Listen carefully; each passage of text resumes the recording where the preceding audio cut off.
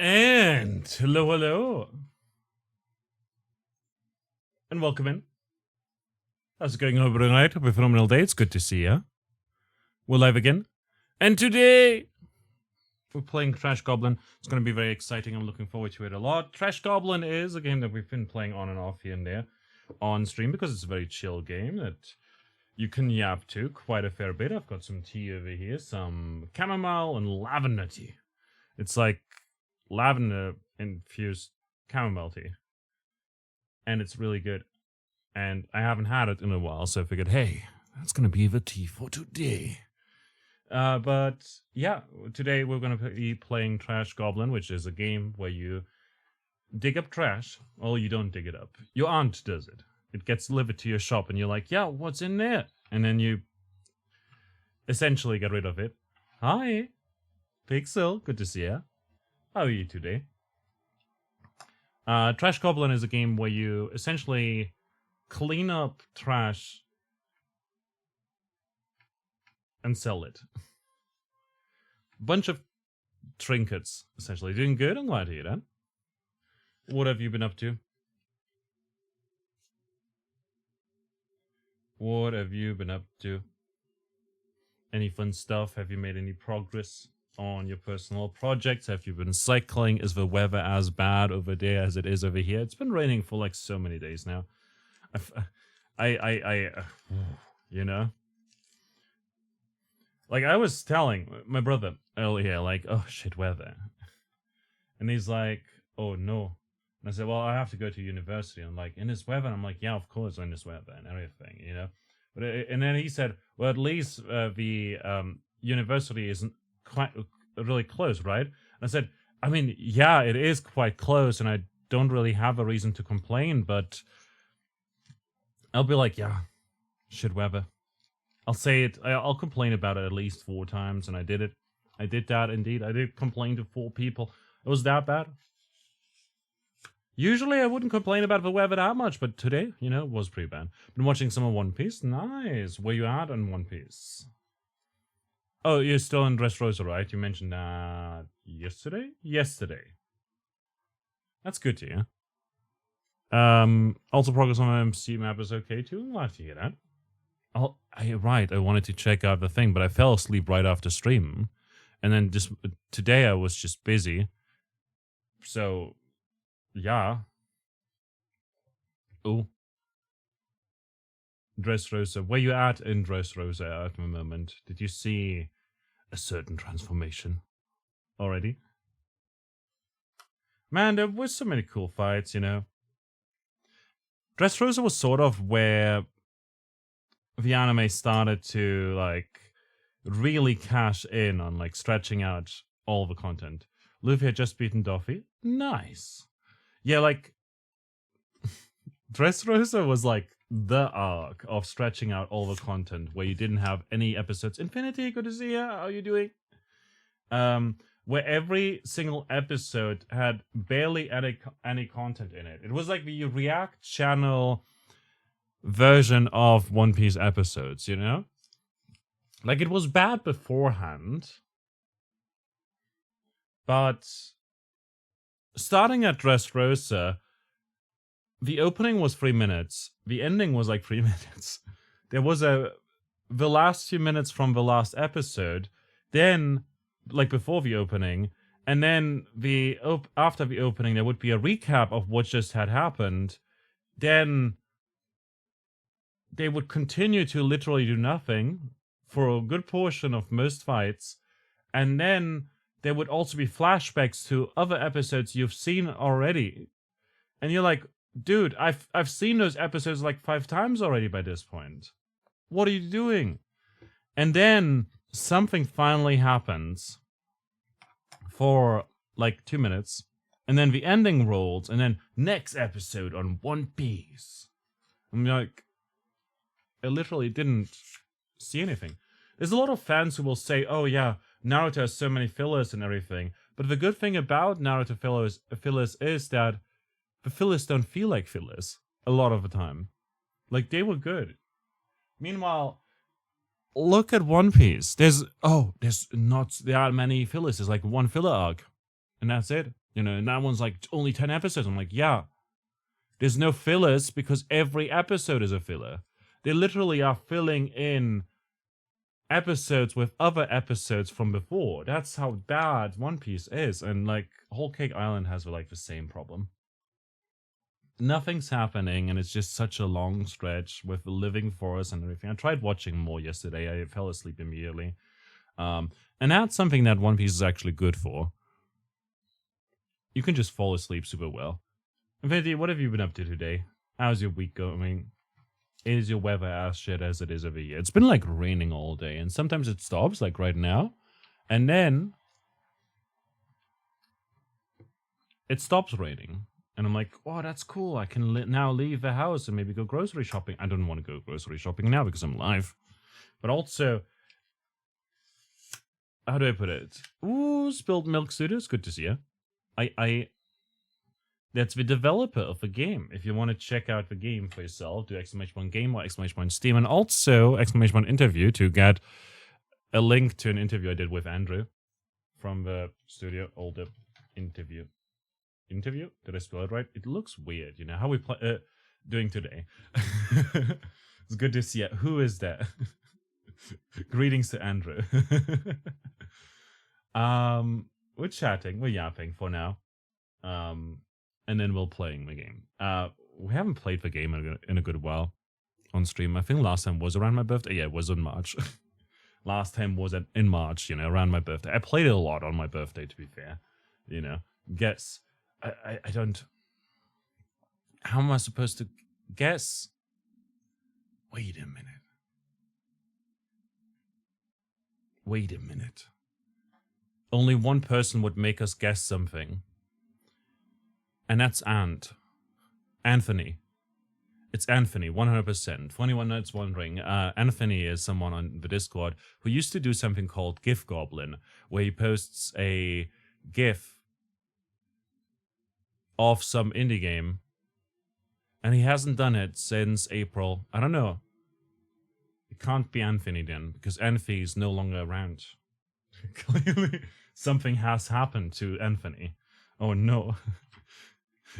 Like, it would be like, Audi at GIF Goblin, time to guess today's GIF. And then he gives 3 clues and shows 2 GIFs or 1 GIF for that game. And then someone would literally post it. And that's it, you know? And then, like, someone would have to guess it and everything. It was actually a really fair guess. You can't follow the logic. See? I'm good at this, you know? It could also be Andrew. I don't know. No, Andrew talks more. Andrew wouldn't use emotes. Kappa. I'm kidding. And yeah, Infinity, you can't remember one anime or the other that did these filler flashbacks, but One Piece seems so notorious for it. Yeah, One Piece was rough. It's rough. Like, I skipped easily like 7, maybe 8, maybe 12 minutes per episode for a good while to like get to the good parts, which is, oh my god, Ivankov knows Luffy's father, and I'm like, wow, that's so cool. And then the episode ends and nothing has happened, and then Luffy gets to think about it for a moment in the next episode after a bunch of flashbacks. It's just, gee. And that was before Dressrosa, where it wasn't as bad. But Dressrosa really, like, with the anniversary and everything, when it aired, they had like the 3-minute opening, and it was a banger. Don't get me wrong, but I skipped that opening so many times because I really just wanted to see what happens in Dressrosa. We're talking anime, Spilled Milk. Whoever it is over there. My other guess would be Milky Fuzzlet. You know. Man, I miss Anthony. I hope they're well. I hope they get to leave the basement. Clearly the developers, you know, the lead devs were like, yeah, I can't do that anymore. No more GIF Goblin until you get this patch done. I don't know why they turned German for a moment and everything. Yesterday I was hanging out at Chocolate Kieran's stream a bunch. And yeah, it's Kieran. Oh my god, Kieran! I was just saying... Kieran is a community manager and also a great streamer. Hold on, let me give a shout out to Kieran. Chocolate Kieran. Let's go! I did spell it right. Rise from your grave. Hey yo. Kieran, now I can give you like all the anime recommendations. Rise from your grave. Damn, I get 2 followers. So if I saw 1. You did tell Ant? Oh, I'm glad you did that. I miss Ant dearly. Especially because every day since he stopped, I've been waiting at 4, like 4:15, and sometimes 5:15, my time. You know, Central European summertime. I've been waiting for it. I was ready. My gift goblin senses were tingling. I was waiting to guess the indie game, and then he didn't post, and I was so disappointed and so sad. And at some point, I started wondering, oh no, what if something has happened to him? Oh my god. I can't even explain. She's gonna break up the gang. That's a Cleopatra song. Kieran, I did send you, by the way, a friend request on Discord so that I can message you the anime recommendations I gave you on stream in case you forgot or whatever. And then I was like, oh no, what if this is weird? And now I'm like, I don't know. Kieran's a cool guy. Everyone go check out Kieran. Kieran is good. Maybe we'll bring it back. He's all good though. It's been a busy time for us all. See, chat, my theory that he got locked up into an office until he finishes the patch, and hence there was no more gift goblin because of that. It's turning out to be actually not that far off from reality. How did the rest of your stream go? I did end up having to like start my own stream, and I didn't know how to leave, so I was like, I'll just leave. I'll leave it lurk. I literally had it open. I was like, we'll rate whoever Kieran rates. Maybe we'll rate Kieran himself. And that's fine. No, Kieran is a big anime fan. Also plays Endless Zero. I don't know how to say I don't know what it's called. I've not played it. I've seen the ads though, and damn, it looks stellar. And also, I don't know, the sleep game. Exactly. And yeah. Oh, that reminds me. Look at this wonderful EP emote. Isn't it amazing? It's giddy. But yeah, I did write a blog post yesterday about it as well. Like, go check out his thing, and then I feel so dirty. I feel so dirty. Epic. I feel so dirty about it. Hold up. I wrote this I wrote this blog post about what's happening today, and then after this anecdote we'll be heading into game. Oh no, that's wrong. There we go.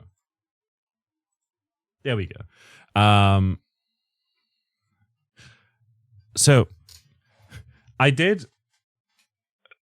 became a slave to the search engine optimization game by having a title that puts in Twitch, YouTube, Trash Goblin 1.0 launch, donated, and then the name of a charity in there. And I kept it under 70-something like words for the thing. At the same time, the URL for this blog post is just trash. The slug for it is just Trash Goblin Charity Challenge, because Google doesn't like long titles.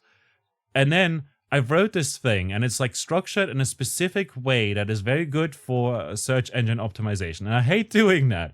I also avoided words with hyphens as best as I could, and also kept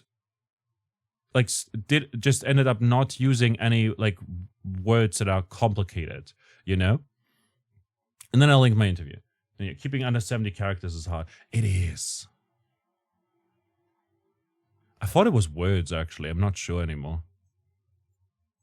1, 2, 3, 4, 5, 6, 7, 8, 9, 10, 11, 12. It might be actually bad. I don't know. But I wrote this thing, and I was like, well, and there's the interview. Look, go check it out. Andrew is cool. And at some point he had to leave from it, and I had to cut that out, and I was like, well, but it was really, really funny. We talked about weird community stuff as well, like how some people literally are hoarding grandma's eggs all over, like everywhere. And how some people have become oddly obsessed with grandma's eggs, and it was really funny. And yeah, anyhow, I don't like doing SEO stuff, like genuinely, but for that I had to period, if I want anyone to read it. I mean, people will read it, but like eventually, and I want them to read it now, if that makes sense. So we did that today and stuff. Did I mute the game? I did mute the game. There we go. We're in the game now. Do we start a new game? Wait, hold up. No! My save file. So. God damn it.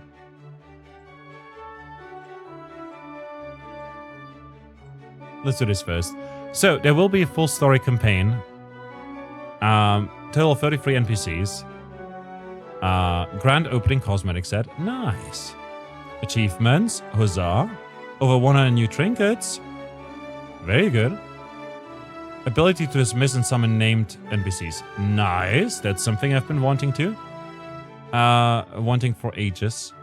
District travel, allowing you to explore two new areas of the city to sell your wares. Nice. And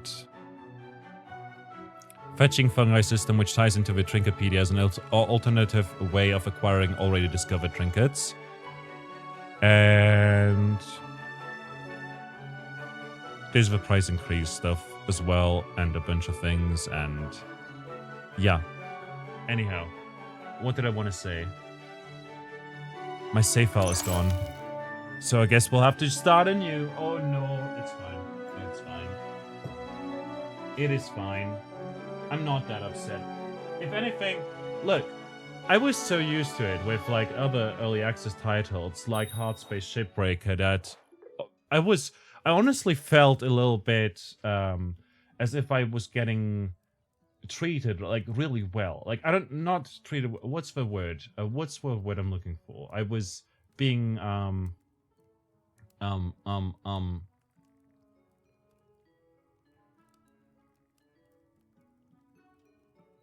Pixel Infinity. What's it? Verwöhnen in English.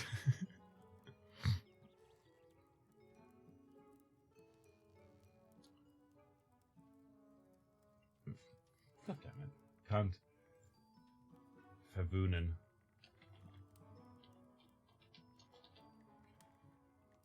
Why can't it? Pampered. There we go. Was being pampered by the fact that the game didn't really have too many like resets, save file resets and everything. So I was like really happy about that. You heard you sent a message about the bot not working. By the way, which bot? Trying to see how you can help. Oh, it's now working. It's now working. Like the charity Goblin challenge bot didn't work, and then it just posted all of them at once, like 20 minutes ago. Okay. Because there were like 6 channels streaming, and it only had like 1 of them posted.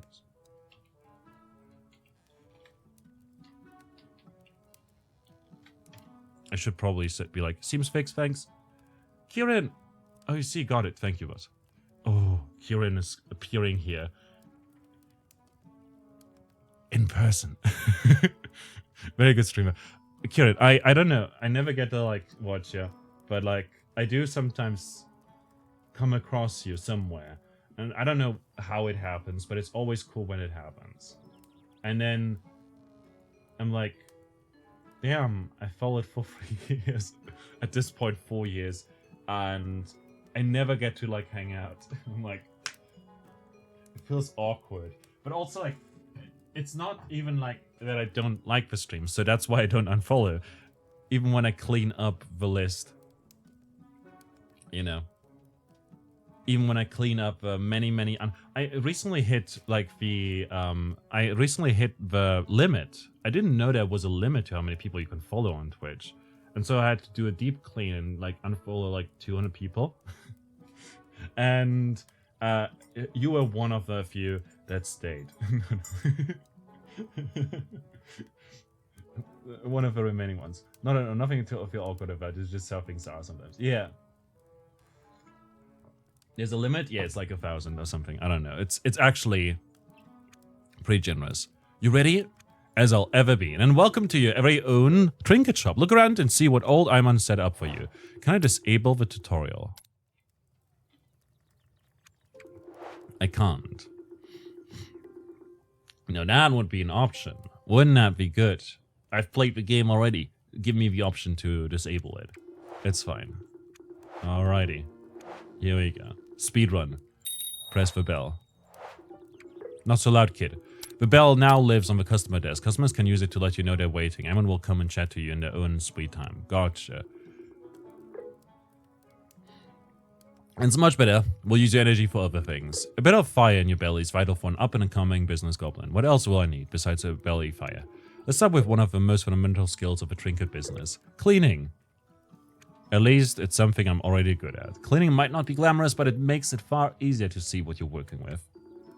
Besides, customers pay more for clean merchandise. To get you started, here's a lovely vintage sponge from my very own sink. I've even lathered it up for you. Thanks. It will always stay lathered. Oh, we've now got the tools. Also found a very grubby trinket while I was clearing the space out for you. You can use it for cleaning practice immediately. Sponging time.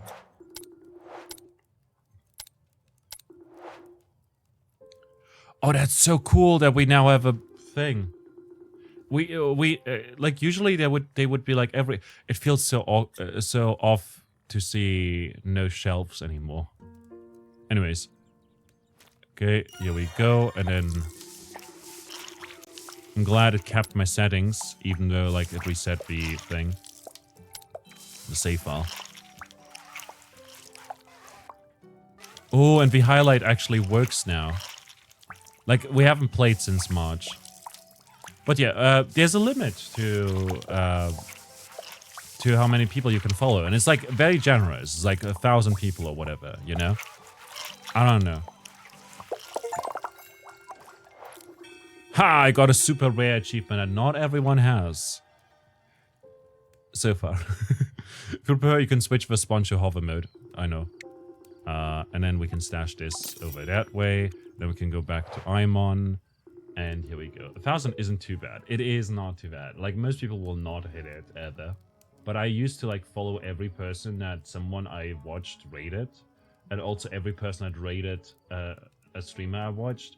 And also, like, every person that I got rated by. And nowadays, I basically do yield. How's it called? What should I call it? The game is a bit quiet, so... I do the whole... I'll follow them later. So I'll just open their stream after giving them a shout out, and then watch them a little bit, and see if I vibe with them, and check out their about section and whatnot. And then I follow or not. Most of the time I just follow, to be honest. I just follow. But it gives me a good excuse to watch someone else's stream. Because then I can pretend to curate my follower list. Beautiful work, not a scratch on a trinket either. Very nice. In fact, that trinket is ready to sell. We just need a customer to pop by. Why don't you keep an eye on things here? I have to go out for an errand. Gotcha. Hang on. Does someone have a customer list? Use the navigation button to go and check. Is it gonna be Nomia?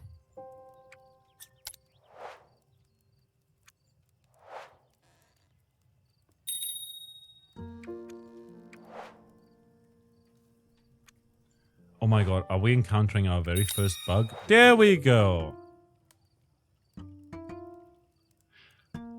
Hey, that's a bug. I think. I'm not sure. I do... We should probably clip that. I'll clip it, and then I'll just share it to the Discord later.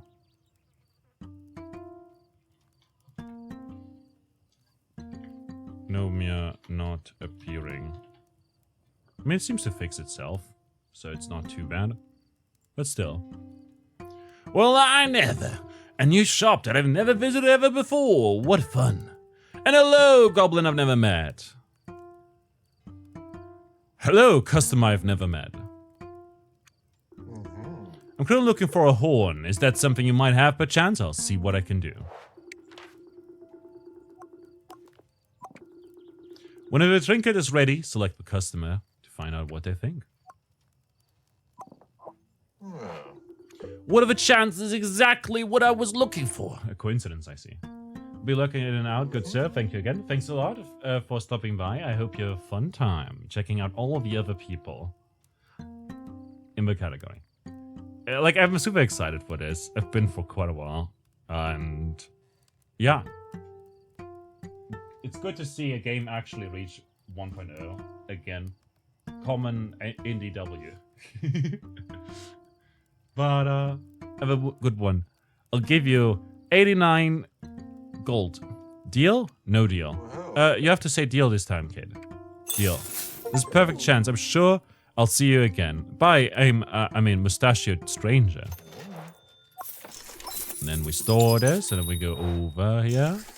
And was that a customer? Hope they paid you well. Actually, look kind of familiar. Oh, I mean, how so? I mean, you don't happen to have a twin, do you? I think that's quite enough chat about the cool, handsome stranger. Let's talk about the stock delivery that's just arrived instead. Anything for me? Take a look at this gorgeous chisel. It's perfect for your trinket business. You'll use this chisel to chip away at the craft and salvage sacks and expose any trinkets underneath. It's a steal at only 80 bucks. Here you go, and watch yourself. It's sharp. Ouch. Quite. Let me show you how to use it properly.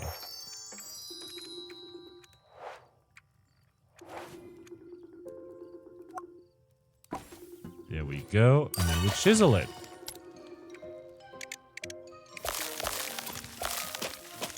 What's really cool is actually, for accessibility's sake, you can make it automatic, but it's slower.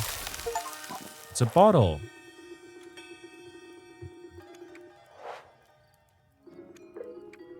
A shiny bottle. Well, maybe not shiny on you, come to think of it, but it's definitely a trinket.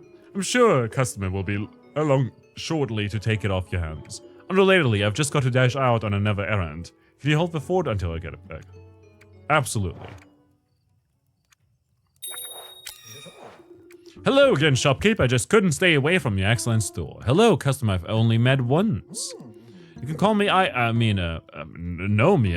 Yeah, that's it. Nomia. I have a sudden need for a clean bottle. I'm on it. Alrighty. Like, we'll skip some of the text since we've done it before.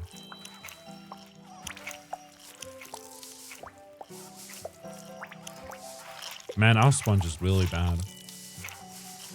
I'm looking forward to getting the first upgrades for it.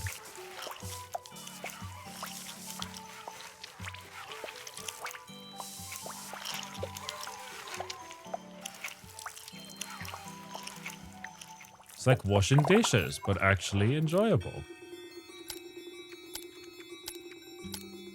Alrighty, we'll skip the tutorial stuff. We'll go back over here, and then boop. Amazing, that's exactly what I need. You're welcome, Nomia. I'll give you 46. Deal? No deal. Psst, your line here is deal.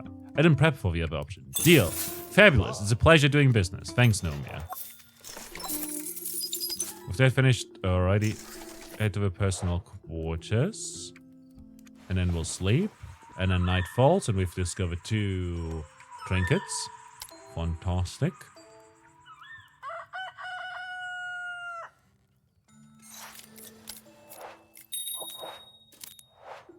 Rise and shine, sleepyhead. A new day means new trinkets and a new business opportunities. Chip and clean the trinkets that turn up on your workbench and serve any customers who turn up. We have a steady supply of trinket sacks thanks to your Auntie Val, so don't worry about running out. Good luck, kid. You've got this. Alrighty, we've got a person coming in.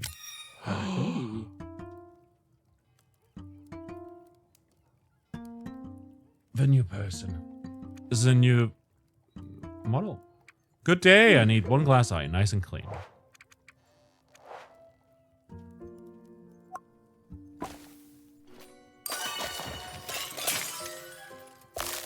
Alrighty.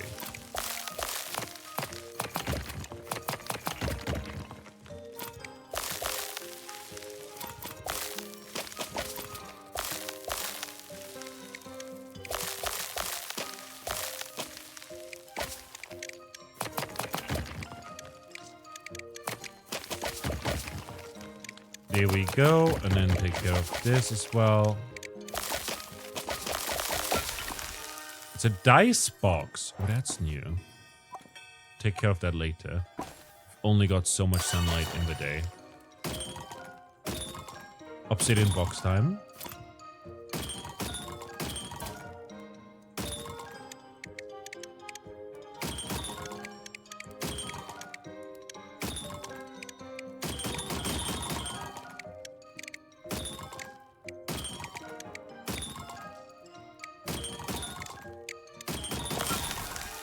It's a glass eye, and then we can clean that.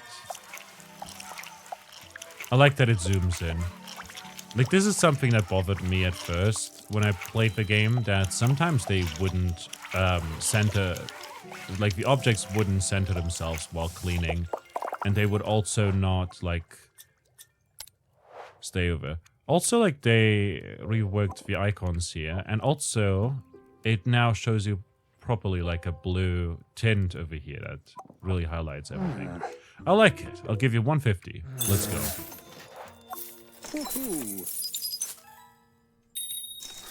Money, money.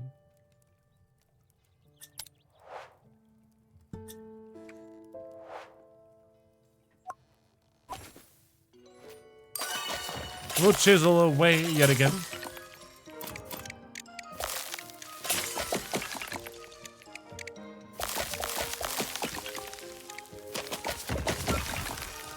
A wooden eye. New person. Hello, I need one chicken pitcher handle. Clean, please. Chicken pitcher handle. That's new.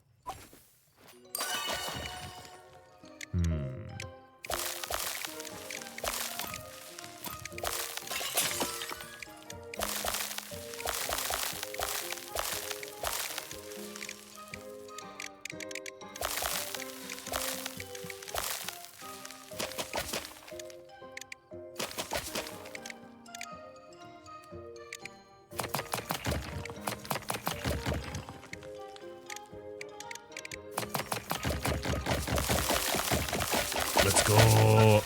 Mushroom doll left leg. Oh my god. I'm gonna take the small objects and put them in here.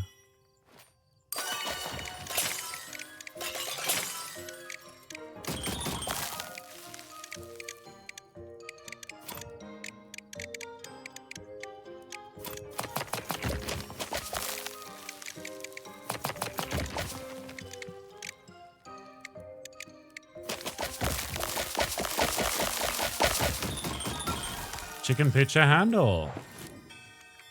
Okay, we gotta sleep since the day's over. Continue.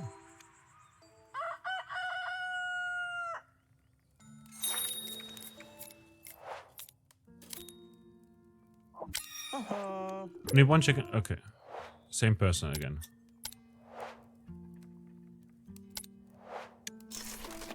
And it actually shows you now. Like, the quest tracker is actually working now, which is good. Bum, bum, bum, bum, bum.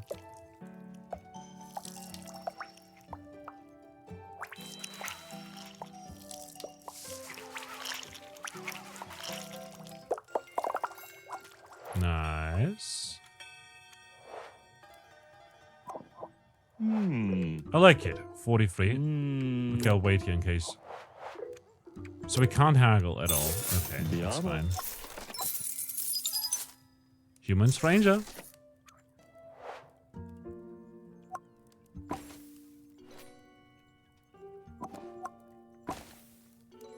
I like that the tools automatically return to there.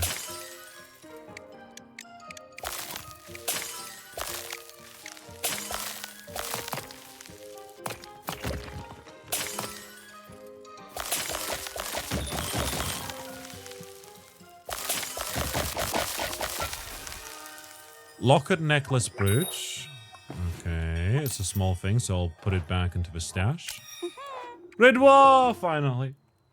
Hello, I didn't realize there was a trinket shop down here. Are you new? Sure am. Welcome to the neighborhood, pal. I'm Redwar, a blacksmith of the Wolves mercenary group. How can I help, Redwar? Well, I could really use a trinketeer's help with a repair. What happened? So I'm usually not bad with repairs. I just bodge them together with my portaforge. I managed to break Garland's favorite part instead of fixing it. She'll fire me for sure if she finds out. Can be fixed with a sponge or chisel? Don't worry about it. I have an upcycler you can use. It's pretty basic, but it will do the job. Here. And I'll put the bits that need joining on your bench. Why do you need me? I'm too clumsy. I even managed to drop the broken bits in the mud on the way. Please say you'll help. Let's see how... Of course. Alrighty. First of all, we'll clean them.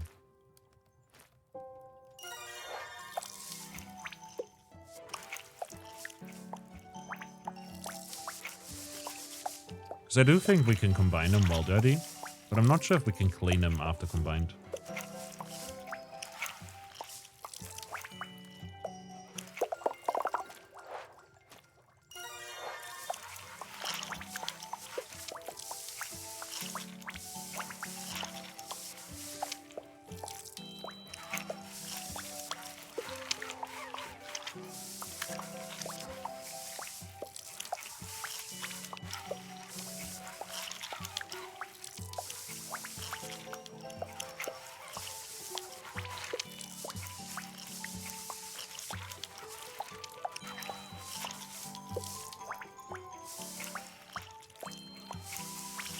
In here we go, just a few more bits here and there.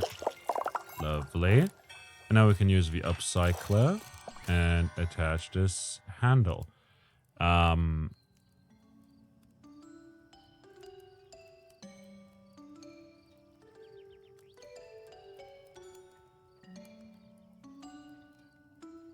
already have a base trinket.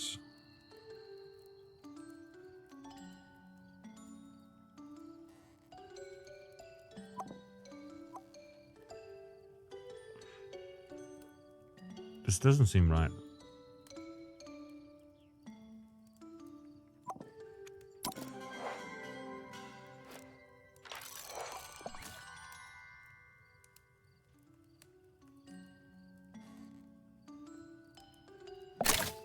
Maybe it is right after all. Oh my gosh, it's perfect. You never even know it was broken. Glad you like it. I'll give you 70 free. Yeah, a lifesaver, thank you. Complete the tutorial. Oh, and keep it upcycle. It's clearly far more use to you than me. Thank you.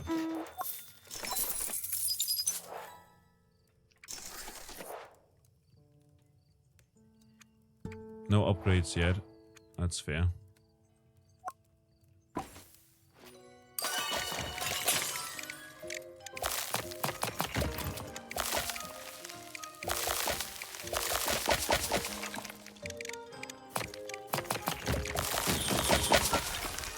Chicken pitcher eye. Who do we have? Human stranger. Hi. I need 1 teardrop gem, nice and clean. Alright, alright.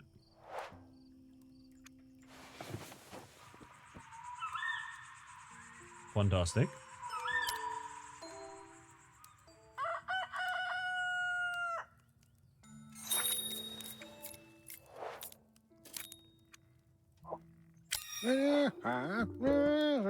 I feel like the dude is different.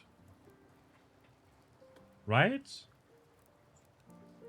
Isn't it a different dude from before?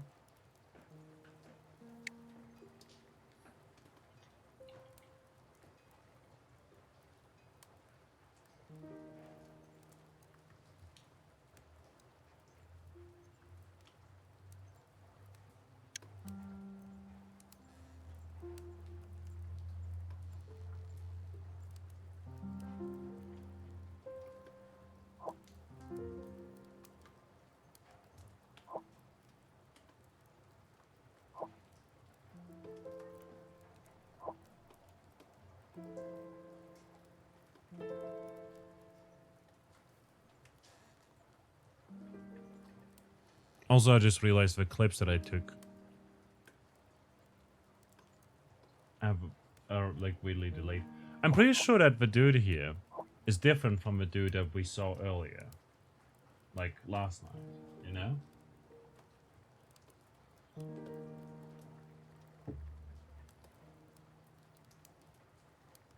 Maybe he's a shapeshifter. But that's it. I'll be taking a small break. I'll be back in a bit. Please take care of yourself, perform a med check if needed, and then we'll be back momentarily. What?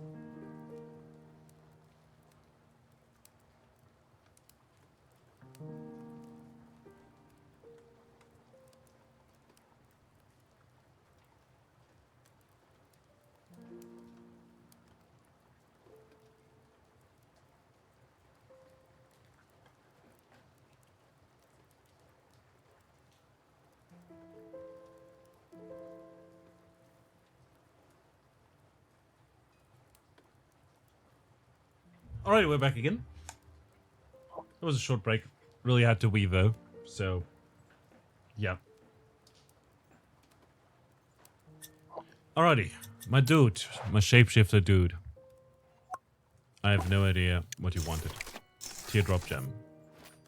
I hope this brings big money.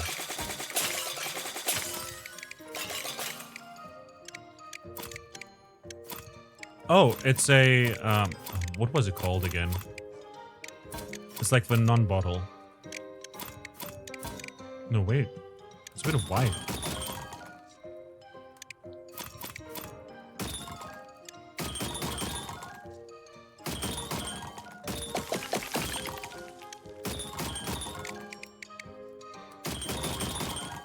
It's like a bottle, but it's bigger.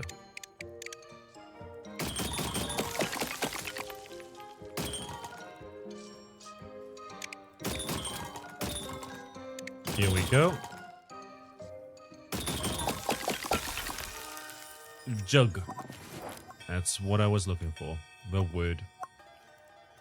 I struggled there.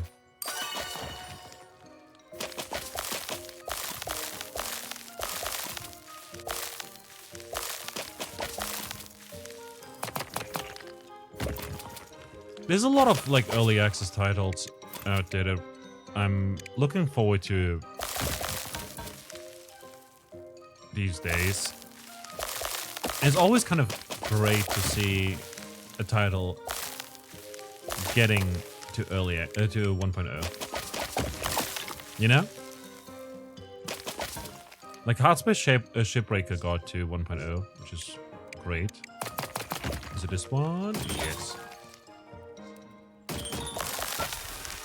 Menacing Mask Tuft.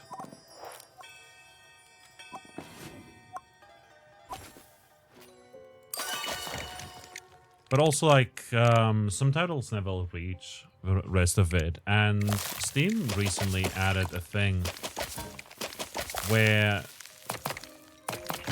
in the, like, questionnaire about why the game is in early access,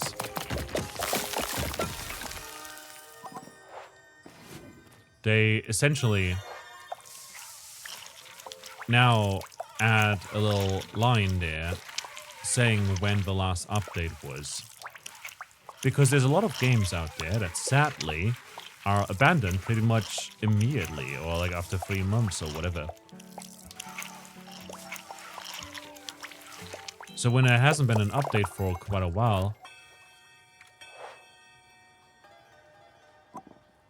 hold up, let me just... I'll just leave that there. Hope he doesn't steal it. Imagine if that was a thing.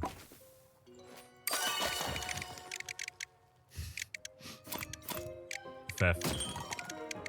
But like Steam now labels games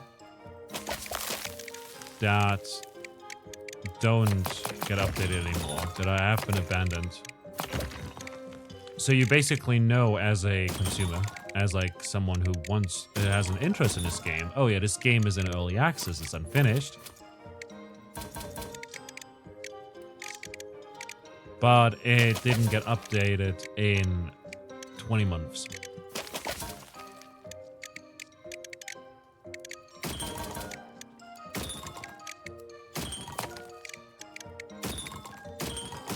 And I feel like that's pretty great. But sadly, like, early access is a thing. And there's, like, some developers who have, like, 3 different titles in early access and still, like, update all 3 of those, which is good. But also, I wish that if a game got abandoned by a developer, I wish Steam would stop them from submitting, like, a new game. Like Steam Greenlight used to be a thing where you had to like win a community vote, essentially, to be able to make it onto Steam, which was a weird system because like people would also like pay folks. Oh, it's a loot. Nice.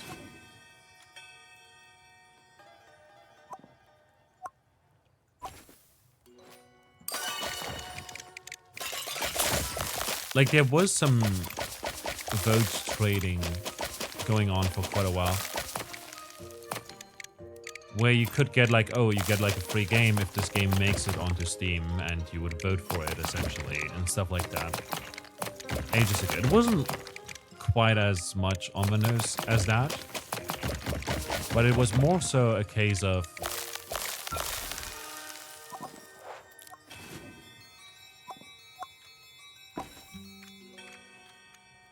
Okay, look at him. And now, we'll go to sleep. Is he gonna be different? Sorcerer's Focus Key.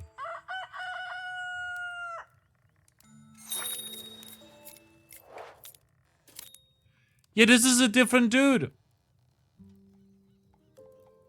This is a different dude. Look at him. Haha.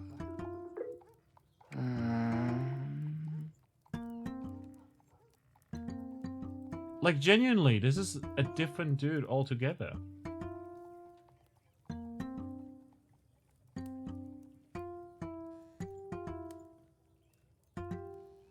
Like, I don't know, man.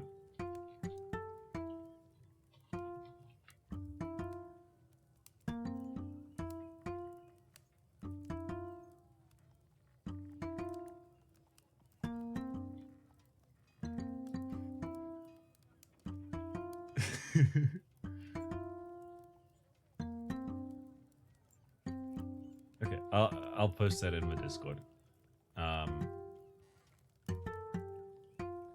Bugs and feedback.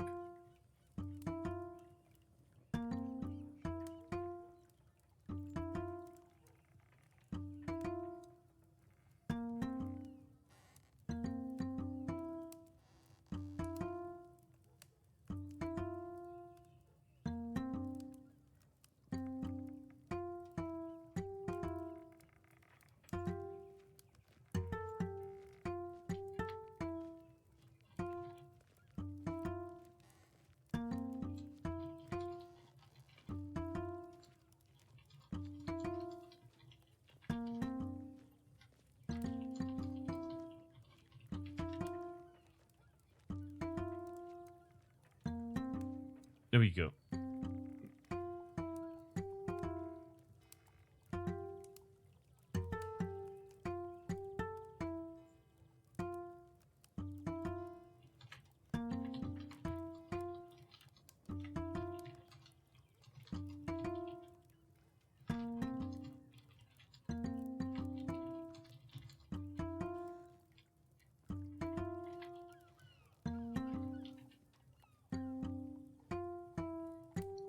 Steps to replicate. Get a customer. Go to sleep. They now look different.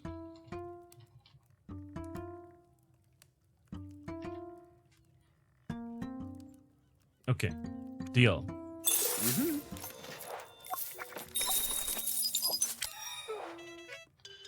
I need one locket, necklace, brooch. Any condition. Sure.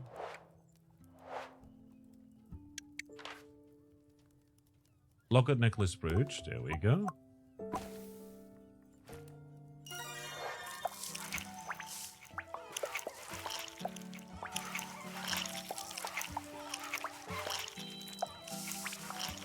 And we're just gonna clean it because it's worth more money this way.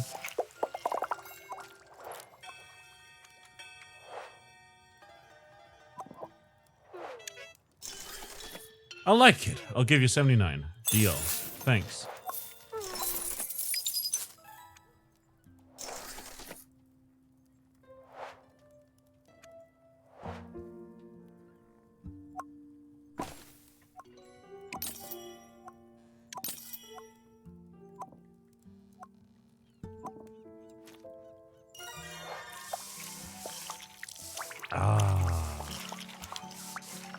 This is cool. I love the idea of this. A dice box is a thing.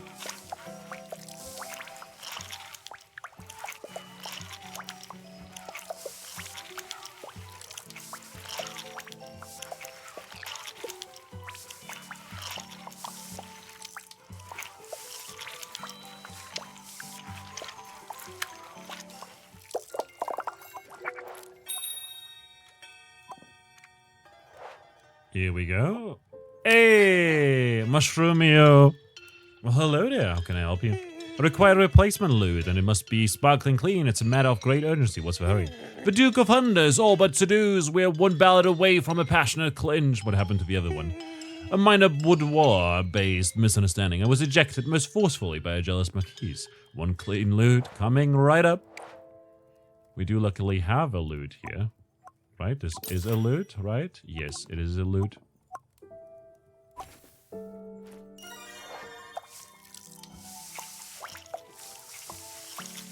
Here we go.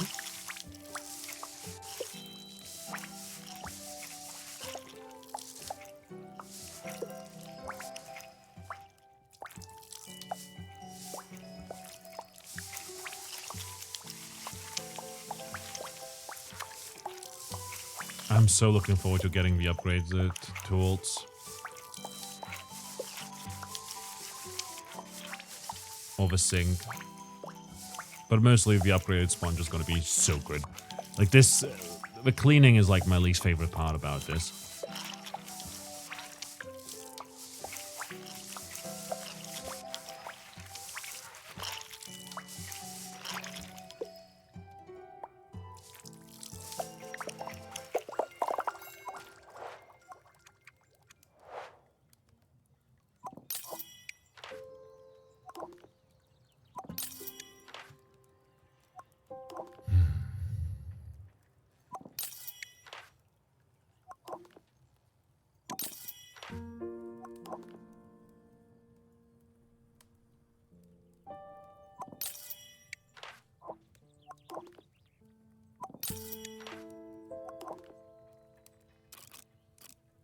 Ah!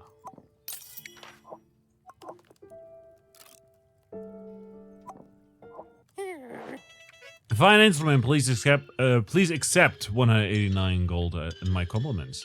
Deal. From Ekstroming. Let the seduction recommence, adieu, young goblin. I'm back, you sure are. I've got a trinket I need finding. What do you need? I need extremely convoluted request noises. Even more convoluted request noises. And that should just about cover it. That sounds impossible. That's because it is. Then why ask for it? Because sometimes customers will ask for something you don't have yet or don't want to deliver. You should dismiss customer if that's the case. Named customers can be summoned back when you have their request ready for them. This can be done in your quest tracker. No matter where you are in the city and when you summon a customer, they will always come to your shop to meet you. Waiting customers will leave overnight. They have their own things to be getting on with, but will return again when they are ready. Great, what about strangers? Strangers will not return after being dismissed, but that is fine, no one minds. If you can't deal with them, then don't feel bad sending them on their way. There are other places they can go, that's reassuring. Want to give it a try? Yes. Goodbye for now. Dismiss customer.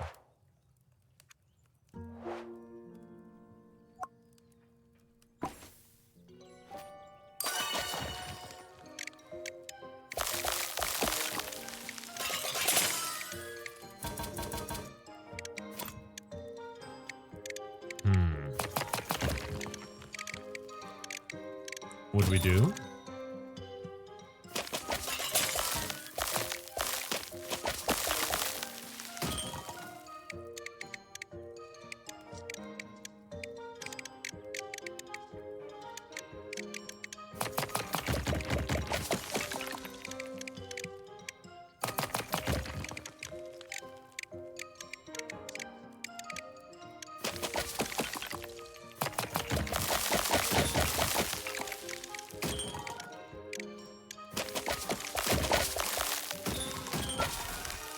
Goblin dagger pommel.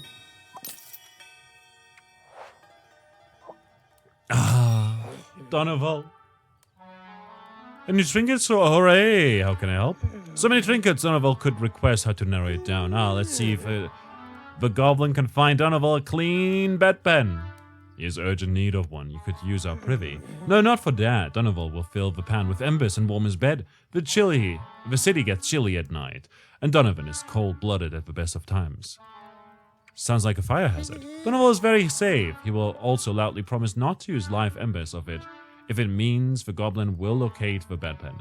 Don't make me regret this.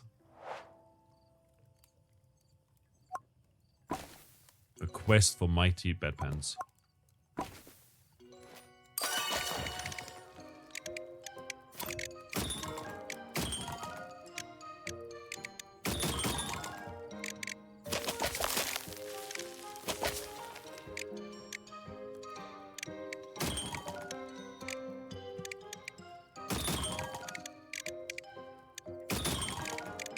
Okay, hold up, I can get that.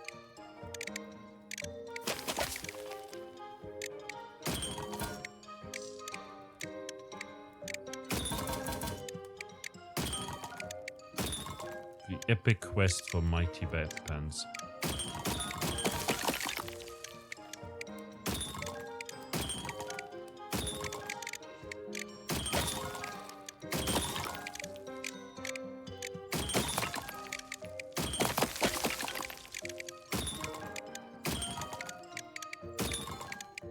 There we go.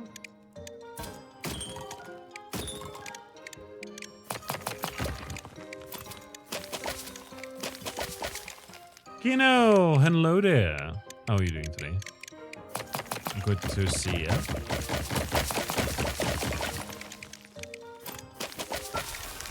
It's another loot.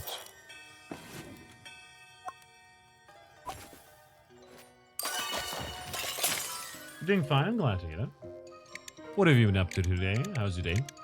How's me? I'm good. I'm good. I've had migraines for 2 days in a row now. And I ended up sleeping a bunch today, hoping that it would get better. And it didn't, so I just took painkillers. And now it's better. At least it's less noticeable. It's like still there, but I have no idea what's up.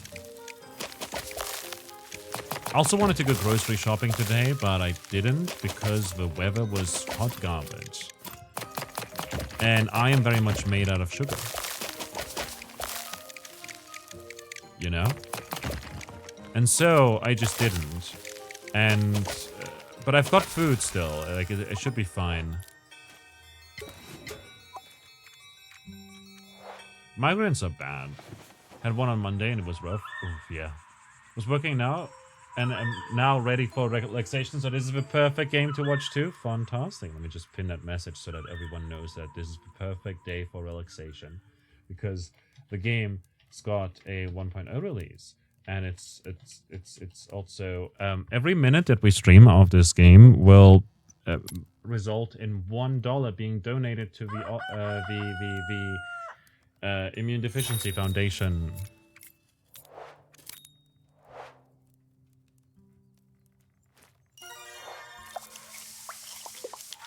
Which is really nice. They're like donating up to $5,000 to a good charity.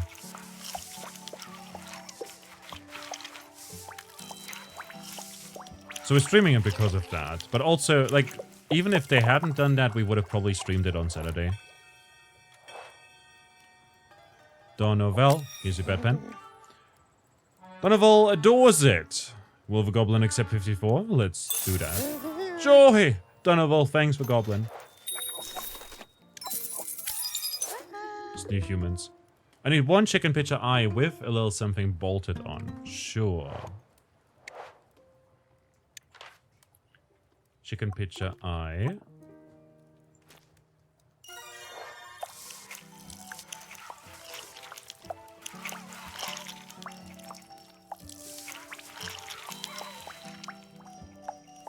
And yeah, what? Every minute we play, they pay $1 for charity. Exactly. Yeah, for the first 24 hours.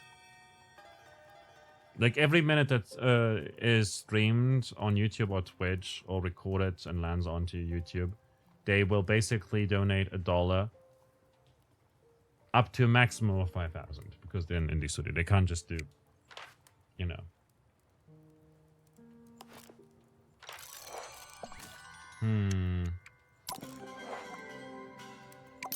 So we've got this. We need to find something to bolt this onto. Yes. And I did write a blog post about that yesterday. And I wanted to put it in the title, you know. I wanted to have the Immune Deficiency Foundation in the title and everything. And then I thought maybe I should abbreviate it for SEO reasons. And as it turns out, no. I shouldn't do that. Because saying, oh yeah, the developers are going to donate to the IDF. Yeah, no. That's gonna lead to a lot of misunderstandings.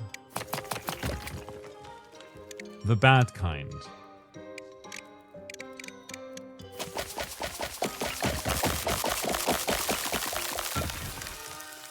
A liar.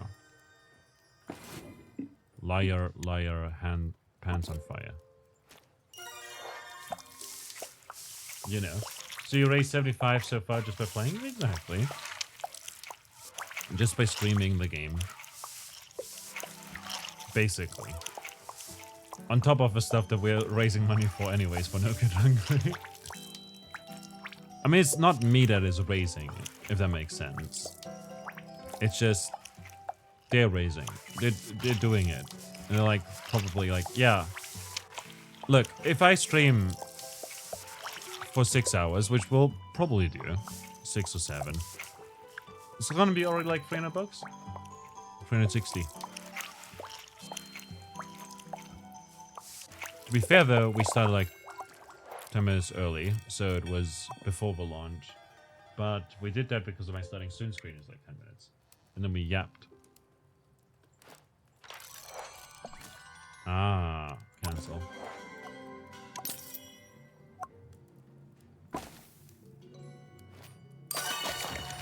How are you doing today, Spa? Good to see you. I'm very excited for Saturday. I had plans to either play some more Trash Goblin on Saturday, or perhaps do some Helldivers, or perhaps play Balatro with that new Pokemon mod. Because there's a mod that adds like Pokemon cards as like jokers with all new systems and everything. You feel better today? Glad to hear that. And I'm sorry to hear that you did feel bad. Oh, you mean like the cold, right? I'm glad to hear that you're feeling better. No? Never mind.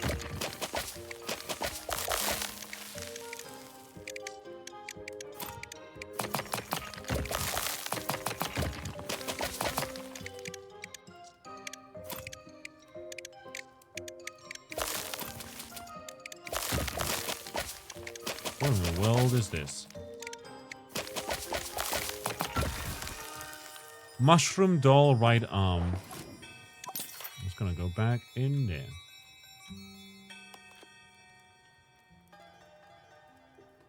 We haven't upcycled the bedpan yet.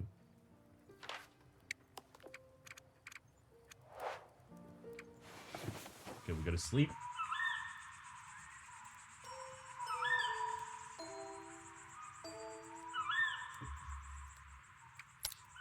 But yeah, I got food over here for tomorrow. Because tomorrow is a holiday. And so you need to buy groceries. If you haven't bought groceries yet, you're screwed. Oliver! Oh? Everything okay? Oh, of course, you require me to speak aloud. Not my mushroom kin. All Hullivers are linked via what's the word? Think talk? Telepathy.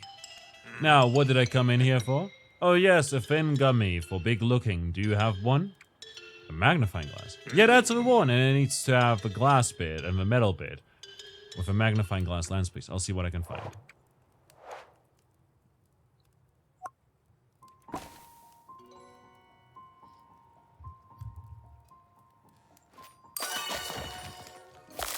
And so, we continue on. You had a swelling, you were concerned, but after a few days it went away automatically. Look, sometimes there's issues that just solve themselves, you know? And that is kind of scary. Because like you think about it, you're like, oh, what is wrong today? You know, or oh, this part is hurting and everything. But then you do nothing and then it's suddenly gone. And so sometimes I will do that. Sometimes I will literally just not do anything about something that I have an issue with. And it's obviously not great. Goblin lantern, let's go. It's so cute. Don't do that. Go to doctor.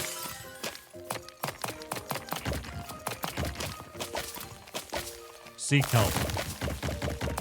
But like sometimes I will just not do anything and then it goes away. Because like going to the doctor involves making time for it. And also waiting a lot. And sometimes you feel just better after a while. After literally not doing anything. But you don't know what the underlying issue is, obviously, but which is bad. But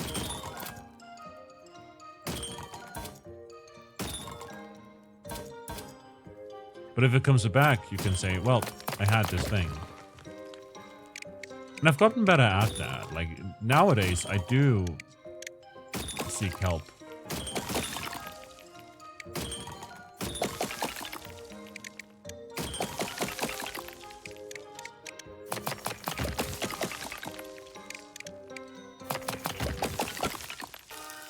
Goblin dagger blade.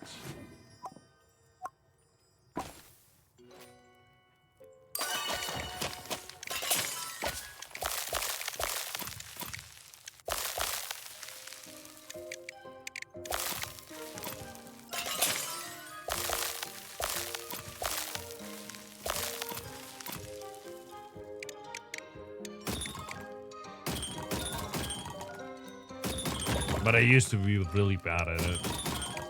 Like, just would feel bad going to the hospital when there's other people who are more serious. Like, I once stabbed my hand. Nice, that's one part that we need. And it was bad. But then after it stopped bleeding, I was like, well, I guess it's done now. And I probably, in my endless wisdom, would probably have not gone to the hospital again if it hadn't started bleeding all of a sudden again, you know? Because I was young and stupid, and nowadays I'm just stupid. You know?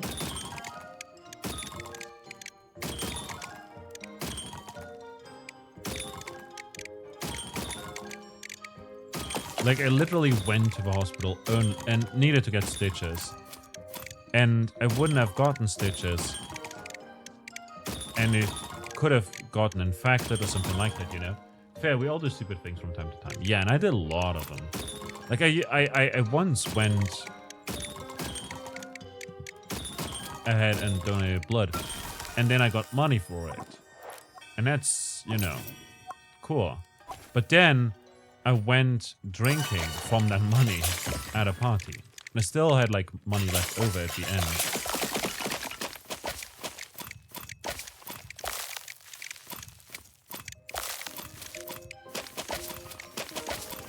Like, that was weird as fuck. And it's, like, super dangerous. But the idea was that because you have less blood in your body, you spend less money on alcohol. Which, again, is super dangerous. Don't do that.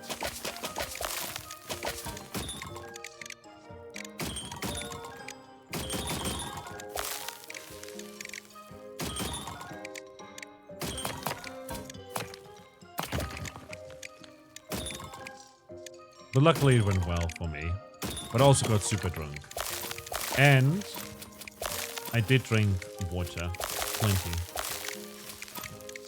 At that party. It's a teapot. Huzzah. Let's go to sleep.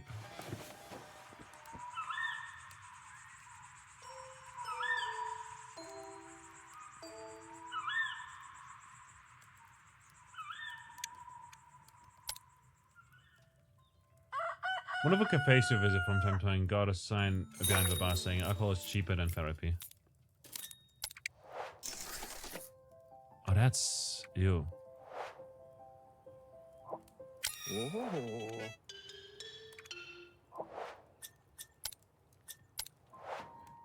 As that's bad.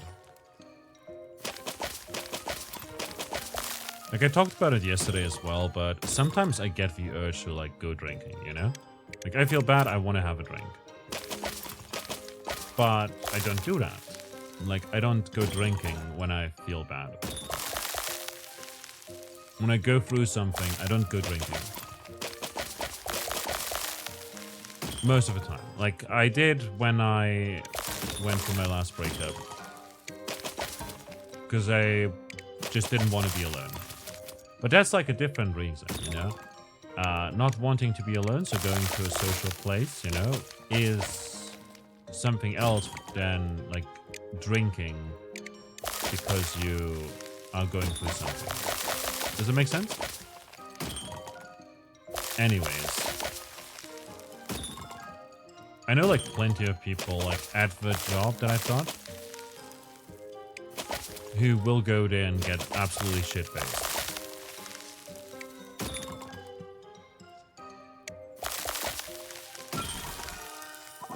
And that's fine, I guess.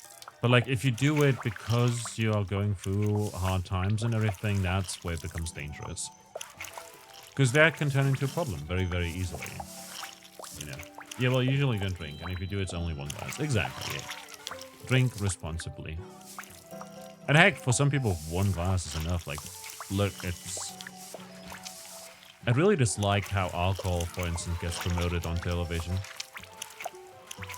Because it's normalized, but, you know, alcohol is a drug.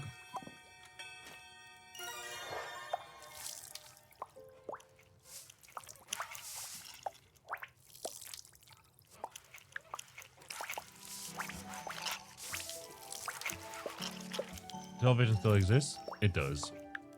But also, like, when I say advertised on television, I also mean, like, stuff like advertisements on YouTube and whatnot, you know? Like Bacardi rum, etc. Or Jack Daniels or whatever. Also run ads on, like, Twitch and YouTube and whatever. And they still very much exist.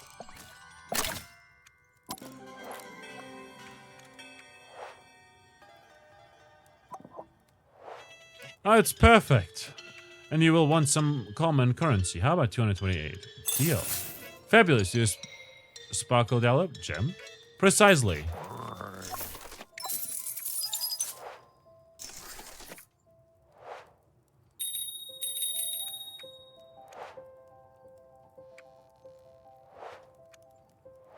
Sparkle Dollop. You disabled ads. Yeah, on PC I don't get ads on YouTube, but I do get ads on like mobile. But I also don't want to pay for not having ads, if that makes sense.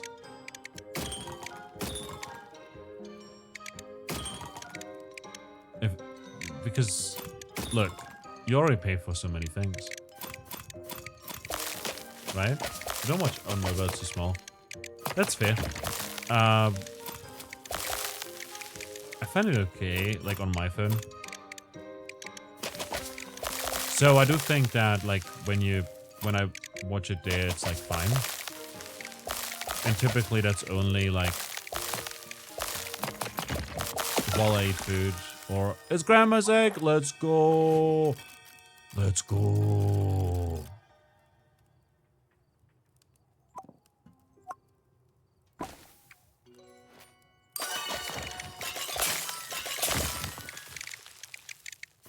Either while eating food or when I am about to go to bed.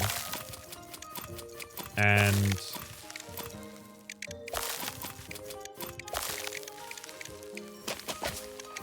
like I watch something before I head to bed. Which I don't do often actually anymore.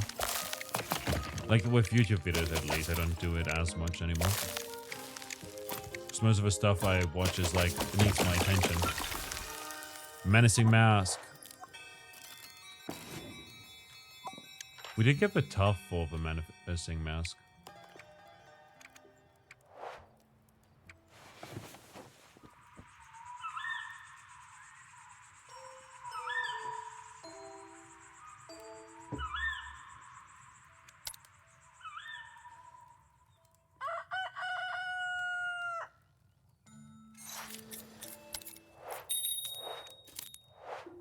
Blimey, you're starting to earn a nice bit of cash down here. In fact, you could use that gold to customize this place and make it your own. You'll have to invest your own money, of course. Old Imon's cash is invested elsewhere. Speaking of which, I need to go and check on something urgent. Have fun with the shop. Can't wait to see what you do with the place. Thanks, Imon.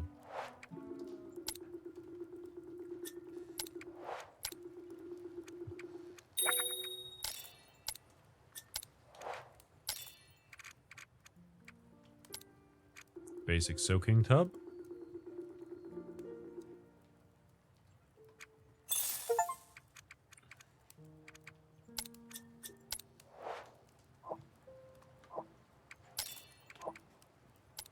And the candle. The flame's gentle orange glow will chase away the darkness and toast very small marshmallows. I mean, one chicken pitcher. Might as well upcycle it too.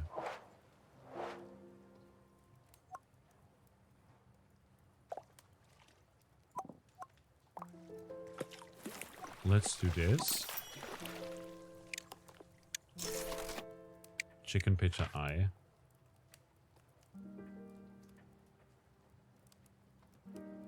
wouldn't I?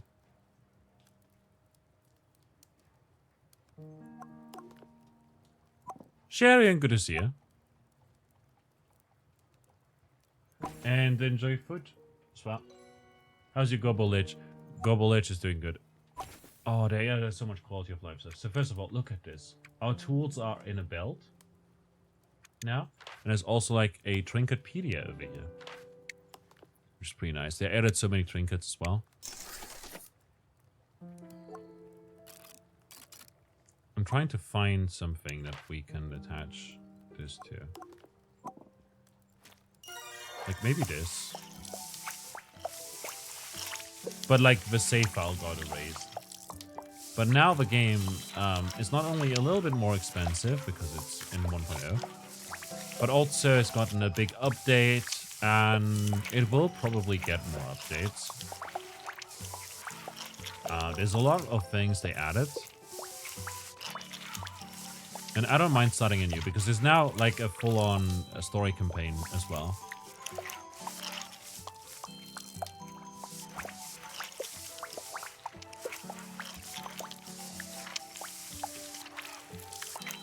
But yeah, we just got the tub because I really don't like cleaning in this game that is about cleaning.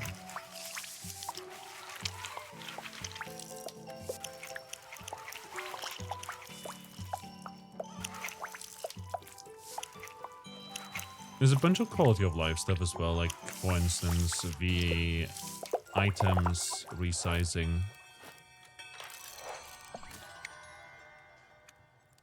Cancel.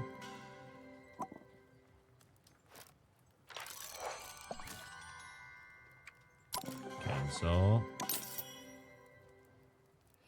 What could we attach to the eye?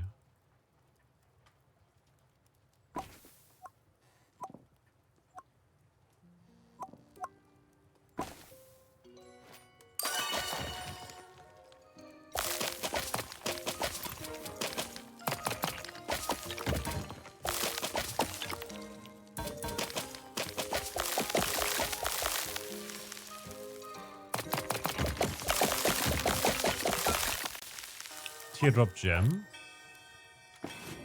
That could work. What have you been up to, Sharian?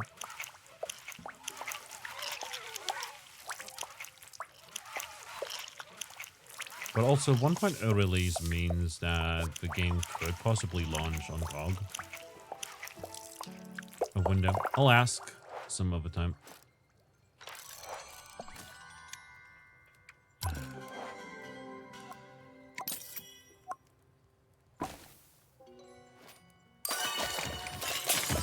Come back from the gym, you'd be exhausted. Nice. Typically, you wouldn't say nice to someone being exhausted, but I feel like gym is a different scenario altogether for that, you know? Like, after you go to the gym, you want to be exhausted.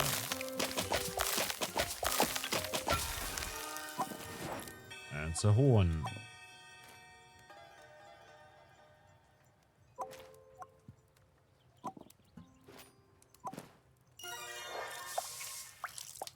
We're getting horny now. It's good. It's for a good reason. Exactly. I feel like that's like sort of a difference there. I don't know. Have you seen, by the way, Sharian, Steam has added a thing that tells you when an early access title last got updated. You know? So that you can get warned about abandoned games. Okay, this also can't be combined with that, which is a bit of a bummer, but, you know.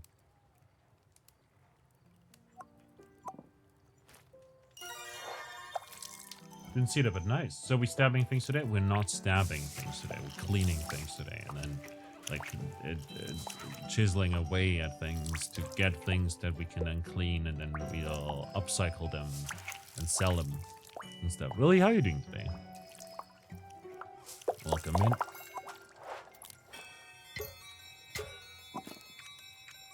It's good to sleep.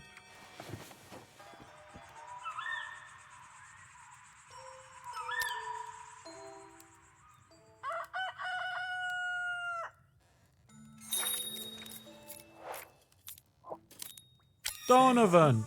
Hello to the Goblin. Hello, Donovan.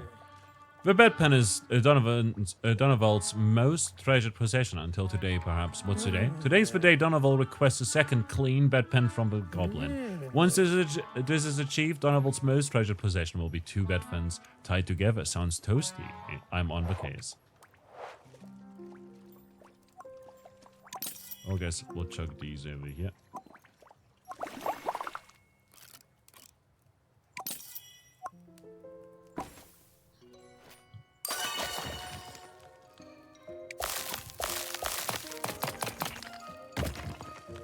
Though you think you were able to check that for a long time, though I think you had to dig into a games page a couple days. Exactly. Presume then I put it front and center.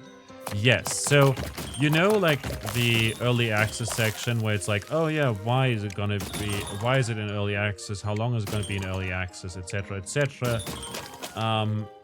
In that sort of statement that most people seem to copy paste from other pages. Ooh. They essentially will add a line. This game was last updated 20 months ago, for instance. Stuff like that.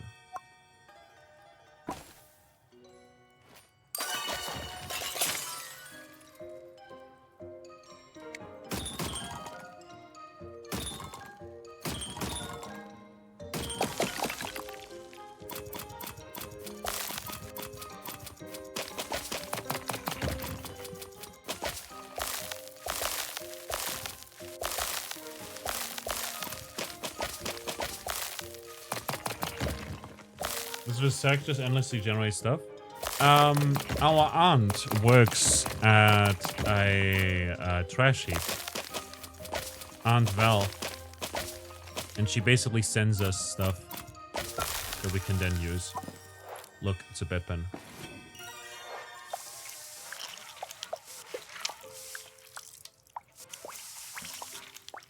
So yeah, it's a magic bag that basically she transports over. Or rather, it's a bag, and she transports the bag over, and we use it, and then there's no more bags, so then a new bag comes in.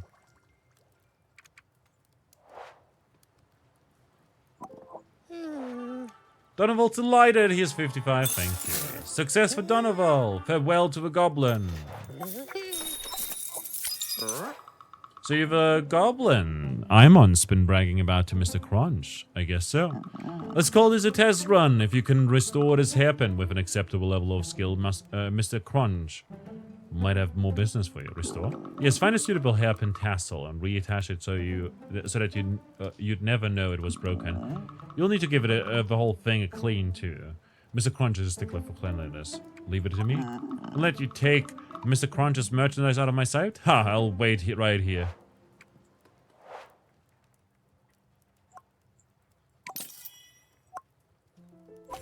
Okay, guess we'll need a tassel.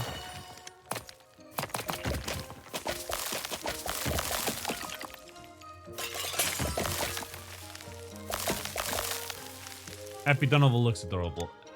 Donoval is amazing. There's so many great characters and in the game. And the game just added so many more. There's like 33. Mushroom doll right leg. Fantastic. Did we get a tassel already?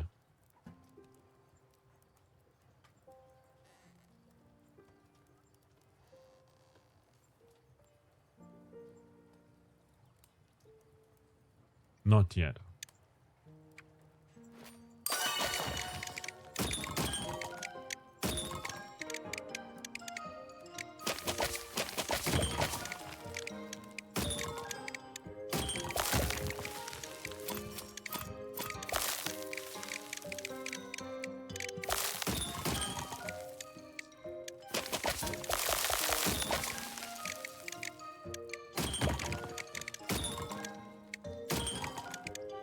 Here we go.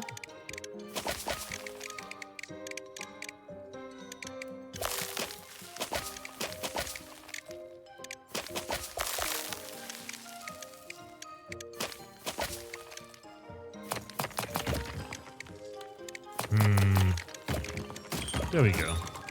Fantastic. Hairpin tassel. I'm just gonna toss that in there because I don't want to deal with it. We'll get another object. Steam Reviews really is a train wreck. For this game or other games.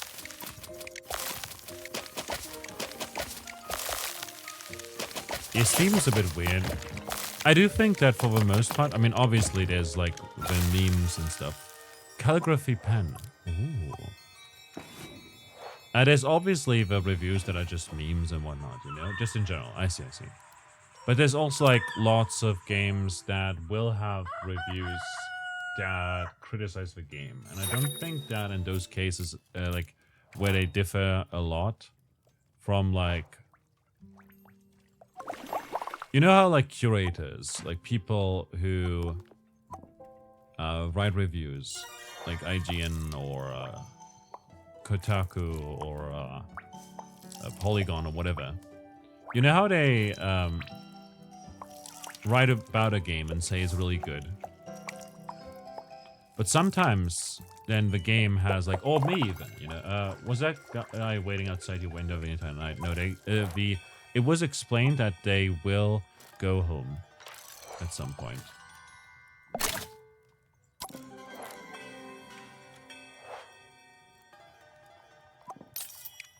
But there is a chance that he might have waited here this whole time because he didn't want us to steal it or whatever, you know? This looks acceptable. We'll have to take it to Mr. Crunch for a full assessment, though. In the meantime, here's 249, Mr. Crunch is a generous client. Good. And there's Oliver the 17th. But he said he isn't letting the hairpin out of his sight. Yeah, he probably then waited. Given that he doesn't want us to keep, you know, stuff. Hello, Oliver. Ah, you're not familiar with fungal folk naming conventions. Oliver is the name of my, soil tangle. Ah, my mycelium. I am one of Oliver's many fruiting bodies. Oliver the 17th, to be precise. Fascinating. Or like an item relevant to my research. It is, how do you put it? Magic bonehead? Skull? Ah, we get closer. It uses a skull, but... Aha, I require a lich crown. Fascinating cultural artifacts. Radiates evil. Terrifying. I would ask that you affix a natural charm to the crown to counter the worst of the bad pizzazz? Evil power? Precisely. I'll do my best. Evil power.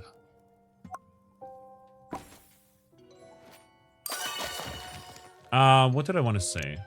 Right, so there's like lots of reviews out there that will, on Steam for instance, that will be very different from reviews on those curator pages. Like, my blog, you know, will recommend games sometimes that, or not recommend games, that, even though they're like sitting at mixed reviews or positive reviews, you know? Likewise. And I think that's where the difference is sort of with user reviews versus curator reviews. Curators will look at how good a game is. But Steam reviews often don't actually care as much about whether the game is good and care more about what they were promised. So I do think that Steam reviews often are a testament to how good the marketing is. Like, if a game says, oh yeah, it's an escape room simulator, and then you play it, and it's actually just a game called Tin Can that is really, really bad and really, really boring, and I don't like it, then that's the game's fault. The devs didn't label it correctly. There we go. Since you talked about Steam warning people about abandonware, I wanted to check Stonehalf, a true abandoned project. Reviews are mostly positive, while even the reviews, even the reviews either directly mentions it only works because of modders, or some weird text about nostalgia. They all recommended the game, even though the devs don't deserve your money. Yeah. I mean, how good the game is also a matter of preferences. Yeah, obviously. Though, yeah, some are just objectively badly made. Like, some games are like, yeah, like that. But there's also like lots of games that are just marketed in a way that misleads. Like for this, it's a shop sim, kind of. But for the most part, it's like Power Wash, kind of. You know, it's like one of those chill games about doing mundane things and eventually doing them a little bit better. It feels a little incremental in a way because you do upgrade your tools and whatnot, but it's not an incremental game. But like if this game said it was Elden Ring,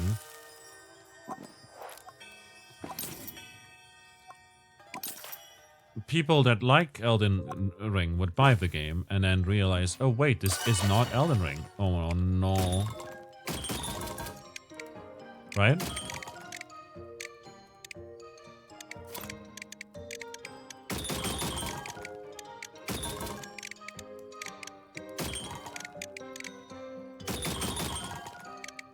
And Steam reviews do that a lot. They will talk about what they thought they were getting as opposed to what they actually got. You know? It's a bit like a bit of a Zen working. Exactly. Stoneheart was left awfully leggy by the devs, and they just slapped a 1.0 on it to take it out of early access. Oh, that's rough. Because in that case, like, the game is out of early access and doesn't get that sort of label, you know? It's like abandonware.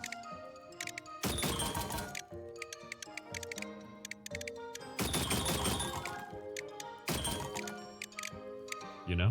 I mean, that kind of review helps though. It allows me to get an impression of what a game might actually be. Yeah, exactly. It does help a lot. But Steam reviews do get kind of wild with it at times. And there's sort of a difference, you know?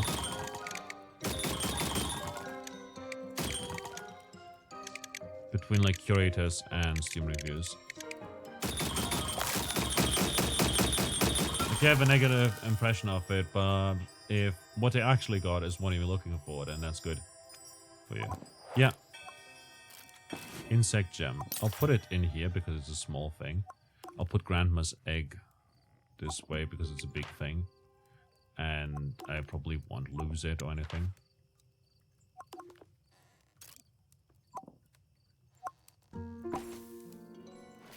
Let's go. But like, yeah, like Steam reviews are about how the store page sounds.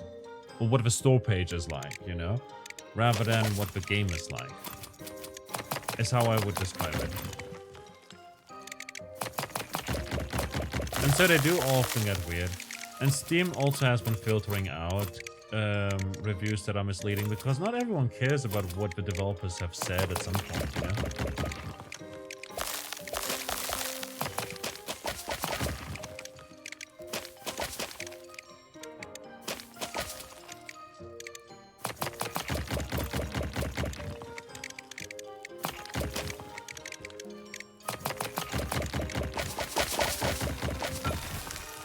Lich Crown, there we go. And now we can just chug that in here to soak overnight, which will take care of it. It just annoys you that will give a thumbs up to a game. Well, they typed a bunch of problems the game has. It's like they're afraid to give a thumbs down unless it's a review bomb. I mean, it's a matter of would they recommend the game, and their answer is yes, but be aware of these issues. Yeah, I think that's basically how it is as well. Like with my reviews on my blog, which, by the way, I will write more reviews eventually. I will, once I find time to do it, because I need to also play the game. I did.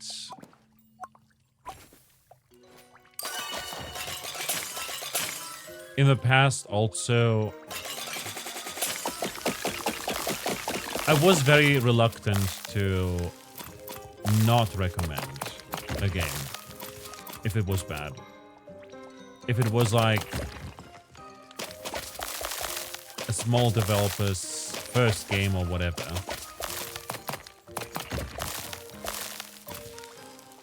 But nowadays I'm like much more cutthroat about it, you know?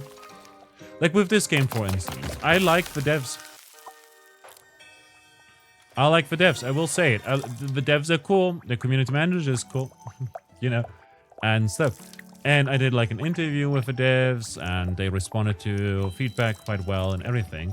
And that will taint my like opinion of the game. I didn't get the game for free, by the way. I just bought it because I liked it. You know, I wanted it. And so in my review, I will state, well, I did purchase it. And this is a good game. It's a very chill game and everything. I wish that it was that you could like haggle for prizes or whatever. And I wish the cleaning was less tedious, but if you can look past it and play it for enough, you can eventually upgrade like the cleaning. That's something that I would probably get to, you know. And yeah. And I do think that a lot of people will not like criticize a game that they like the devs of, if that makes sense, you know?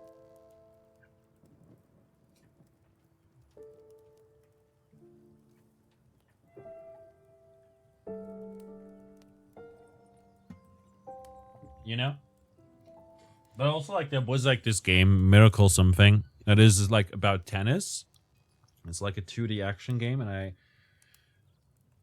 there were issues with it, but it was, like, a father-son dev duo's first game, and I was, like, actually quite excited about it, and they were super nice and everything about it, and I ended up recommending it.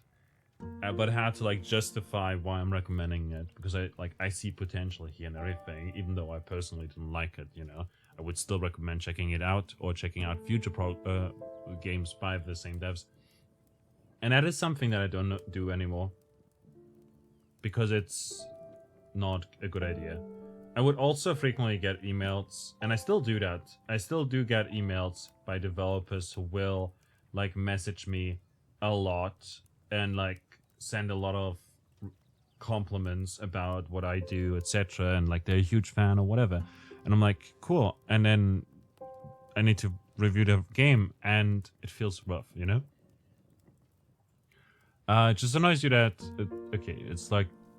it's a matter of what they recommend of game. The answer is yes, but be aware of these issues. Yeah, there's a lot of games that have that. Like, for instance, The King is Watching is a demo. You know, the game isn't out yet, I think. But the game is fun. And I like the concept of it, and I like the depth that it has. But it's friggin' hard. And sometimes it just feels like there's nothing you could do. And sometimes it's just an RNG fest. It's the same with Balatro, not gonna lie. Balatro is a good game, but it all too often just feels like, oh, you didn't get a Joker, there's nothing you could do. Oh, you didn't get these cards, there's nothing you can do. You know? And that sucks. And there's so many times as well where I had like a flush build, and suddenly it debuffs flush. Like, you can't play the same hand, or it feels like, you know, targeted almost to your build. You know, you've got this very specific build, and you are now getting punished for it. And it just sometimes happens so often, it gets frustrating. Like, genuinely, Balatro is like one of those games that I love. I like playing it, but I've been playing it less and less. The more hours I sank into it, the less frequently I would boot it up, basically, because it was just rough.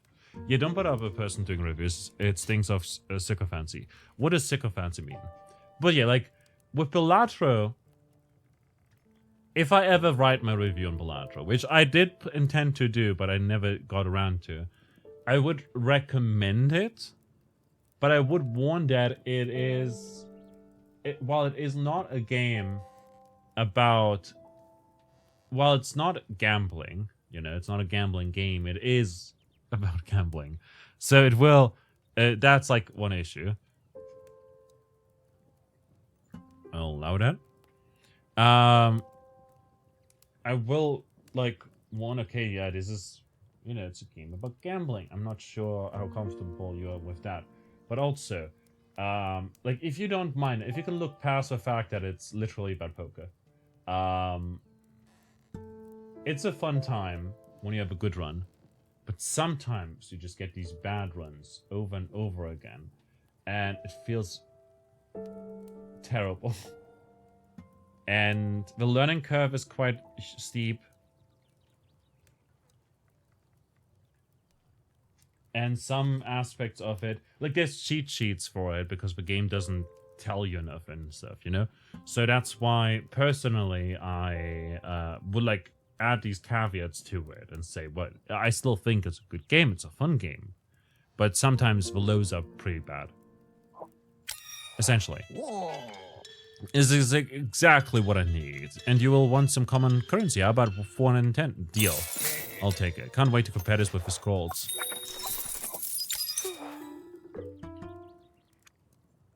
Sure. I don't know what I can combine with a chicken pitcher eye.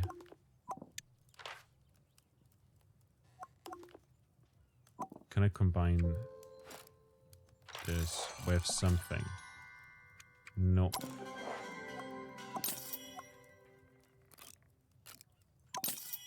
Actually,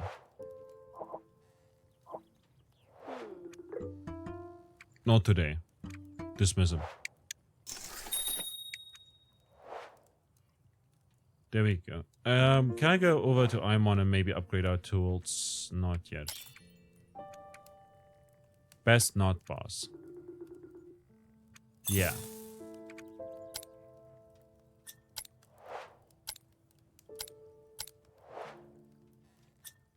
What I will probably do is pinboard, nightstand, long shelf, basic shelf, plans, old shop bell. I can't get this yet. Oh, it's a little bit of a bummer. Large work mat, medium workbench.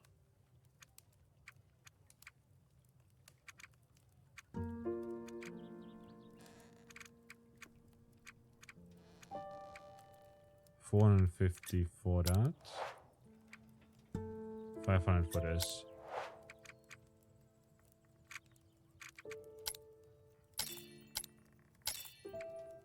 I see. Let's get this.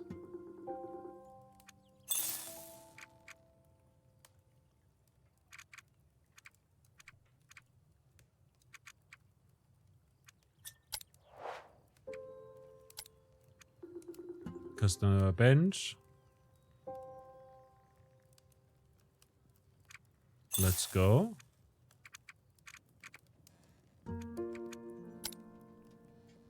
And then we can put stuff on here, which is pretty nice. For space reasons. But more than anything, we've got so much space now.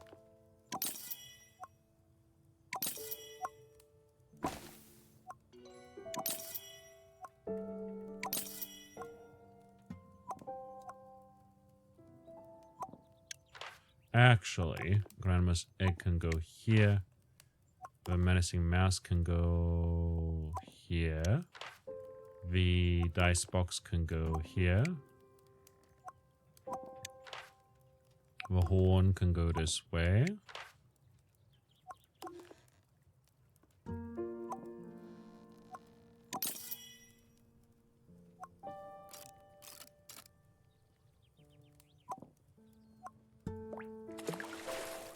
Put that in there just to clean it so that we don't have to clean it manually. And yeah. And bilateral games like it can have runs where things just go wrong. Part of the game is rolling with the punches and figuring out where your outs are and what you need to plan for. Like what you mentioned with a flush build. Early on, you can easily just play other hands to get over a hurdle. But later on, you kind of have to plan for that by looking for something that can get you past this boss. Like something that disables the power of the boss wheels. Exactly, but you don't get it. And then you just have to play something else and it doesn't work. And then you lose. You know, and sometimes it feels very much targeted, and it makes me wonder if there is some mechanic in there that actively tries to punish you for having a certain build, etc. You know, and like many deck builders are like that, and suffer from that issue. But it's also many roguelikes that suffer from that issue.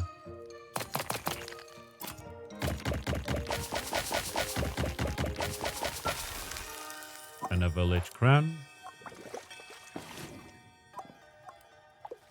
took that over there.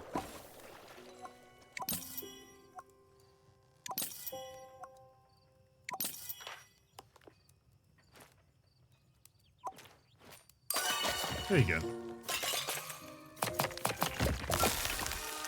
There are just that many different bosses, so the longer you don't run into one that counters you, the more likely it becomes. Yeah, definitely. By the way, whether Twitch TV finally updated. Nice. Don't think it's targeted. It sometimes feels like it. The managed math fits nicely on Grandma's egg. It does definitely do that. There's a safety pin. Who do we have here? I only want one denture tooth. Clean, mind you. Alrighty. We don't have one.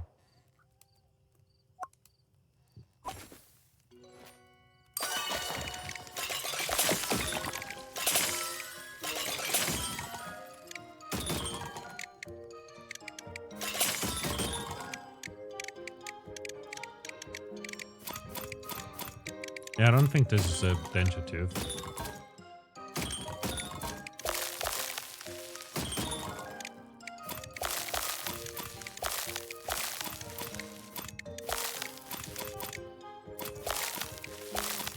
This could be another jug? No.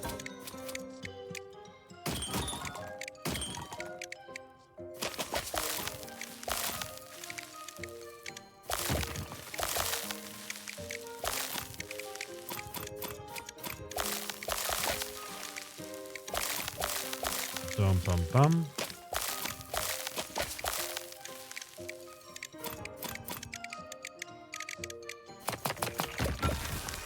Elephant cattle. Elephant cattle. Elephant cattle. Pretty useful if you need a calendar that is shaped like an elephant. Blam, they finally found ads to show me. I have no idea what you just said, really. Sorry, can you say that differently?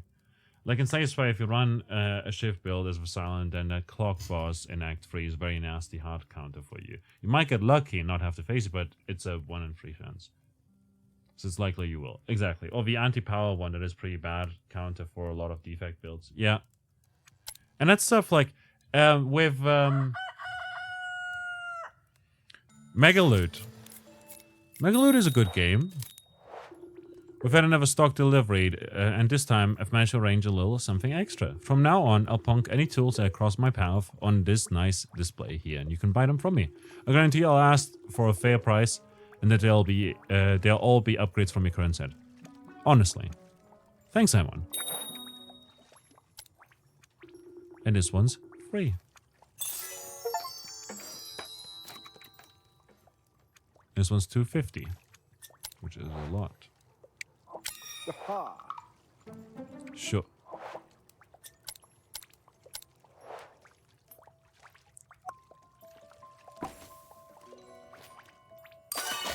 Oh no.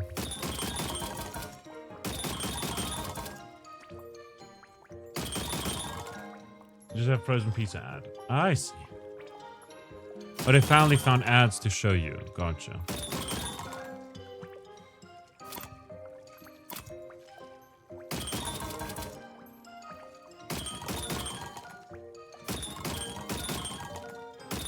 Bum bum bum.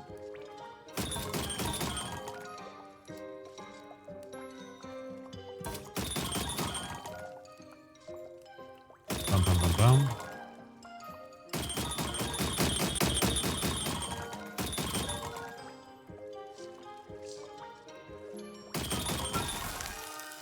A pot handle.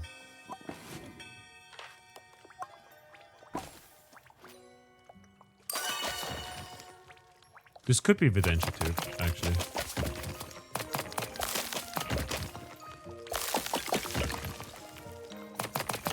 But yeah, like stuff like that. In Megaloot, there is a specific encounter that is stupid. Because you have to specifically build with that encounter in mind. And some builds just don't work. And so that game design decision is terrible. because it's like a specific encounter, the sun, will literally screw you over 90% of the time because you need to find a way to damage it either passively or just don't miss. And there's one way of getting that is by getting a chest that makes all enemies elites, but you can never miss attacks. But that's like stupid. You shouldn't have to like change your game's like complete build and everything that you want to try, you know? Because there's one enemy that is specifically designed as a giant middle finger for anyone who tries to have some fun. You know? That is not to say that you can't have a challenge, but I feel like a boss that literally dodges all attacks is stupid. I don't think it's a good decision to literally have something like that in the game. And the only solution to it is, like, there's two things, or three things, you know, that you can do. Those enemies are there so that you have to plan for more than one single approach. Yes, but they also make it so that you cannot do certain things. Certain builds don't work at all against them. And now you'll need to get lucky and get certain equipment that you then need to have active for that fight. Which I get is fine. But yeah, there's an enemy in Megaloot that will basically... They will parry and counter like the first hit. I mean, you just have to have a counter for them to prepared when they show up. Yeah, but like, I don't like that. I don't think it's well designed. More specifically, there's an enemy that will essentially ignore the first hit that you do. Like on the first turn that they show up, you will need to ignore them and attack something else or just pass the turn. Because if you do attack them, they will reflect the damage back at you, which can kill you very easily. So what you do is you basically have to focus someone else or wait out the turn. And then after that turn, you're good. And that changes how you approach the game. In a way.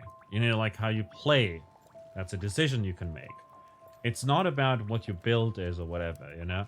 And that's like what I mean by that. It's like, there's a difference between having a mechanic in a game that influences how you play the game and a mechanic in the game that restricts you and how you play the game.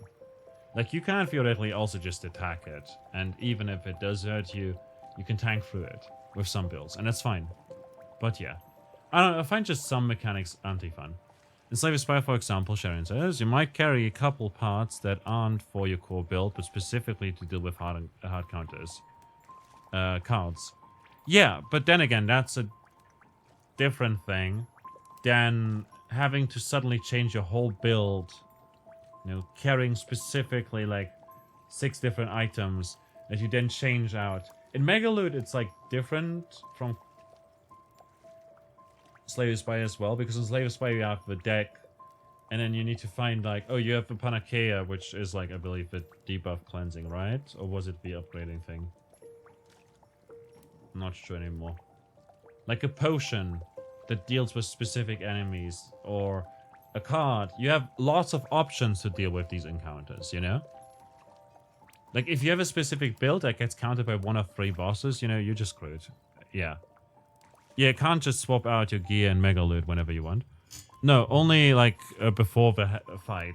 I mean, you can, but only before the fight. And that having, like, those things around. Like, at some point, like, they change with every single patch, they change, like, all the builds. So, all the mechanics. It's, like, a completely different game all of a sudden. And that sucks. It's, like, the worst game in terms of early access. So, with that in mind.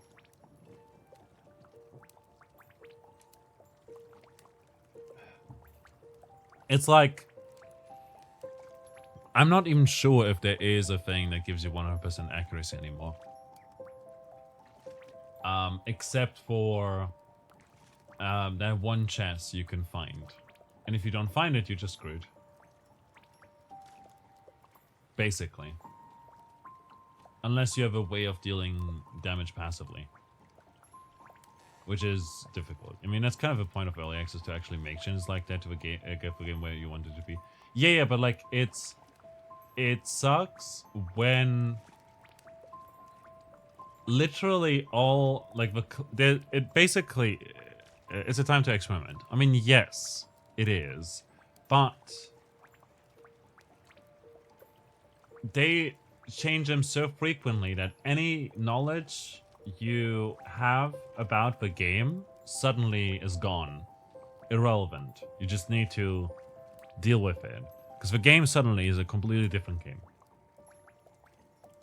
It's like if in Slay the Spire, if they changed every single card, every single patch. Oh, there's a patch for Slay the Spire, suddenly all cards do something completely different. And you're like, oh, wow, it's a new game. You could think about it that way. But, oh, you had a fun thing that you like to do, and you wanted to try all other things, you know, with that build or combination or whatever. And now you can't. It's forever gone. And, yeah, I mean, that's what you install mods for. Yeah, like, mods add, however. And literally replacing everything with everything else feels rough. Because, like, again, like, the game you liked suddenly doesn't have any build that you enjoy. Like, that happened once with Mega Loot, where literally every single option, just, like, every single trade turned boring and was not fun. There are also plenty of overhauls. I mean, yes, but the difference is with a mod is that you have to install it. You can opt out of it. You don't have to install it. But like with a patch, you know, now the game is just gone. You can't roll back the patch. At least most devs don't let you roll back patches. Which is sad. I wish that was a thing. 'Cause sometimes a patch breaks everything. Sounds like a patch that backfired. Yeah, it sounds like a few patches that backfired a bunch. Like Mega Loot has gotten like a bunch of negative reviews as well over time because of that.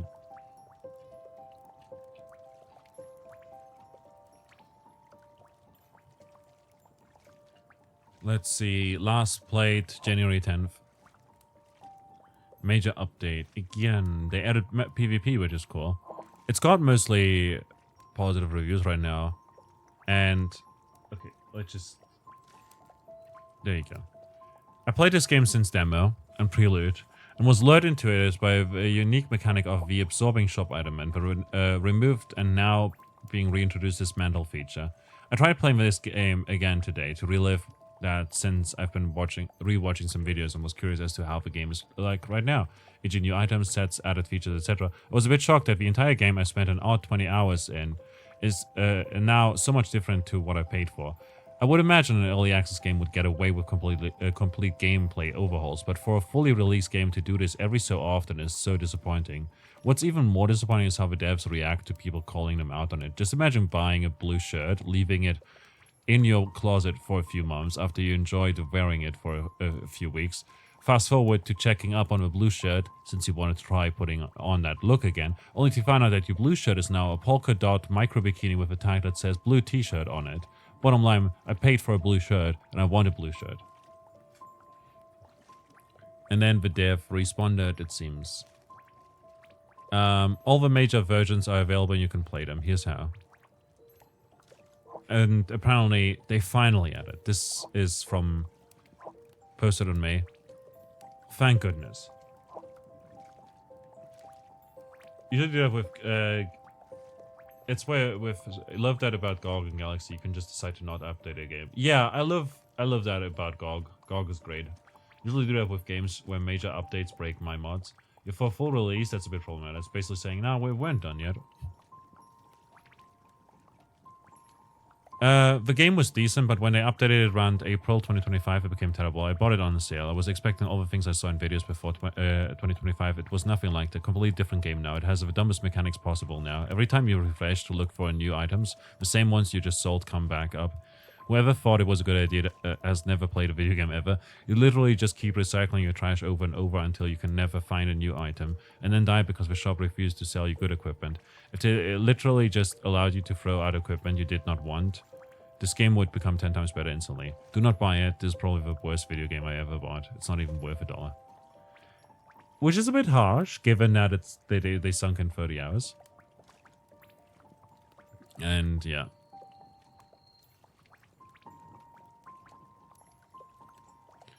Started on the last version and it was fun. Current version is more stable but has stripped some of the core build features away. Not as fun as previous versions. Easiest refund of my life. The game is called Mega Loot, but there's literally no loot. All you get is gold, which you then spend endlessly re-rolling the shop to buy items. 99% of the game is just shopping, 1% is clicking, attack. If I wanted a spreadsheet simulator, I'd keep playing Path of Exile 1, which is kind of funny. But that said, it is a good game still, I do think. I just haven't played it in a while. It's $10. And apparently you can now roll back patches, which is good, but also it's like, you know. Oh, right. Money. I like it. 52. Thanks. Michelle the Fourth. It's a bit bright up here. It can be. I'm more used to the dark caves around the chasm. But it is good to see how the other half lives when they aren't on one of my tours. You give tours? Yeah, the chasm has many caves that are full of history. And some people are curious in seeing what's under their feet. It does sound interesting. It's not without risk, but we don't go too far down. It's more the realm of the Delvers. Oh, my auntie is a Delver. I know, I encountered her while on one of my tours. Very memorable, she certainly is. In fact, she mentioned your new shop, which is why I'm here. One of my tour group got a little excitable after seeing a little borrower. They dropped one of my lanterns and it rolled into a chasm. So I need a replacement lantern. Only a goblin lantern. They give off just the right amount of light for the tourist. That sounds good to me. We do in fact have a goblin lantern that we can use. Mind you, there was a similar backlash in Darkest Dungeon when they introduced the corpse mechanic in the early access phase. Honestly, don't understand why. It was in early access and it was a good addition to make it so people actually have to pay some attention to enemy positioning rather than just mow through the front line. Corpse mechanic? But yeah, like, I do get... Oh, there's a change. It is unpopular, but it's needed, you know? I get that. And that's fine. Honestly, I don't mind that at all. But like... It's different when you literally change the game every single time. Just make up your mind, create a game. Because like if you pay for a game that has certain features in it and then suddenly change those features to suddenly do something completely different, people who paid for those features don't get to play the game they ordered. Will do nicely, 94, fantastic. When I sit next to your auntie, I'll tell her how helpful you've been. Tell her I said hi.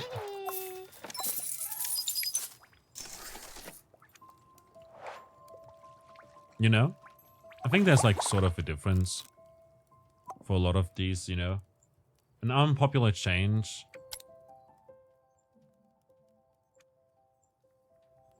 is something different entirely from a literal change. In Darkest Dungeon, when you kill most enemies, they now leave a corpse behind in the position they were in. So the enemy formation is unchanged. Their body can be destroyed or it will vanish after a couple of turns on its own. I really liked that mechanic, actually. Precisely for the reason, you know, it's like, oh yeah, this new enemy is not the front line.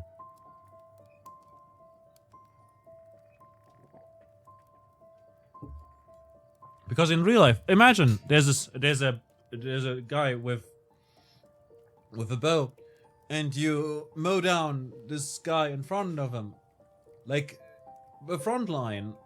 There's a battle. And some guy is there, you know, and he's threatening you with a knife. And you kill the fella. Which is, don't do that. Don't kill a fella. Just run away. He can't throw the knife. I mean, he can, but what's he gonna do, you know? Miss? Yeah, probably. If you run fast enough. But yeah, I don't know. You've stopped them from hurting you. Cool. Now, there's a guy who's like 20 meters on the back with a bow. Don't ask me why he's got a bow in 2025, but he's got one. And this guy with a bow doesn't suddenly teleport to you. That guy with a bow is still in the back line. You know? The backlash was bad enough that they added the option to disable the mechanic, which is probably also good because more options are better. Yeah, more options are good. Welcome back, Kino. Good to see you. But yeah, like I do think that having an option to turn something on or off is better than deal with it, you know? But I like the corpse mechanic. It's kind of fun. And yeah. I'll take a small break then. I'll need more tea. And I'll see you momentarily. Please take care of yourself, perform a magic if needed, and oh look, it's music.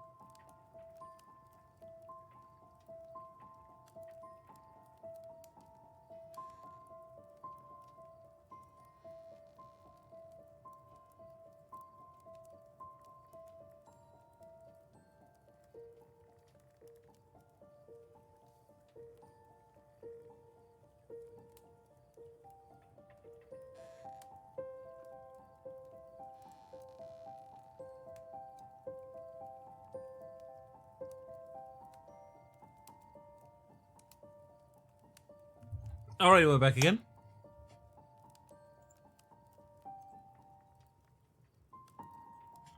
And there we go. Did we have a quest? We didn't have a quest.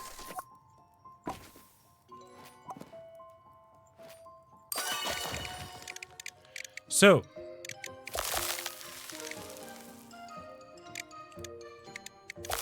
to get back to the topic from before, I don't think that a game, something needs to be always good, you know? Like, as an example, League of Legends. I don't think it would be good if every champion was always good. That'd be bad. Right? Because sometimes you then end up with, oh yeah, this character, like for instance, is performing badly, and as such you now have to buff him, and then the next character is also doing badly, so now you have to buff them, and then you end up with a situation like in Dota where every champion is overpowered, and that's why the game sucks. I mean, every champion should always be viable.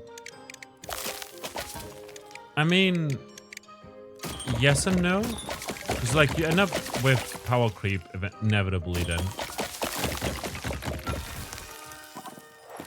Goblin Dagger hilt. Hold up. We've got Goblin Dagger pommel. And we've got Goblin Dagger blade. Let's go. And here. But also buffing is generally the more dangerous path to balancing something. Exactly. And so sometimes you need to nerf something. And something I dislike about League of Legends is that rather than just splitting the patches into, oh, we buff something, and then we'll see how it performs, and we nerf something, you know? We just hate nerfs. Yeah. I would rather like it if they buffed something and would see, oh, does this now fix the champions that are too strong? Another stock. Thanks, Simon. 500 for the improved sponge. But with how complex the interactions, it's tricky to figure out which things they have to tweak. Exactly, and that's why you sometimes have to like just let people figure it out on their own. Only one Goblin Dagger pommel clean, mind you. Alrighty. Well, screw my previous plan. Was this the pommel? It is the pommel. I want, like for instance, in League of Legends, there was a time when Echo was super overpowered.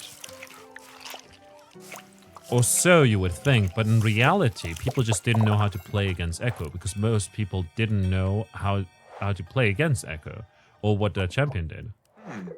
I like it. I'll give you 44. Sure. Donoval! Need another bad pen? How does the goblin know? Lucky guess. Donoval is very impressed. Yes, a third clean bad pen will take Donoval's badness from mild to spicy hot. Let's see what I can find. But like, do we have bed pens? No. Yeah.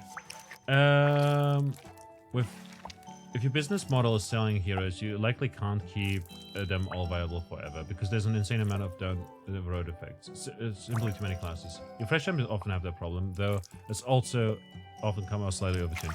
Yeah, they often do come out slightly overtuned. That's true.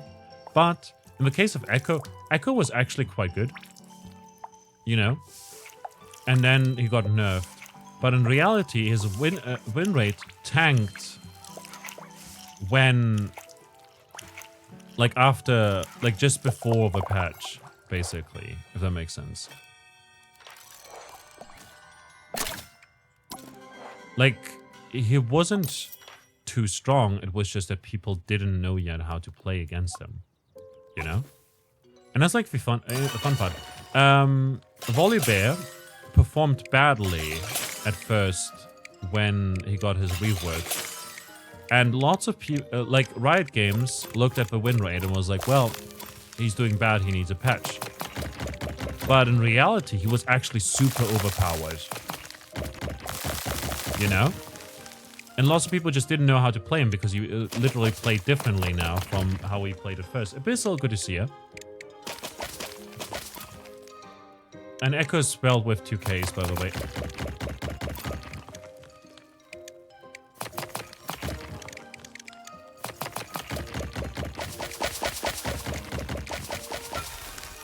And a village crown. Let's go onto village crown pile. But yeah, like he got buffed and suddenly he was super overpowered. Because he got buffed to be stronger when he already was really strong and people just didn't know how to play him yet, you know? And that was wild. Abyssal, you redeemed Seduction 100, and as such, I will let you know that if you were a vegetable, I would build a ramp so that you could reach my apartment easy. That is terrible. Holy shit. No, if you were a Leviathan, I will let you eat me.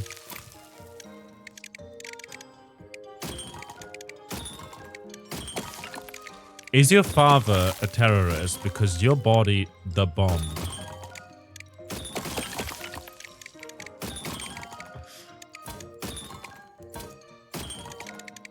Is your father God? Because he put the stars, or he took the stars from the sky and put them into your eyes. Hope you like that. What?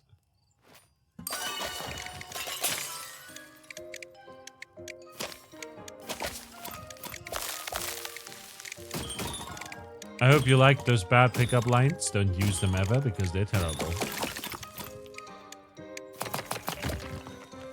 I think you need to stop digging. You're hitting the septic tank.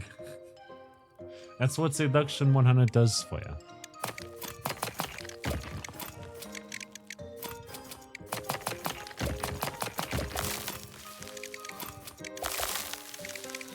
Abyssal, are you a beaver? Cause damn.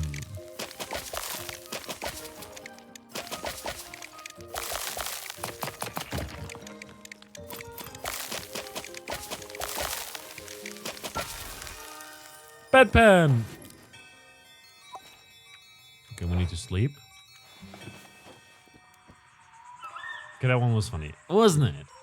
I mean, you used to play Soraka and she was completely busted if you ask you. Like one of the few champs I don't know if we built Mages and Leviathan on. Yeah, like she was fun. But also like she was one of the she was the only champion that could give people mana.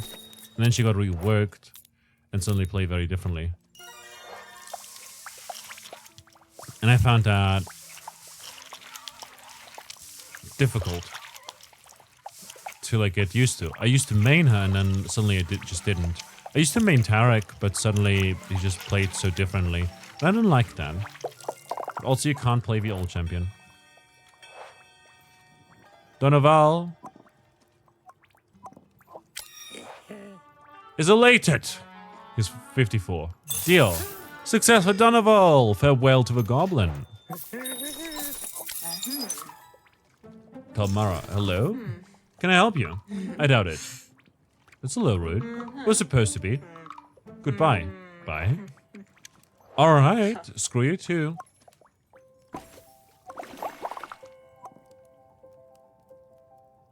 God damn it, Tamara.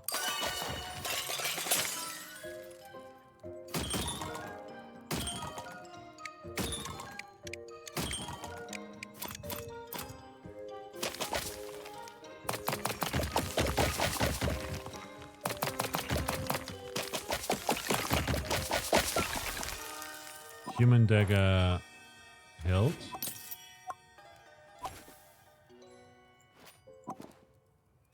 At least the Karma rework still works for you. Yeah, the Karma rework is nice. Yeah, same with Tarek. I got so many free skins for Tarek. It's actually funny. Like, I got the pink skin, it was hilarious. I miss the times when you could gift skins to your opponents. I don't know why they removed that.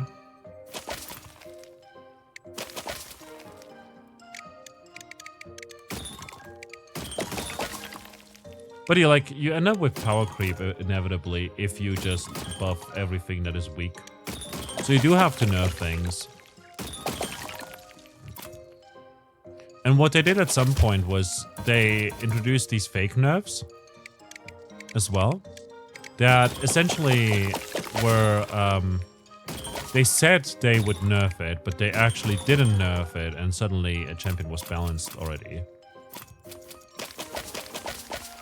Like with Aurelia and TFT. Who can't? Let's go.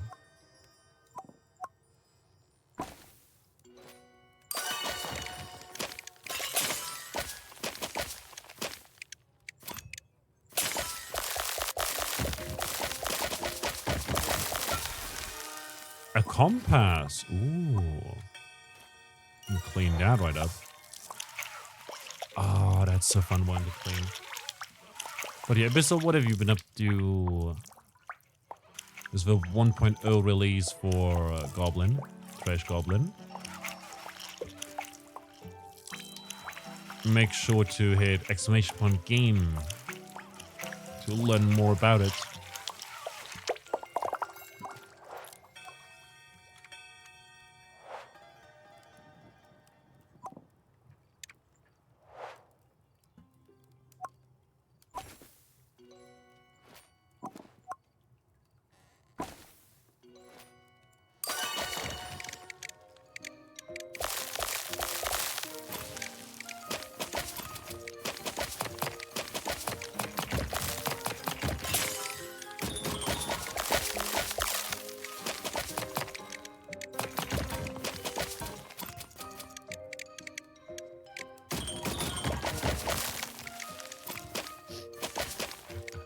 I just thought of another frog plushie. Let's go.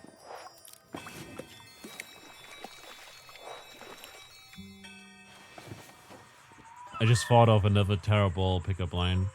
Abyssal, you're not a Lego brick, right? Because if I stepped on you, I'd say thank you. It's only something you would do. If the job is balanced, just pretend you're nerfing it and watch the community prove it was balanced as they all suddenly go, yeah, the nerfs did it. Hello, everything down okay down here? Peachy. Well, it looks like you've got everything you need to hold the fort. I'm off to see a man about a cursed grandfather clock. Why do you want a cursed clock? No, it's crusade, not cursed. The extra syllable makes the stuff seem fancier. You can add at least 2 zeros on the end of a price tag. Those are expensive syllables. Yep, and the punters love that kind of stuff. But I can't stand around gassing when there are crusade clocks waiting to be acquired. Try not to destroy the shop while I'm gone. Toodaloo. I'll do my best.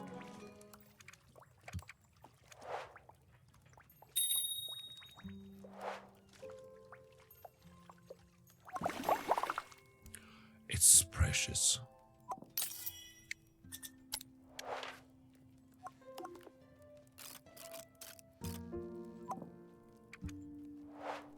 Some giant earrings. Yes. Honestly, slay.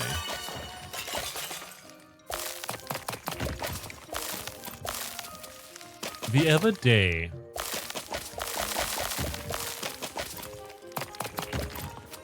I saw this weird thing.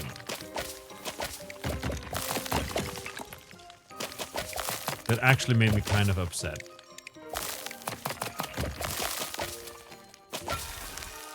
Mushroom doll left arm. Let's go. Person. Alright.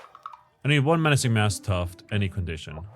Let's go. We do have a menacing mask tuft, and we can clean it.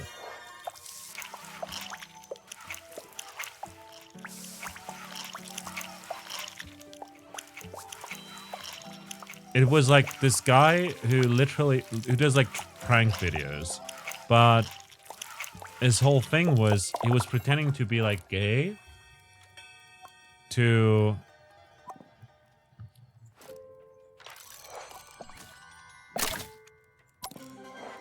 there we go, to get numbers from people or something like that. It's like the weirdest thing in the world.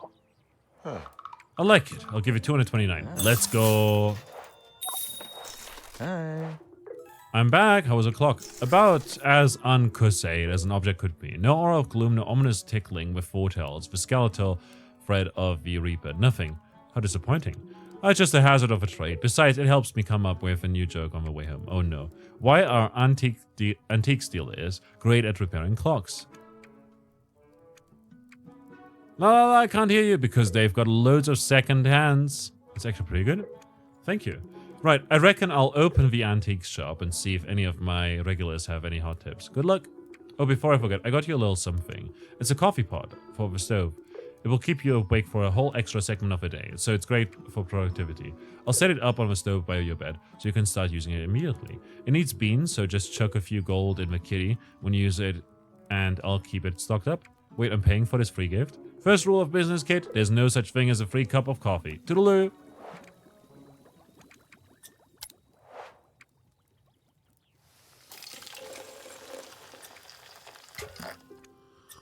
Nice.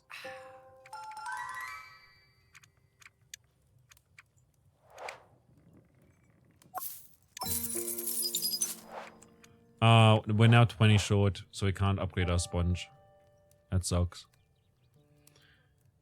Oh well. Right there, he wanted the tuft, but I gave him a mask as well. Anyways, it really upset me. Because, like...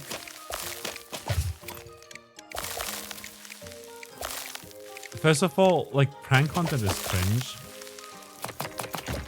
But also, where's the prank in that? Like, literally trying to pick up people, get their numbers and everything, bother them. By pretending, by just lying to them. And, you know, pretending to be gay is like one thing, but also like, he's like actively telling them that he doesn't swing a certain way. And I'm like, that's a lie. Mushroom doll, let's go.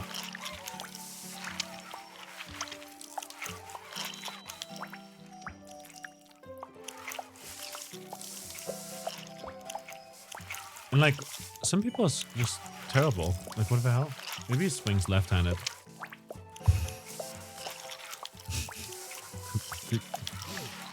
God damn it.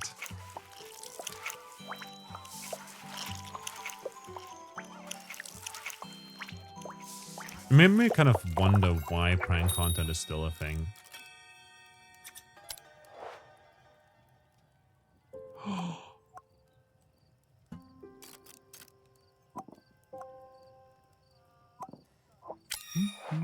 Hello to you, my little goblin friend. I'm Jack. Hello to you, Jack. I travel with the wolves and have been feeling an unnatural presence near the camp. I don't think it's a true danger, but it is affecting the morale of my friends. I think only a natural charm should bring back the balance and help. I'll see what I can do for you.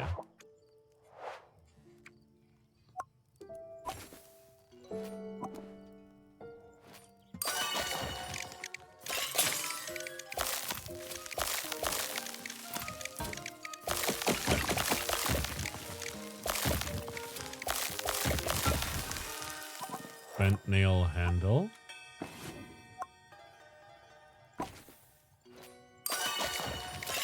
Here you go. But still, like, I don't know. It's just such a weird thing. And like the reason why it upset me so much was like, I had a friend and she like legit had to deal with something like that, where a guy was like really like attached to her at a party. And pretended to be gay. As in like, oh, you don't have to worry about me, honey. Kind of thing, you know? Just like weird. Like genuine weirdo behavior. And then he would literally turn around and then try to do something after once he was alone with her on her way back home. And that's like so fucked up.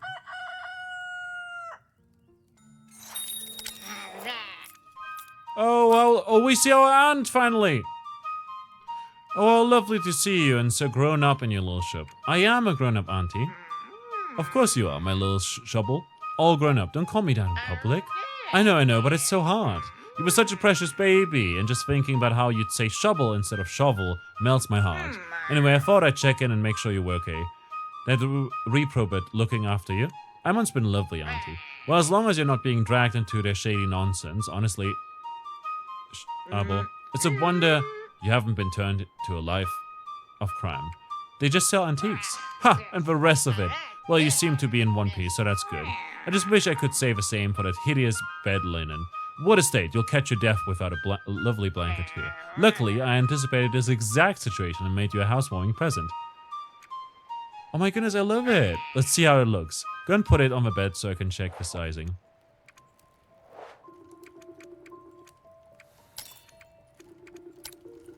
Okay.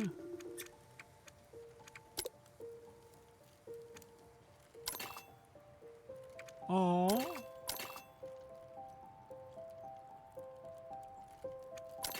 Oh.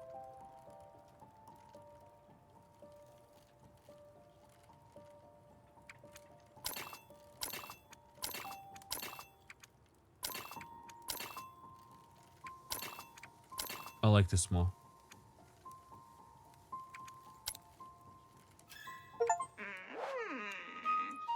Oh, it feels like a glove. I hope it keeps you nice and toasty. Good grief, I just noticed this the time. I'll have to love you and leave you.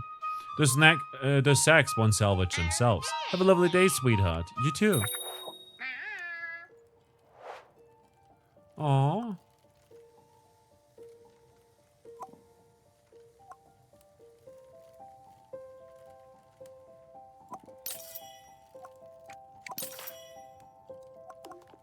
Our aunt is great.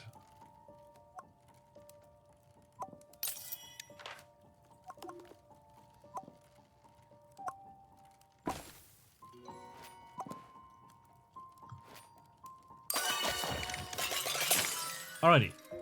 So something. No, wait. Actively lying outside of acceptable context like social deduction games is so weird to begin with. Yeah, I mean it is. Auntie's the best. Definitely is.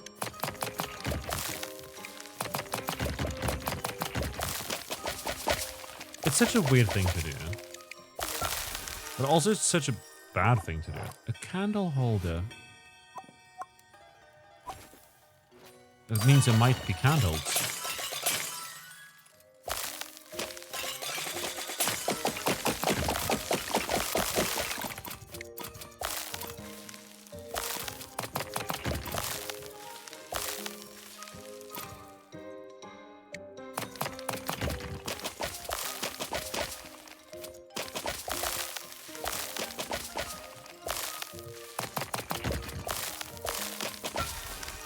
A natural charm. Huzzah, we found it.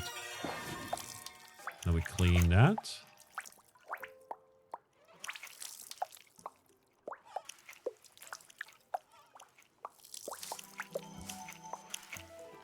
But yeah, like it's really bad. It reminds me a little bit of something I did. And that is not correct someone when they assumed something about me that was untrue.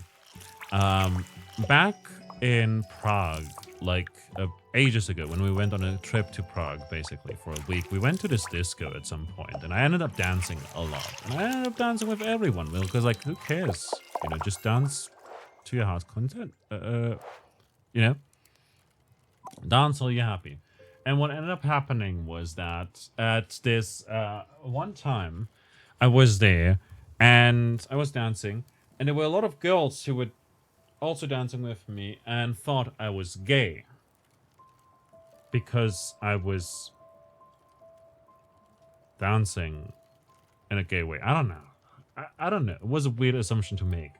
And I said, I'm not. And they said, yeah, you are. And I'm like, no, really, I have a girlfriend and everything. And they said, no, you don't. I'm like, okay, well, I'm not going to bother. In the end, it comes down to the same thing. Like, I don't have to correct them because I'm not interested in them, and I'm not interested in them means the same thing to them, basically. So, we end up having fun. We end up just dancing a lot and chatting and laughing and stuff. And by the end of it, I'm like, okay, they're from a similar area to us, actually. So we could meet up and everything. And I asked, hey, do you want to exchange numbers? And, like, be as friends and just hang out another time. And I said, I thought you were gay. And I said, well, I said I have a girlfriend and everything. And I kept saying that I am not gay. Back then, I was still very much closeted and everything. I was insisting on you being something that you're not is weird. Exactly. It is super weird. And so, I was the bad guy for, quote-unquote, pretending to be. I'm like, I'm not pretending. I was just dancing. What the hell? So we'll do nicely. Thank you, my friend. Thank you. I'll give you 72. Deal. Great. Thanks. I'll let you know how it goes. Look, he's giving us a thumbs up, and the bird is actually flying away from it. That's so cute. Let's go this way and get the improved sponge. Let's go. Dang. Should have claimed they were pansexual just to confuse them. If anything, they were pretending you were gay. Exactly. But still, it was a weird situation. And like, I don't know. When there's a misunderstanding, you have to clear it up in no unclear terms. Like, for instance, at another party last year, I basically was talking to folks, and there was a guy who was asking me stuff, you know, like, what's your name? And I said, well, this is my name. And what's your name? And he said, oh, that's an interesting name. Like, what's your name? And like, where does the name come from? I'm like, what's your name? And then he gave me his name. And I was like, cool. He was like Mark or Paul or something like that, you know, some German name. And it was like, asked me, where's the name from? I'm like, oh, their name's from Kosovo. And then he asked me, oh, how long have you been here? And I said, well, I was born here, so all my life. I see. And when are you going back? And I'm like, what? Like, when are you going back to your home country? And I said, well, this is my home country. What do you mean? And I said, well, and he just started explaining. I said, look, I don't like these questions. Can you please stop asking these kinds of questions? And he said, what kind of questions? And I said, well,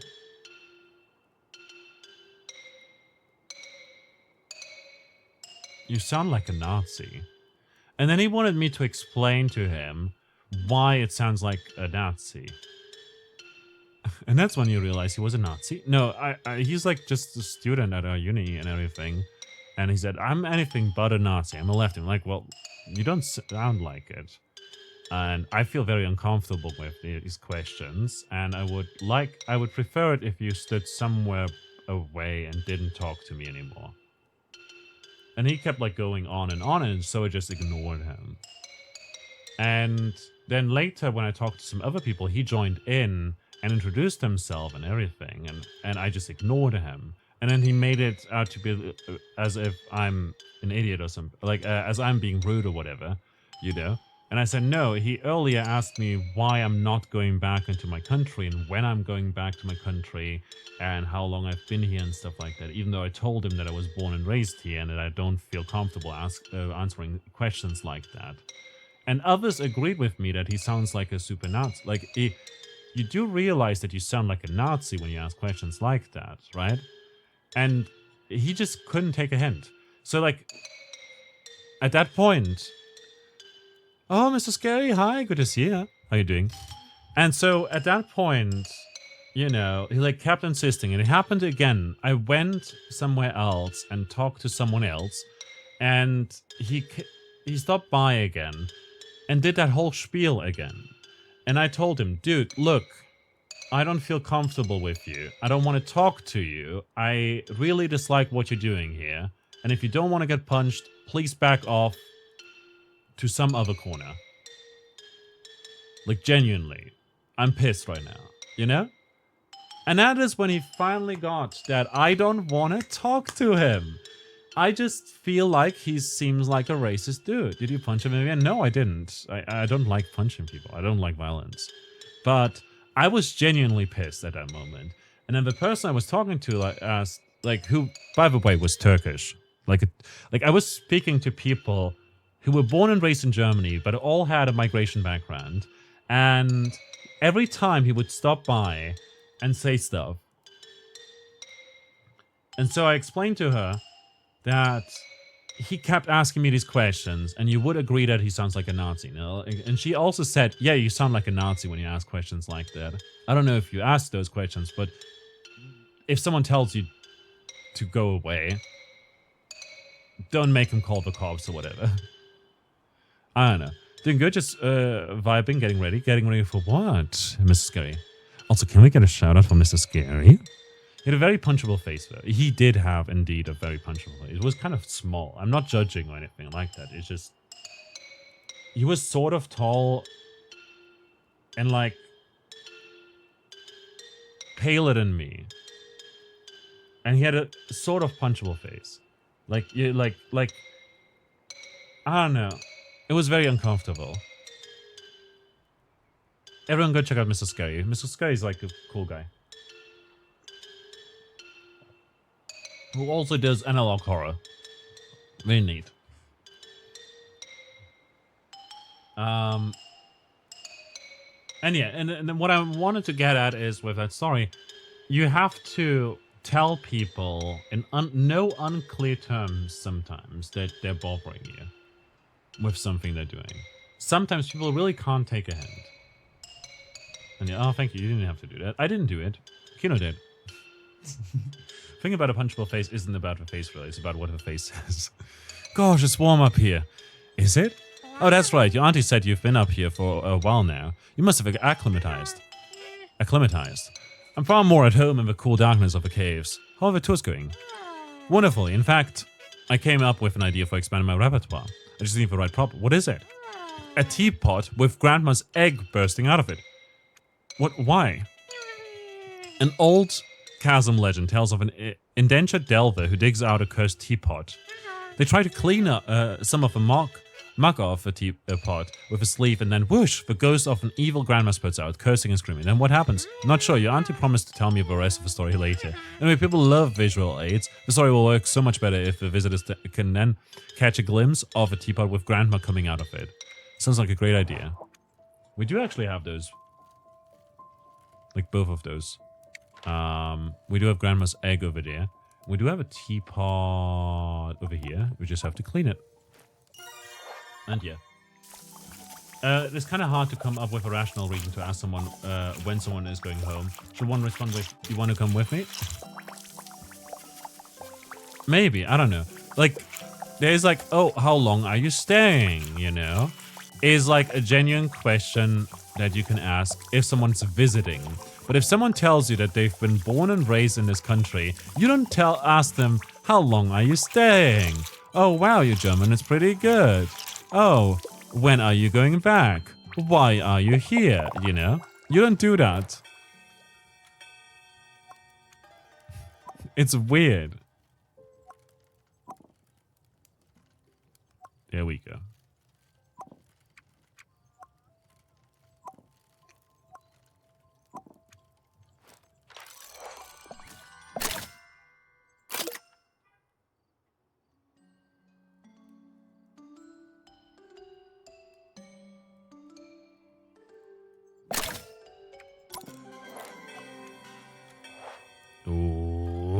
Look at it turning. It's like win the story. You nail it. Excellent. I can give you 332. Deal. Fabulous. Now to track your auntie down and hear how it ends. Are we getting mugged? Project. Gosh, what a lovely shop. How can I help you? I was just passing, and this place caught my eye. Looks very cozy and welcoming. I'll do my best. What do you do here? Is this, trinket stuff? Yeah, I'm a trinketeer. Wow, it's so cool that you make a living by crafting things with your hands. I do some whittling myself, but it's only a hobby. Whittling is cool. Thank you. Maybe one day I will open a little woodcraft shop, but it's just a daydream right now. I'd settle for making my home a bit more cozy and welcoming instead. What sort of thing do you need? I think what I need is tactical clutter. Let me try to explain. You see, I went through a minimalist phase, but I got rid of too much. Now I miss all the little things that make a place feel like home, especially the keepsakes from my childhood. What did you get rid of? Of those? I guess I was trying to prove that I was a grown-up and that I didn't need the things that I needed when I was little. And now I would give anything to give my old toy frog a big cuddle when I get home in the evenings. A plush frog. Bought it like a sack? Yeah, and it had big feet and the cutest mournful expression. Leave it to me.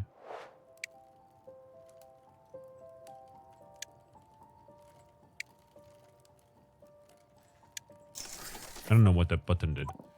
I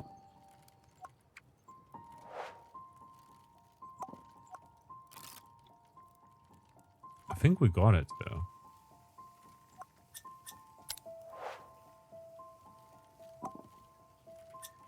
Yeah. But yeah, like, weird stuff happens, and sometimes people don't take it. It's a scary story that you joined right into a story. We're playing Trash Goblin right now, which is a game that just left early access. Like, 3 hours ago.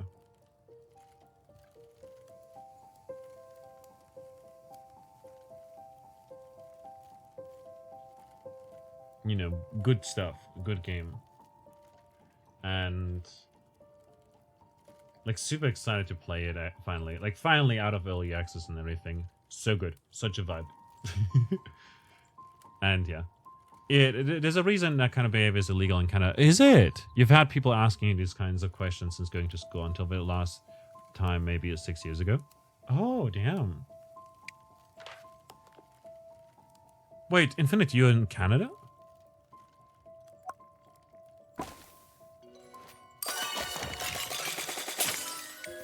I thought you're German.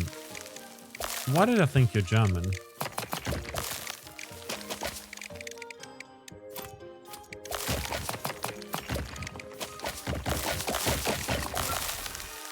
Frog plushie left leg. Oh. Auntie! Notice anything different about me? This is a trap. My skin shovel. It's a lovely shade of purple thanks to that bituminous coal diet I've been on recently. You've been purple for months. Oh, but this is a healthy purple. Goblin's own magazine did a whole feature on why bituminous coal is the next superfuel. They said that about anthracite too. Anthracite was very tasty, darling, and it helped tone that weird green color of my skin. My skin got from the chasm kale. Wasn't that another superfuel? No, chasm kale was to help with my microbiome. Well, the purple suits you. Thank you, darling. It's one of the perks of having beautifully reactive goblin skin. You'll thank me for all the wisdom one of these days, Shovel. Until then, I shall take my goblin's own and be on my way. I love that our aunt stops by every time. No, your family in Canada, because you said you were German. I see.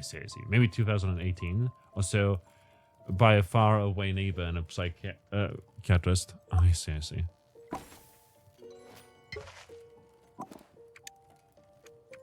Guess we'll go back to our newly pretty fight thingamajig. Bed. That's the word I was looking for.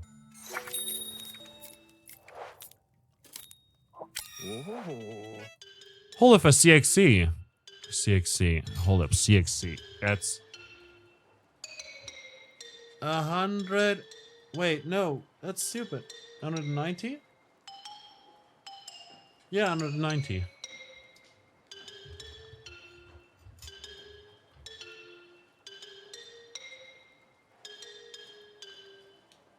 Yeah.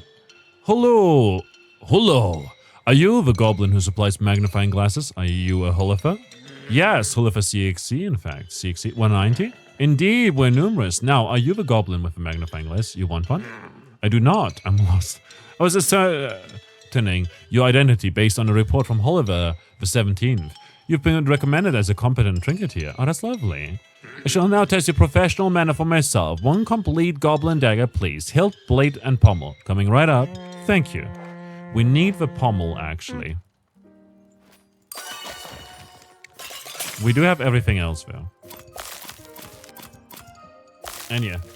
190. Yes, 190. Someone who lives in this village, but you haven't seen them before, and they didn't have a dialect from around here, but we're questioning you why you were there. Oh, that's funny.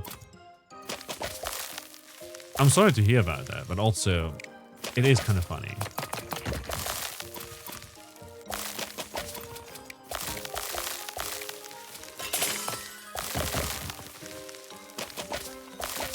Like, yeah, I'm from here. Oh, I had this very fun time in... It's Grandma's Ark again! Let's go! These are worth so much money.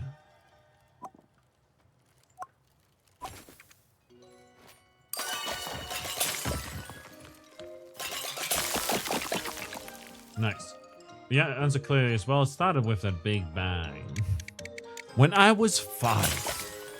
And you just tell them your life story and none of it is relevant. Like you've been there all your life. So clearly it doesn't matter.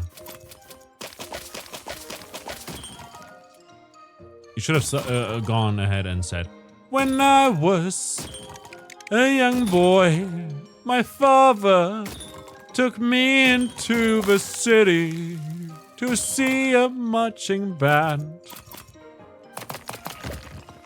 He said, son, when you grow up... I don't know. It's been too long. We carry on, we carry on. Na na na na na na na na na na na na na.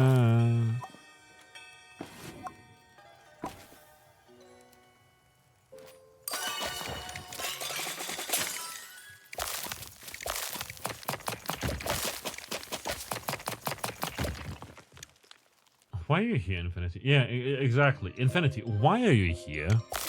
When are you going to go wherever you were before you were here? Gee. Wait, are both of these left legs? Yeah. I mean, cool.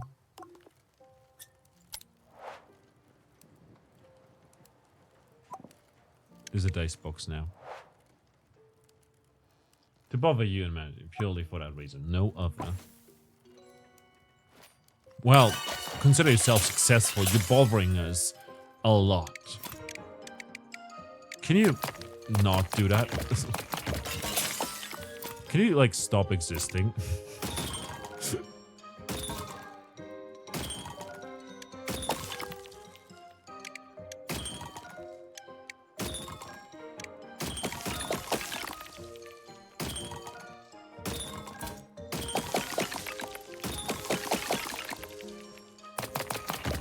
Fair enough. Fair enough, indeed. Also, there are enough of it that you probably don't... wait. So the trick is to not start with your life story. Start with the history of the universe. Gotta establish the scene after all. Also, there's enough of it that you probably won't have to start talking about yourself before they fall asleep. The alternative is to go into philosophy. Why is any of us here? What is here? And who are we to begin with? We're all just fabulous chicken. Well, I need a pommel. But that reminds me. Right. So, when I went to Leipzig, there was I was talking English to a lot of people, you know? And there was this one dude who was talking to, you know, who was called Ulrich. And he was like such a cool guy.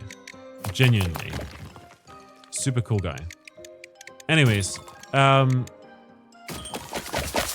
we ended up talking, and we all had like these name signs and stuff, you know. And I was reading his name and said like his. I said his like one of his last names, like or second name or whatever, correctly, and he was like really impressed by that. Planet with moon. Oh my god, we can have like a planetary system thing.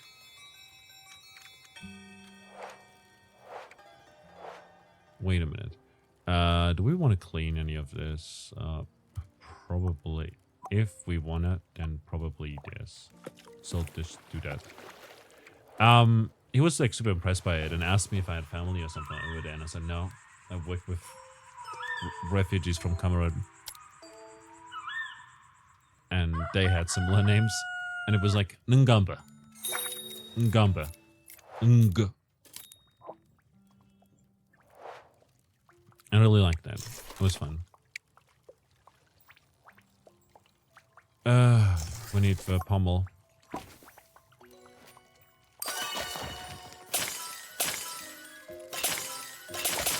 But like, yeah, he was like super impressed. There was another person who said that I had a British accent, and I said, no, I don't. What are you talking about? Like, you hear me talking, you know. I don't have a British accent. I do, however... Oh, right leg. Fantastic.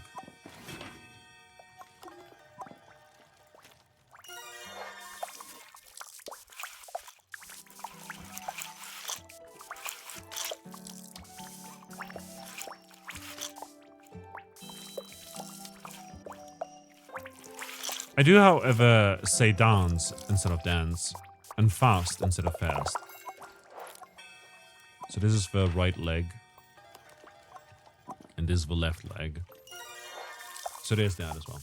You have a British accent on your German? Or no, when I was speaking English, apparently I have a British accent. I'm like, no, I don't.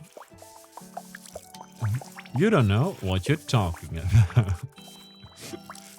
I should have said thank you, and I left it at that, but instead I said, no, I don't.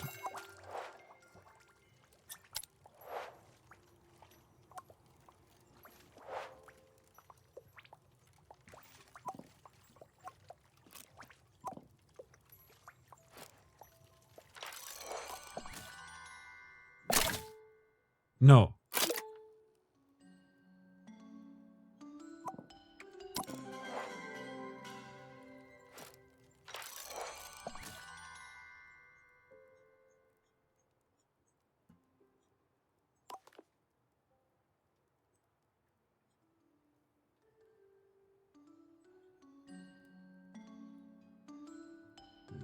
Why are you like this? I think this is wrong.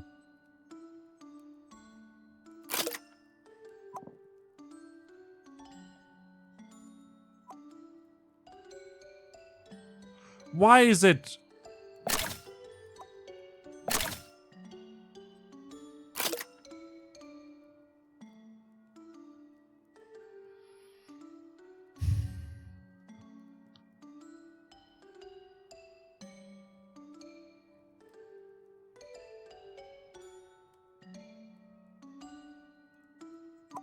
Ah, we cancel. I see, we need to upgrade our upcycler.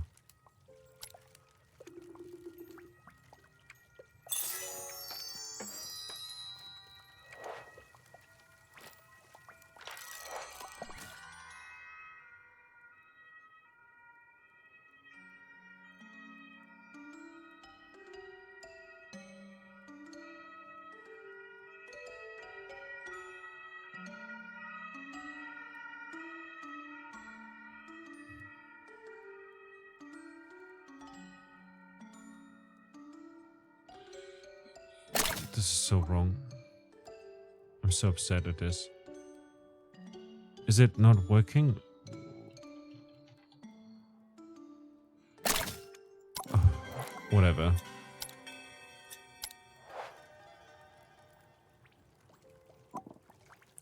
Maybe I need to be upgraded one. Let's see. Okay, so at least you learn to do one thing right in your time. Yeah, bothering people, clearly. Chicken. You had buttered chicken earlier. Oh, buttered chicken is so good.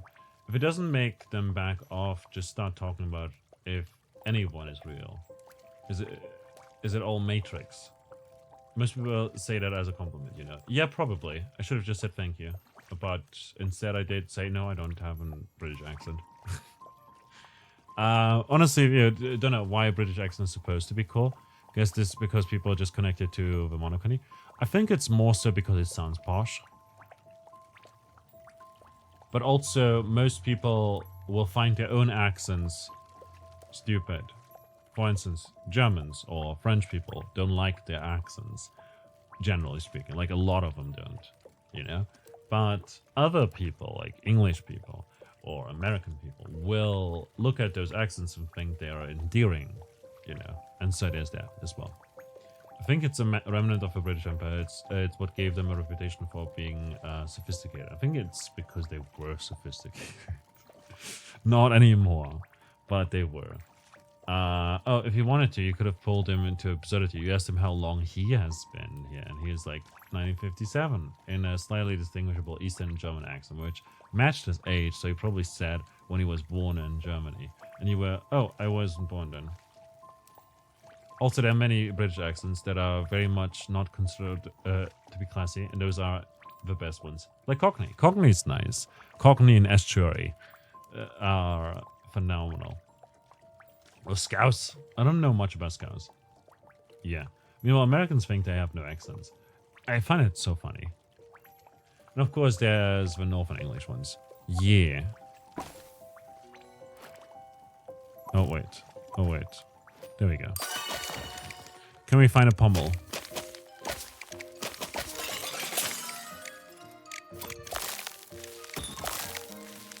Okay, we've got stuff over here. Look, you guys, I might order food on stream. I don't know, preposterous. I don't like doing it, but I want to keep playing. I also am very hungry.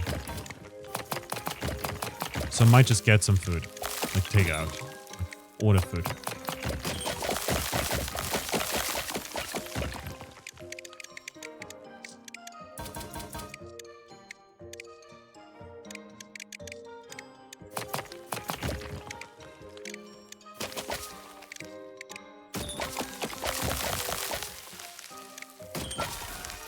Goblin dagger pommel, let's go.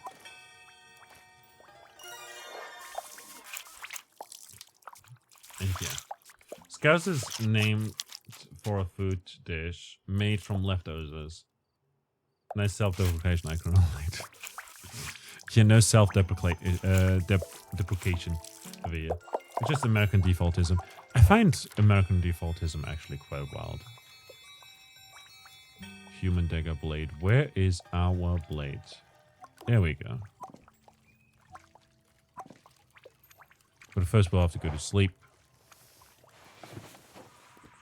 Honestly, anyone who ever learns how to speak a foreign language will very quickly notice how much of an accent they have, because it heavily colors how they speak that language, and it usually doesn't fit well with how that language works. And a lot of the time it doesn't. Accents typically are a difference of like there's lexical differences. Like there's items in a language that don't mesh well with your language. Like when you, for instance, speak German, you've got a lot of and you know, an ah, but you don't have an You don't have an You know? Those are different. They are in English. So a lot of people won't be able to, will often not be able to say cat. They'll say cat. Cat. But it's cat. Like in trap. Said with A and E sound. Like the thing in IPA looks like an A and E together, you know? But yeah.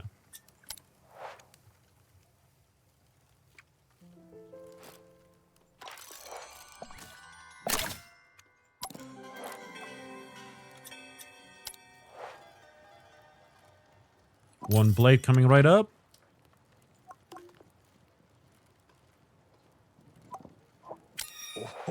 This is it exactly. You will now accept 207.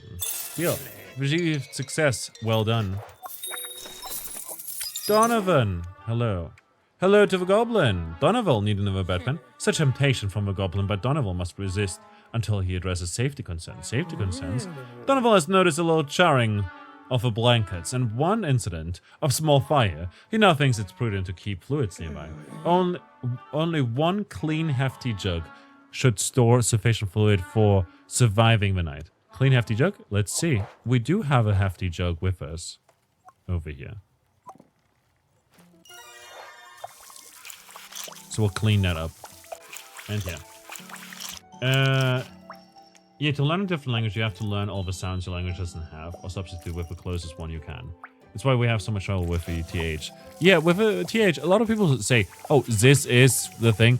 No, actually, what most Germans will do is, and that's something that you don't learn in school, you know? When you eat your mic, you get like 3 times. When you eat your mic, you get like 3 times louder. What do you mean? Eating the mic? Do I ever eat the mic? I don't eat the mic.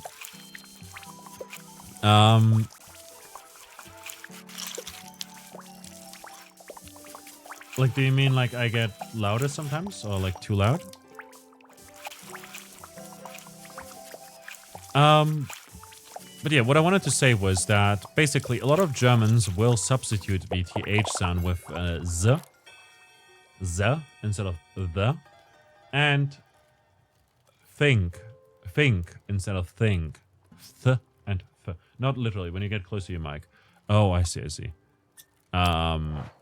It seemed fine on my end, but if you want to, I can turn down I can like move the mic a little bit, I guess. But I do sometimes just move around a lot, I guess. Donovan will live. He is 68. Deal. Success for Donovan. I love Donovan. Farewell to the Goblin.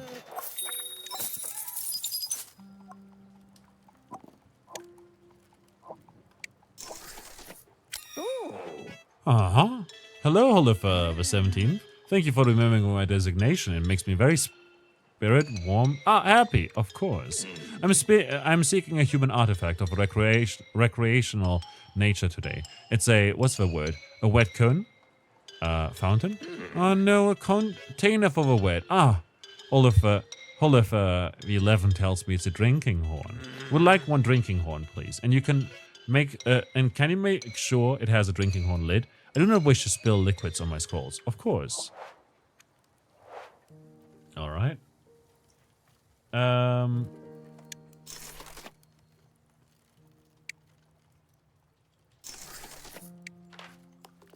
do need a lid. We don't have the lid. But yeah, lots of people will substitute the voiceless TH sound with a F. Which makes sense, because it's also a fricative. But it isn't the same sound, technically speaking, but most people won't notice. A right leg.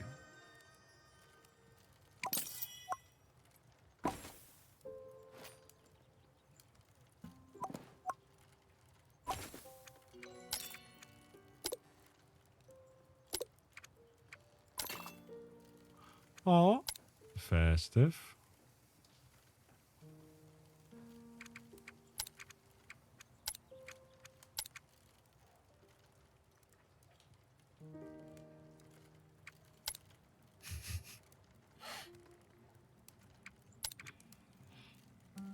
Let's change the color to this.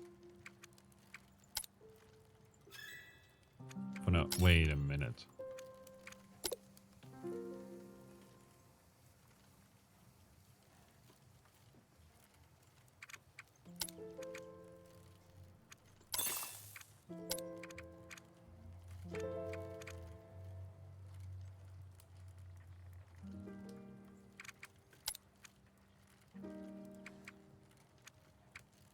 I see. There we go.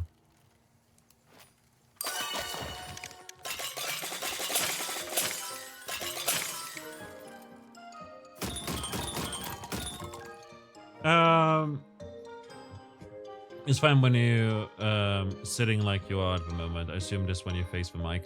So when I face the mic, it's like this. But sometimes I like look at chat and still talk, and because of that, I am slightly away from the mic. You know? Let's see. Discuss the topic in France of how difficult it was to pronounce foreign languages for some, and someone explained how his ex-girlfriend was teaching him Russian and corrected his pronunciation, but he could not. But he could not hear the slightest difference between what he said and what she then corrected. So I said that each language has allophones, and as a native speaker, you usually don't tell apart different allophones at all. You don't perceive them as different anymore.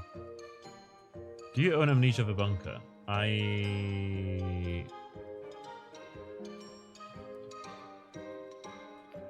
don't own Amnesia the Bunker. No, why? In fact,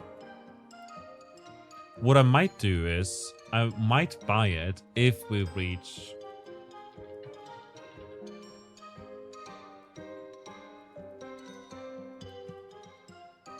the thing.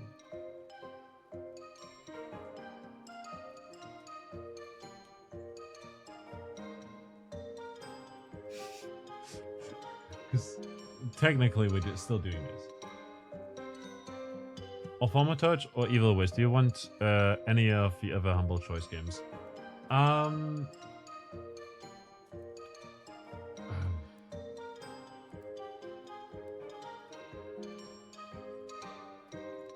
me just take a look at Humble Choice. I paused it for this month.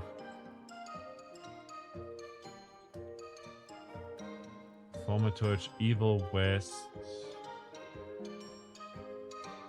Corpse Keeper sounds kind of funny, but I don't know what that is. Oh, it's a fighting game. Well, never mind. Ultra seems to be like a Metroidvania. I don't think I'll ever play that. Like, I don't, like, it's not that I hate Metroidvania, it's just I never get around to playing them. IGN Plus sounds like a punishment.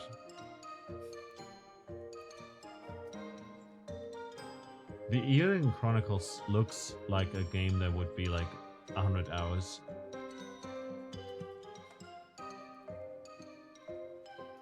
And it's a JRPG, which is cool.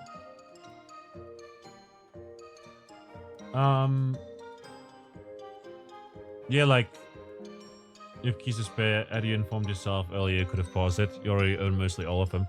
What you can do, though, you'll enjoy any Amnesia game. Well, we're gonna play like free Amnesia games, really, so that's the issue. That's an issue. Kino, what you can do is you can get a refund. You can still do that.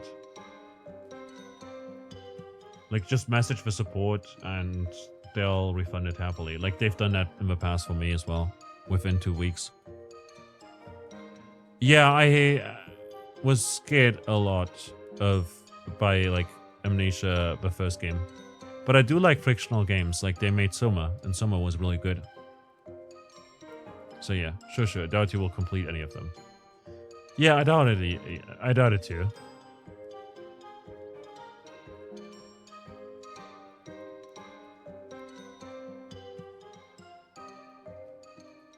Yeah, but if you want to have any of them, it might still be worth it. Any less hassle to write the support, etc. I see.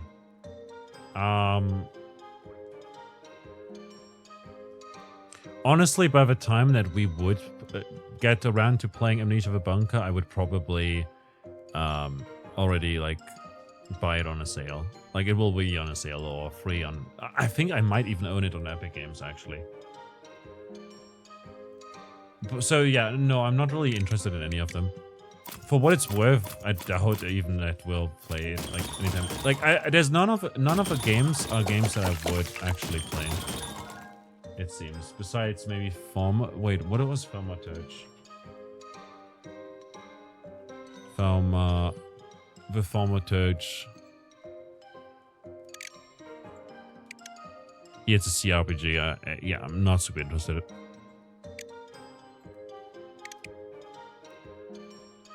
Yeah, not really interested in any of them. You played it? Oh, it's pretty cool. I see.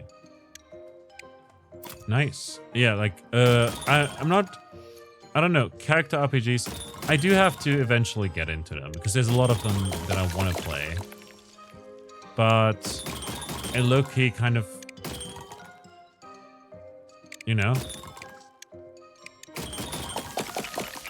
I don't know how to put it.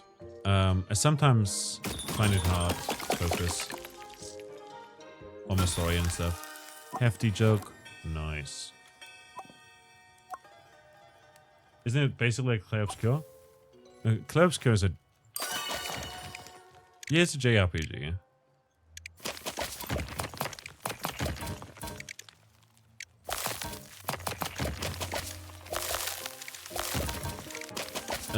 But it's... How do I put it? With Claire, you're like actually in the world and there's less reading. There's less text. You know?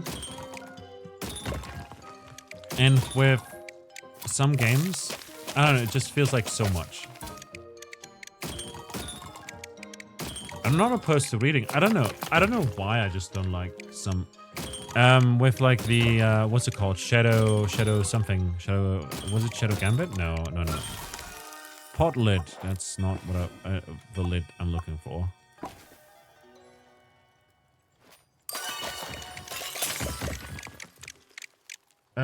Shadow of Colossus. I love Shadow of Colossus. No, I'm thinking of Shadow Tactics, I think. No.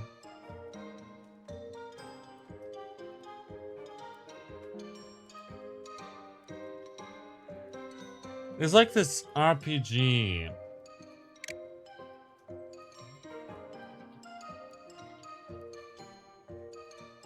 Shadowrun. There we go. Shadowrun, Dragonfall, Hong Kong, Returns. Played those a fair bit. Did enjoy them, actually. But I don't know, something about them kind of... I don't know. I just stopped playing them at some point. So again, that might be just me. So maybe I'll eventually play, like, the games. But, like, most games that I play on stream.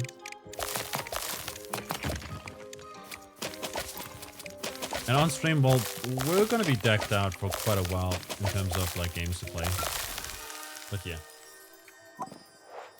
Like in Chaos, very legit Greek pronunciation. Your bio teacher in 11th grade actually told you off was saying mitochondrion with a sh like in Bach, so mitochondrion.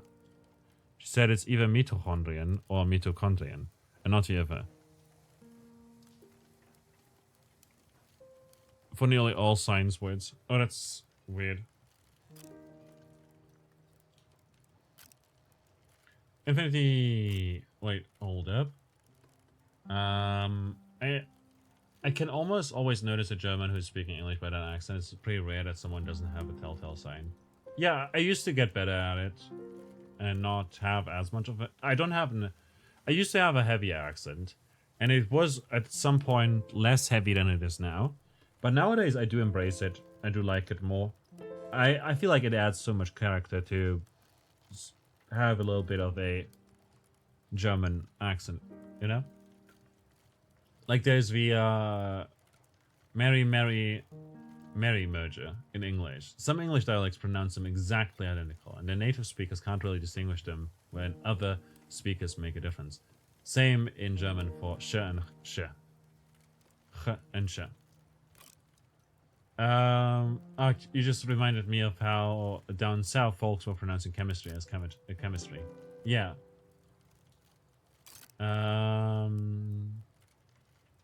Shadowrun is a really cool RPG you can play in RL with friends. Yeah, and they've got like PC games as well. By the way, is Amnesia one of those jump scare horror games? It's a lot of chase sequences and hiding. There's some... Honestly, from what I remember, there's not actually too many like jump scares, but there are some. And yeah. We'll play a lot of them. Maybe I'll eventually grow to like them as well. We found another drinking horn. We'll need... Oh, right. Need to sleep. Actually, do we have a clean drinking horn? We do have a clean drinking horn. That's good. Clean kettle.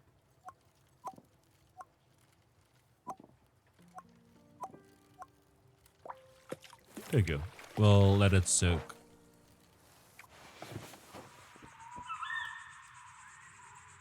And that's it. I'm gonna take a break. I will order food. I've decided. I will order food. And I'll leave you with some music in the meantime. And we're gonna take a break. We did that too today. Nice. See, we're the same person, Kino. Please take care of yourself. Perform a match check if needed. Love y'all. Thanks a lot to everyone who's been lurking, hanging out, and chatting today. I hope you're having a fantastic time so far. And also make sure to check out the game, if you haven't yet, on Steam. Basically the same. A good game. Just launched out of early access. 1.0 release since 3.5 hours ago. Very, very chill game. Very cute game. Do recommend a lot. And also, go check out the interview I did with a developer. With one of the developers, Andrew Smith. Cool guy. Okay, see you in a bit.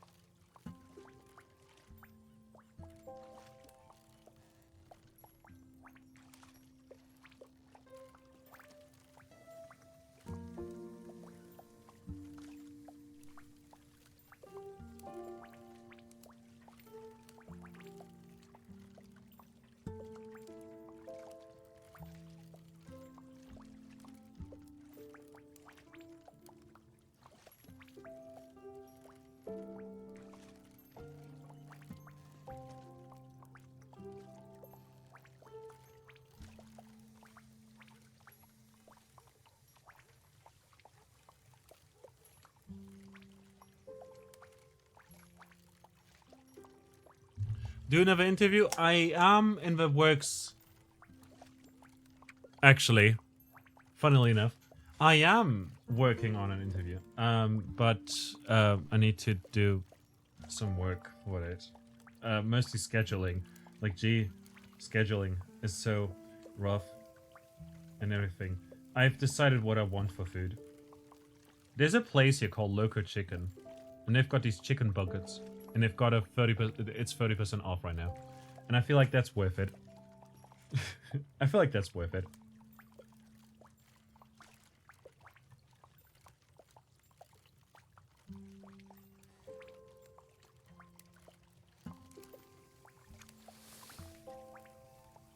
And yeah, anyways, that's what I'll get for food.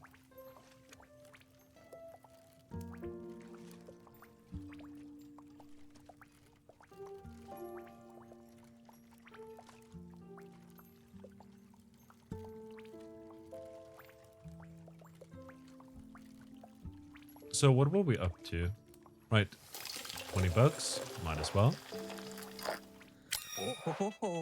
All over the 17th. Oh dear, that's not quite right. Right, yeah. This is, I need to remove it from the mat. We're trying to find a lid.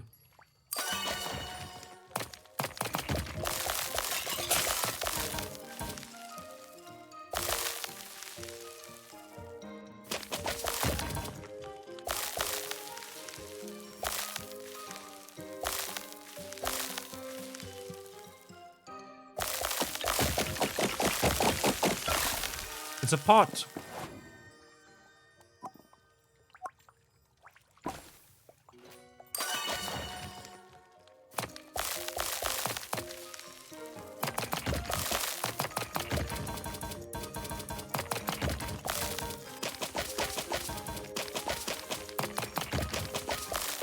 I don't know where the object is yet. I've been rewatching lately, by the way. Komureska, Nanika.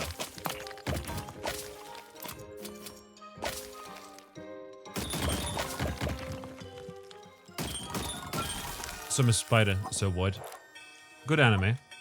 Haven't watched it in ages, so I figured, hey, I'm gonna watch it again. And now I'm like in the middle, and I'm like, oh right, I remember this part, these parts, you know? They had like the whole branching story part thing, where it's like half the time it's not actually about the spider, but in reality, and that's something you realize at some point, you realize that there's a timeline thing that is different, you know?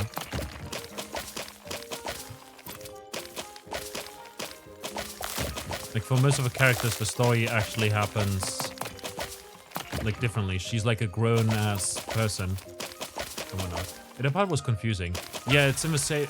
There we go. We found it. In the light novel, it's like that as well, where it's, like, split apart, and then you realize that at some point, you realize that the... that she's like reincarnated with her memories and everything, and everyone else also gets reincarnated, but since they start as kids, like for her 15 years pass, and like at that point, you know, like she's doing things and you don't realize until like much later.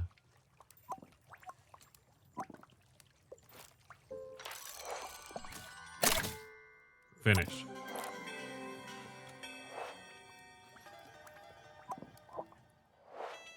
Oh, wonderful. And Malik goes in here. I see. He has 145 in common currency. Hey, I'm a human. I drink fluids with my face. What a strange and delightful activity. I must share my findings with the other Holofers.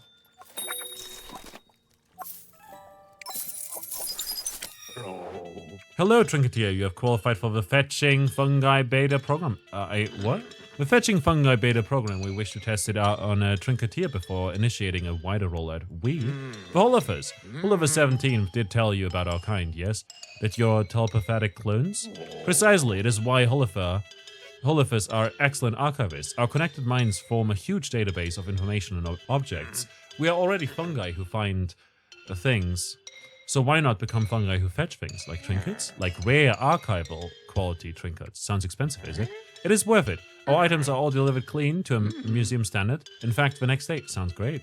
Allow me to show you how to use our service. As of now, you may summon a Holofer once per day and ask them to track down a single item for a fee. Ooh. Open your stash book. Turn to your Trinkepedia. You can only place orders for trinkets that you've already uncovered in salvage sacks. If you hover over a trinket, you see the cost of retrieval. Select the trinket you'd like the Holofers to bring to you and confirm you're happy with it. Okay. Thank you for joining the Fetching Fungi Beta program. When we receive your order, we will deliver your item with all due haste. How exciting! Bye. So, ooh, this is 150. This is 10. And I see. They cost different amounts based on the item.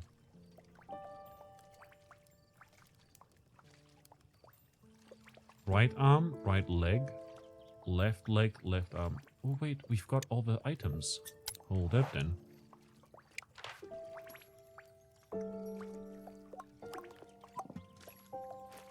Let's clean this then. A bit at least. Yeah, it is a bit confusing. I definitely do agree.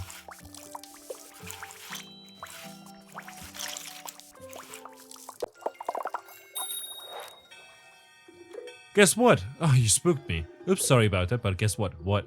The plan paid off. One of my contacts popped in for an antique shoehorn and told me about a mysterious armoire that's going for a song. Why is it so cheap? What's an armoire? It's like a wardrobe, but even more so. Anyway, I need to collect that, so I'll pop out for a bit. I'll take the card, so I won't be too long. Have fun!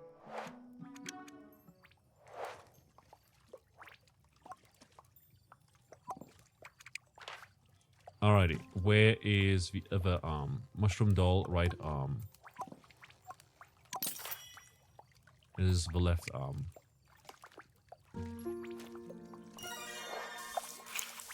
But yeah, I've been watching it again, and it's just really funny. And there's like this one clip where like this knight shows up and starts talking, and Kumiko doesn't understand what he's saying. So he says, so she says, I don't speak isekai. Alright, mate. Okay, can I help you? It depends, can you be discreet? It's going to be a crime. It isn't, I promise. It's just a shenanigan. A caper at the absolute most. Let's hear it. Okay, so you know my cell 4? Adorable glowing mushroom runs chasm tours, does the best little monologues about geology. I do. There's a tour of theirs which I need to go on. It has a dramatic telling of the legend of the haunted teapot and everything. Oh, I'm not a tour booker. No, it's not that. I know where to go for the tours. I just need myself 4 not to recognize me. See, this is where it sounds like a crime. I swear it's not a crime. It's a mystery. It's mystery tourism. Yeah, that sounds feasible. Mystery tourism. What's mystery tourism? It's when the Silver City Visitor Center sends people like me to do a little tourist activities around the city and tell them whether we recommend it. It sounds surprisingly helpful. It does? I mean, yeah, it does. Anyway, I've been assigned to myself the 4th's chasm tour, but they already know me from a previous excursion, so I'll need a disguise. A mask should be just the ticket, I reckon. Any mask in particular? I'm not fussed, just need it to obscure my identity, so I'm happy for you to choose. Clean though, right? It's pretty dirty, the chasm, so I'm fine either way. And it's definitely not a crime? Absolutely. Don't make me regret this. Look, he's cute. Let's do crimes with him. I want. I'll call when I have something. Actually, we can take this and put it back inside. Mushroom doll. We did have the other arms, right? Yeah, there's the legs. And over here's the other leg. And we have to clean those still. We don't have a mask at the moment, but we could actually go ahead and grab the menacing mask for 280. No. We're probably gonna find something else. Let's put this drinking horn inside there. And now go back and sleep. A little crime can't hurt.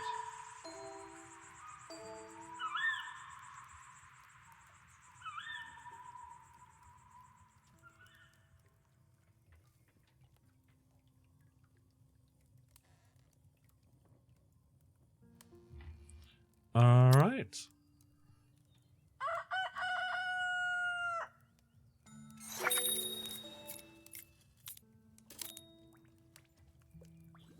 What do we have here? Odyssey! Redwar tells me you're good at fixing things. I fixed Redwar's broken pot. I'm Odyssey, by the way. Nice to meet you, Odyssey. I need some training equipment fixing. If you do a good job with this, I might have some more work to send your way. Here, take this training fist, human dagger hilt, and wooden chunk handle. I need you to rebuild my spring-loaded surprise training fist. I'll do it. It got a bit mucky on the training ground, so I'd like it clean too. Clean too, got it. Let's go over here real quick and get the coffee. Get caffeinated.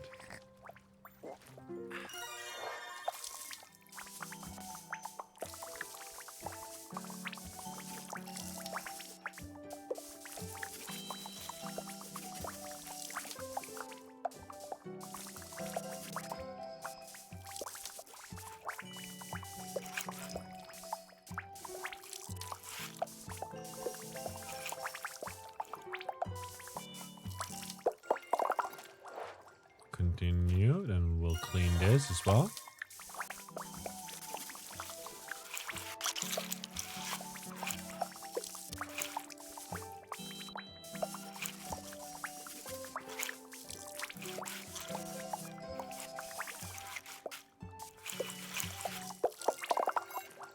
Alrighty.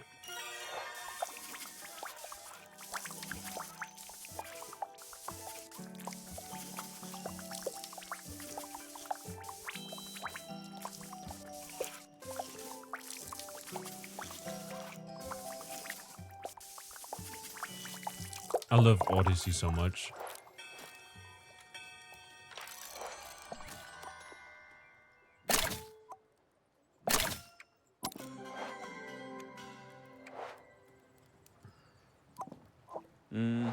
Excellent workmanship. Redwall was correct to recommend you. Thank you. 265 is a reasonable compensation for your work. Deal. Good work. No doubt I will be back. Bye. Hey. Look at this beauty. Ooh, fancy. Isn't it? And look at these weird runes. What do they say? My runic is incredibly rusty. I think it's live, love, love. Love and an amour. It's an ancient recipe for a happy life, apparently. Abyssal honk to you as well. Sometimes when you order stuff on Amazon, you get an email verification of order which says Bestellung aufgegeben, and you're confused because you translate to giving up your order, and you think, why would they give up on my order? I mean, I know they mean to say they received the order, but still confused. I do feel like that in German a lot. Like, did you not do your homework? I'm like, yes, I did. No, I didn't, you know? If I said no, doesn't that mean that I did not do my homework? So I did do my... No, I did it. But when you say no, I didn't, it does confirm the question of not having done your homework, you know? Oh, wait, is the charity still running? How is it going so far? The charity is indeed still running. And you can still donate stuff if you want to have a permanent sound command or anything of the sorts. And we're going to keep it going until Saturday. But yeah, language is weird. Like German, English does that too, you know? Aufgeben means giving to transport and also means giving up. It's indeed confusing. It is super confusing. It's an ancient recipe for a happy life, apparently. I'd be tempted to swap one of the ingredients for a bit of cash, though. It usually makes me very happy. Live, love, lucre, perhaps. How about food? That'd be live, love, lunch, I reckon. Great. How much was it in the end? It was an absolute steal. In fact, the seller virtually paid me to take it. Isn't that suspicious? You're such a cynic. Stop looking at a gift more in the mouth and just appreciate Imon's ability to sniff out a bargain. Greek. Exactly. Now, I'm going to take this baby upstairs. Thanks for keeping an eye on things while I was out. No problem. Yeah.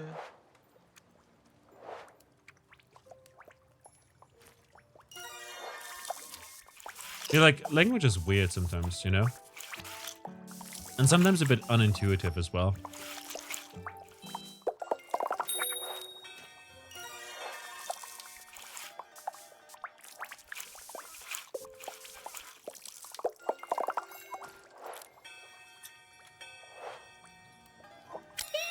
Auntie! Hello, love. Auntie! Thought I'd stop by and check in. How's the business? How are you? How's the blanket? Good, good. Customers are fascinating. Good, good, and good. Good. Although I have no idea how you deal with customers all day. I tried it once and never again. Really? Yep, that said, working with customers means I now appreciate the joy of working alone in a big dark hole. Is that where you're headed now? Not yet. I'm off to the palace to share my feelings about those delving restrictions that Her hoity-toity Republican Highness is still refusing to overturn. You mean Madame Beaufort? That's what I said, Shubble. I mean, those Delver license upgrade costs are criminal. Why should we have to fork over all that gold just to dig deeper and up the risk of a chasm falling on our heads? In fact, they should be paying us instead. Exactly, darling. Now I must run. Shouting truth to power doesn't happen without someone to do the shouting. Try not to get arrested. Alrighty, mushroom doll. The left arm, the right arm. We've assembled the Exodia.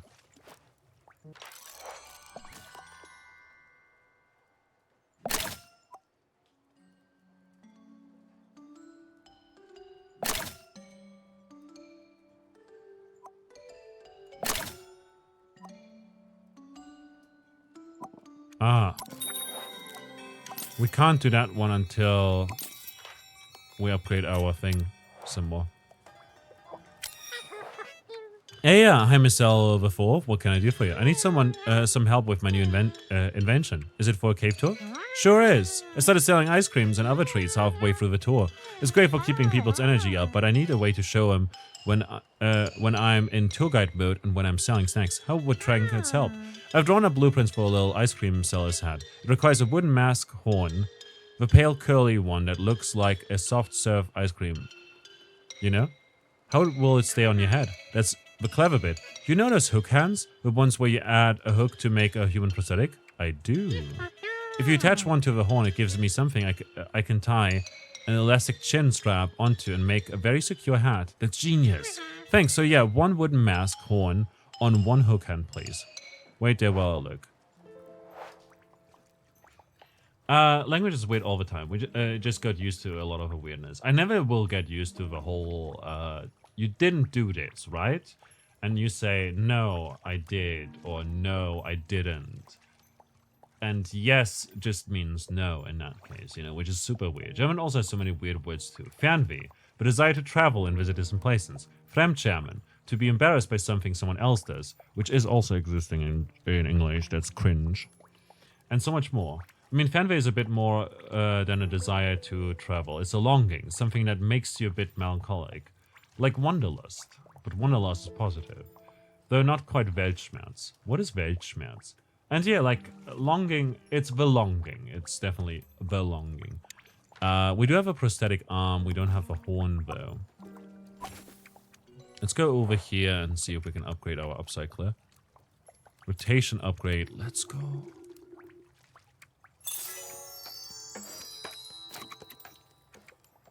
Meaning, hold up.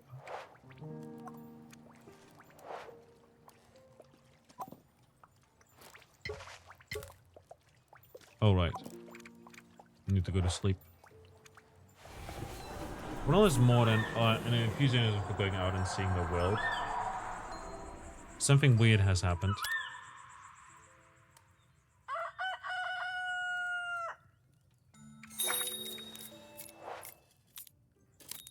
Same thing, same thing. Gotcha.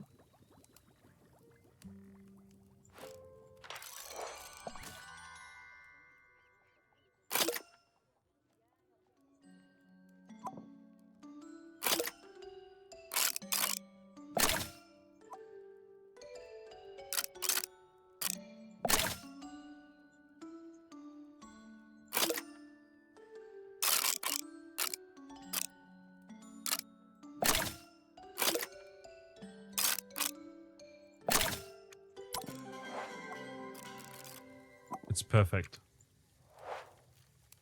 And now we can upgrade the shelf and get a basic shelf over here. Fantastic. And then we can take this, and we need it for a quest, but the guy is not back, so...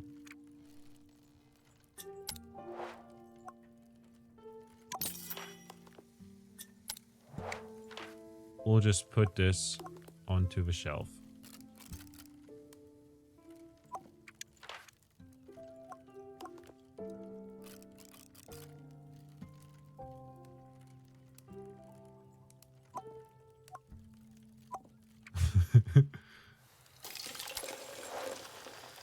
Big spending. Froggy! Yeah, it's basically the same underlying desire with a different emotion attached. Exactly.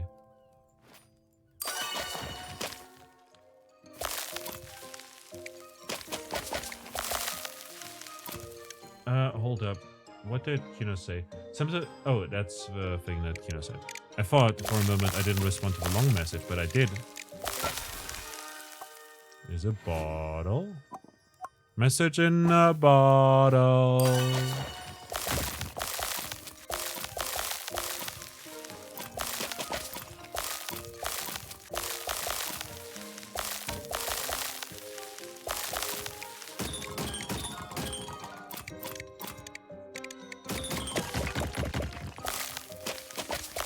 I think there's another pot.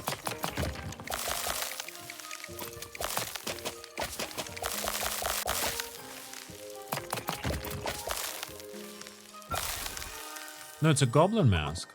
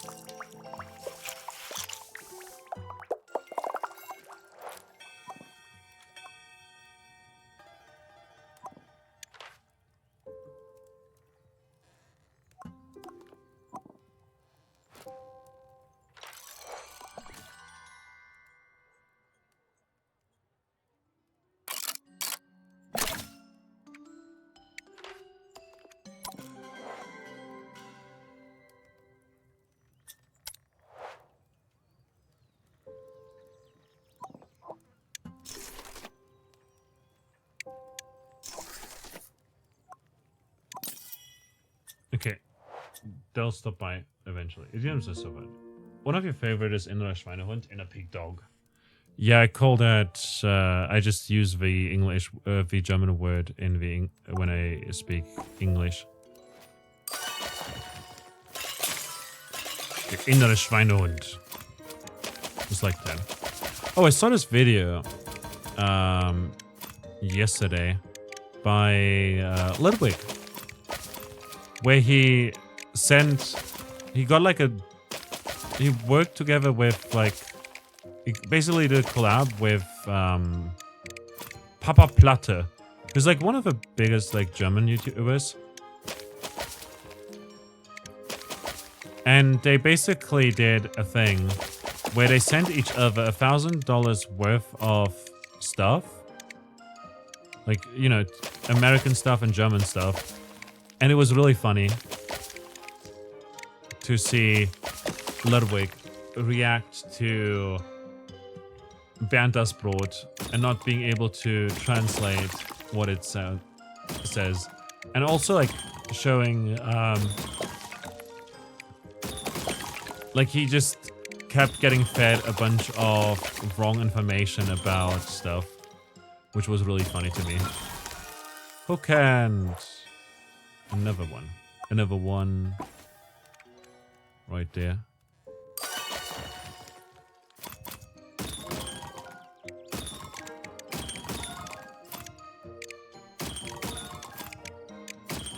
It was really, really funny.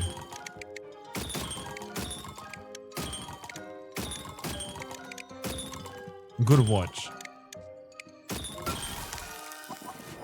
Wooden mask. Ooh, that's the turd. It looks like a turd.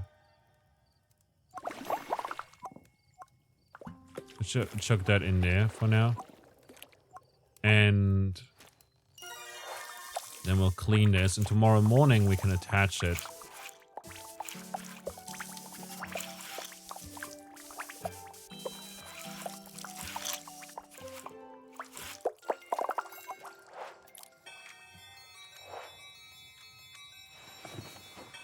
Night falls.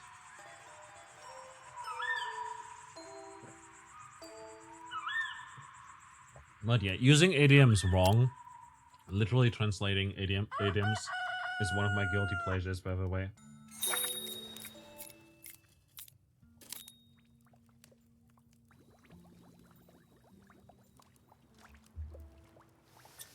They're going, yeah, there goes the dog in the pan crazy.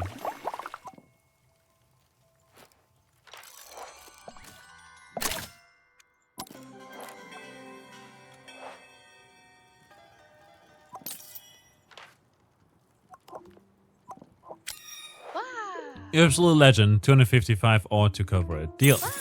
Awesome. Let's see who is banned from those chasms now. So it is a crime. I should have waited until I was further away to say that. Look, Michelle the Fourth banned me from the chasm for trying to scale the chasm wall. I love a climbing challenge, so that cliff face was irresistible. I could hear the tour from my climbing route, and it was really interesting. But then myself Fourth spotted me and kicked me out. I just need to know the legend of the how the legend of a haunted teapot ends. Okay, please, please, please don't let me out. Ugh. Okay, okay. Thank you, thank you, thank you. But if you get caught, I don't know you. Hey, kid. Don't mind me. I'm just taking a load off. You okay? Just tired. I was up late trying to translate more of those Armoire runes. There are more? Yep, all over inside. It's fascinating. More live, love, love stuff? I don't think so. But it's hard to tell for sure. I think we need an expert. Fancy scouting around for one? I can try. There's a circus in town at the moment. I saw the flyers when I was collecting the Armoire. Loads of their performers come out of Vorthik, so they'll know their runes. They pitch the big top by the word quarters, so just take your wares to market there, and someone from the circus is bound to come by. You'll need the card, of course. Have you borrowed it before? I'll pretend that was a no. I've hung up a map and calendar above your bed and marked the word quarters on it. Go and take a look.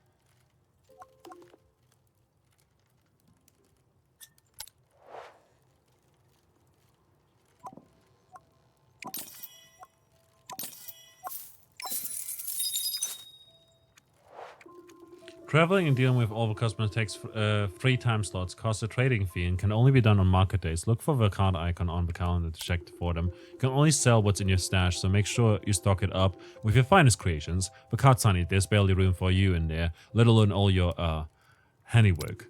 When you're ready to travel, select the map and pick the destination and confirm the selection. It will show you if you can travel, the cost, and if you have trinkets in your stash to sell.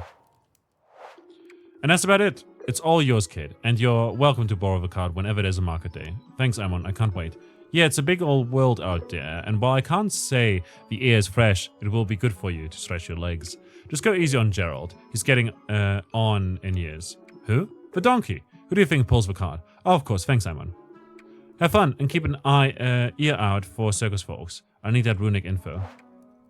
Sturdy chisel. What does this do? Dang.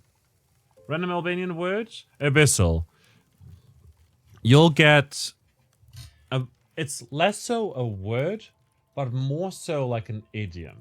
You know? And that's cuckoo. And it's a sound that a cuckoo bird makes, you know? But basically, cuckoo is what you say when something bad happens, you know? Like, oh no, you say cuckoo. Because whenever you hear the cuckoo bird, in Kosovo it means something bad is happening. The cuckoo bird is like is a bringer of bad news, is a bad omen, essentially. So that's pretty fun. Quality sponge for 1,000. Ooh.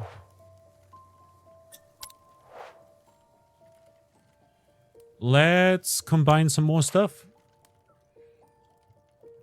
I've got the wooden eye, the chicken picture eye, the legs, planet with moon.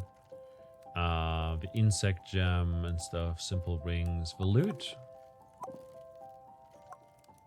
I'll just chug over here. I've got this doll. I've got the thing plushie.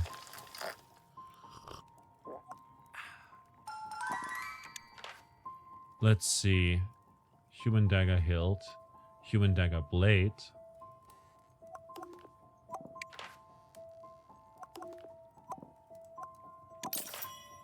That right there is a goblin dagger hilt. Let's clean this up. And yeah, I hope you like that. Pog. I can also give you a different word, which would be Liber. Which means book. Not to be confused with book, which means food or bread.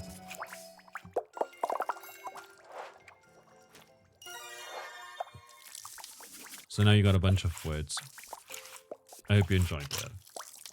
I like talking about my language a lot. Book, bread. No. Liber.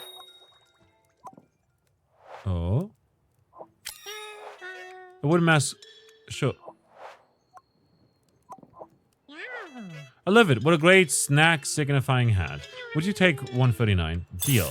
Amazing. All I need to do is add the elastic to keep it on my cap. No more confused customers. We were talking about my toy frog. It's a plush little thing with a sack-like body and big feet. I tried to keep it clean. Wait till I check my stock. Where's my frog go? Wait, my frog is here. I mean, it's now his frog.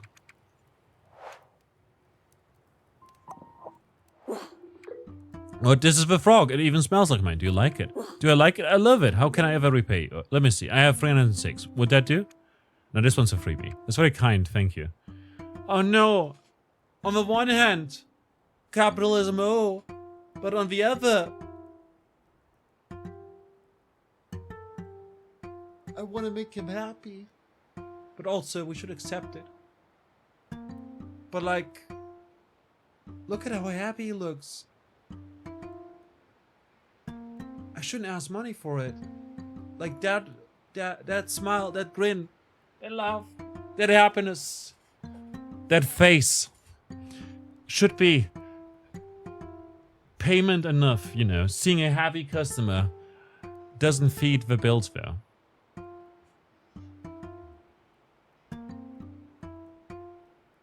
What do we do? Y'all, please.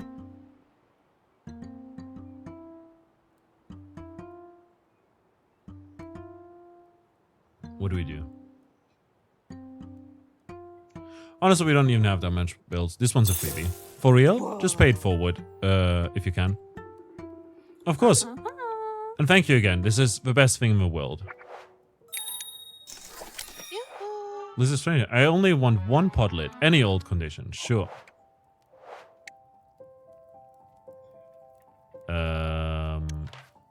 Pod lid. We do have a pod lid somewhere.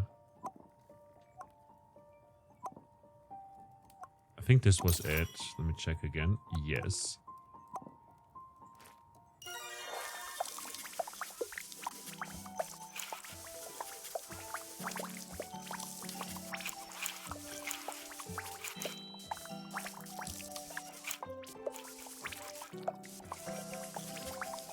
It's not like money is that important. We can literally produce as much as we want, right? Yeah, definitely. But also 300 bucks, that's a lot of shelves.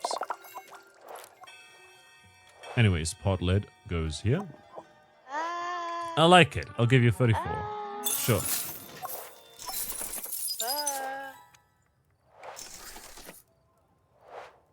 I thought I heard something.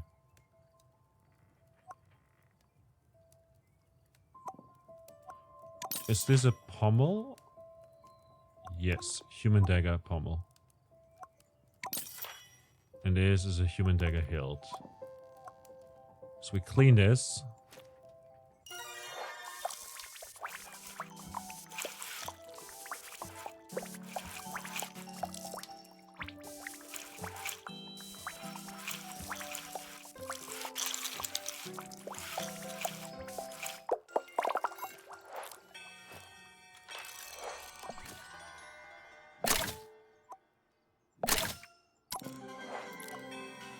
And then we'll take this and bring it over. Human dagger thing. And then over here is like another thing. We still have 3 days before we have to leave.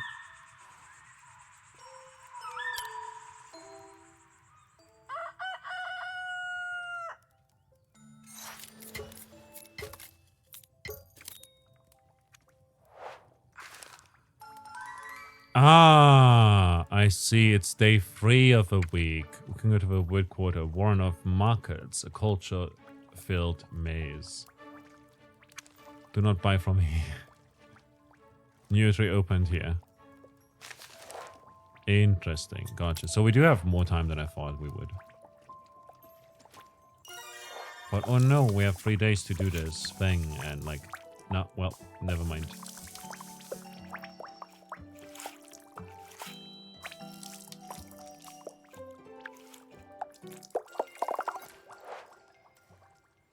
Okay, there we go. Clean this. You can see where I'm going with this, by the way.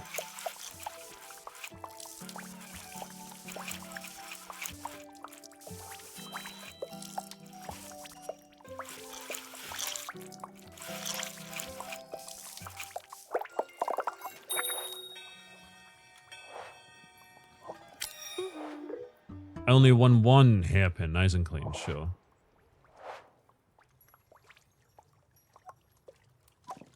Although I do wonder, can we attach...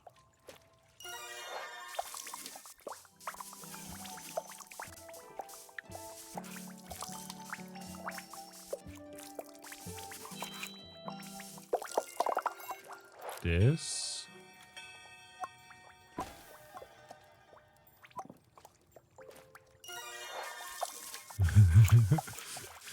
Oh, this sounds like such a fun time. Bierstein, Bierstein, Bierstein handle. So that you can then drink your beer even if you lost an arm. And wouldn't be able to hold your Bierstein otherwise.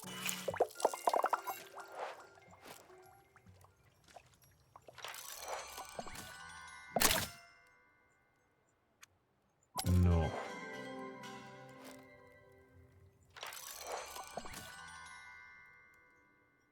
Wait a minute. Oh, I'm genius.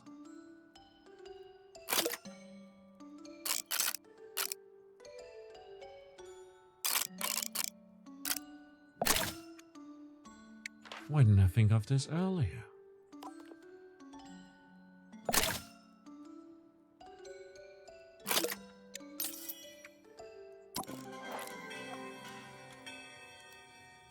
You know what this is?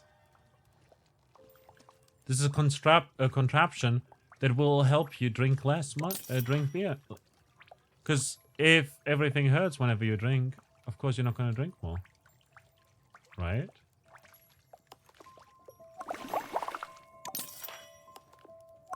Can't drink more if your hand is bleeding.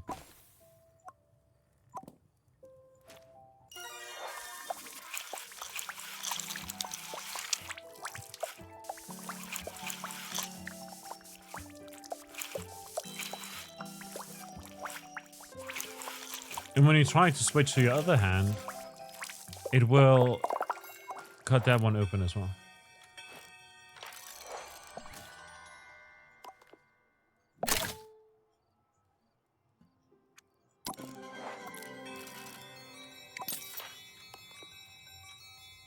Okay,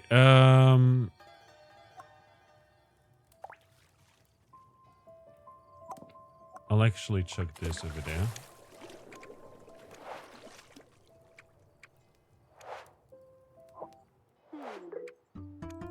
Not today. Dismiss him.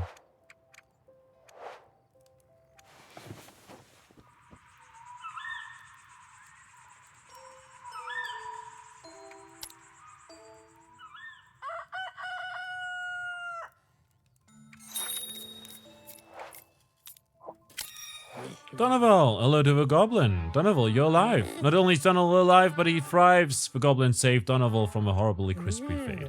But, the Goblin? Yes, Donoval? Now that Donoval has discovered the art of warming a big jug of water with bedpans, he takes the hot water jug to bed and tucks it in next to him. Sounds lovely. It is, however, Donoval has not finished his improvements. He hasn't. The bed is now so toasty that Donoval does not wish to leave it at night for even a single second. Donoval is also forgetful and must keep getting up to obtain entertainment objects before sleep. Where do I come in? Donoval only recovers a goblin dagger hilt with a hook on the end. He will fish for books and biscuits from the warmth of bed. Clever. Let me look.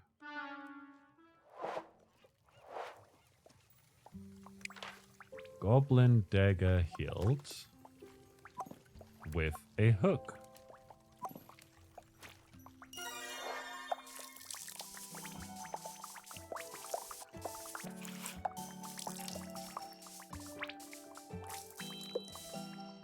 It's genius.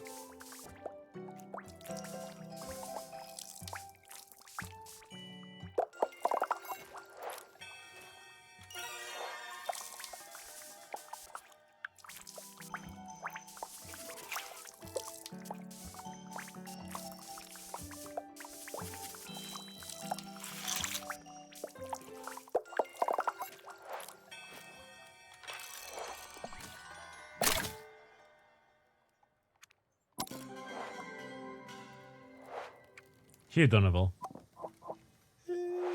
Fascinating, but no, Donoval must focus one goblin dagger hilt with a human.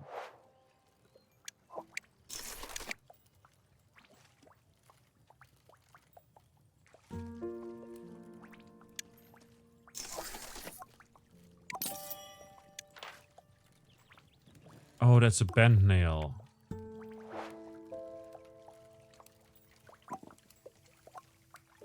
I'll chuck it over here in case someone needs something like this.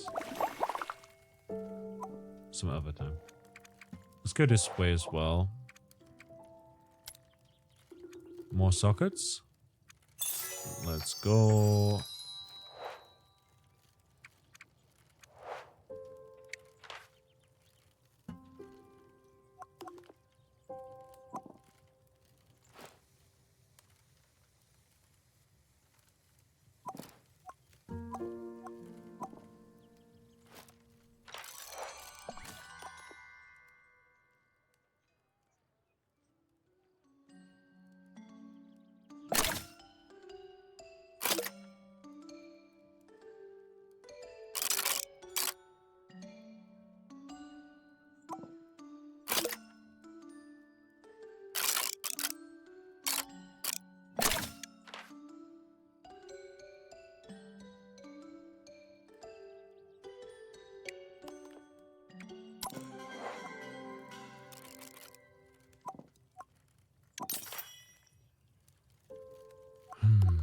This is the right leg.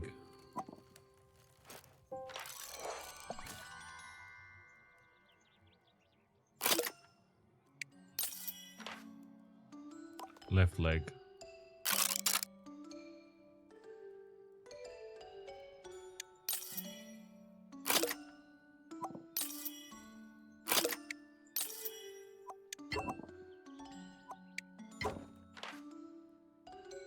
Right arm. And then left leg goes here.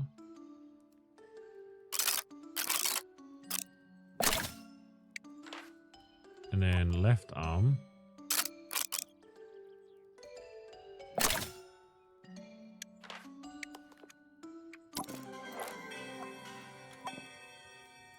It sucks that we have to do it this way.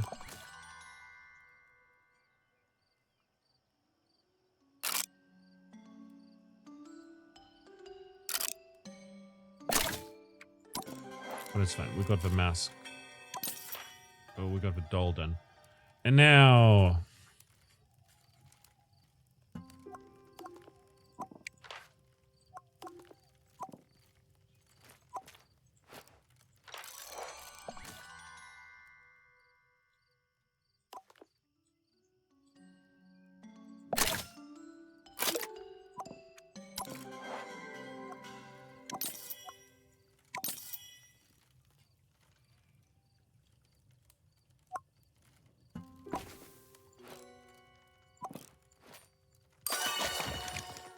Here we go. Alright, going to bed. Good night, all. Have a good one. Kino, thanks a lot for joining in. Appreciate you a lot. We might go live tomorrow as well. But I'm not sure yet. Most likely we'll only be live on Saturday and Sunday. We shall see. I hope you have a good holiday tomorrow. And I hope you get some good rest. Because you deserve good rest. I don't think there's many people who don't deserve good rest, you know?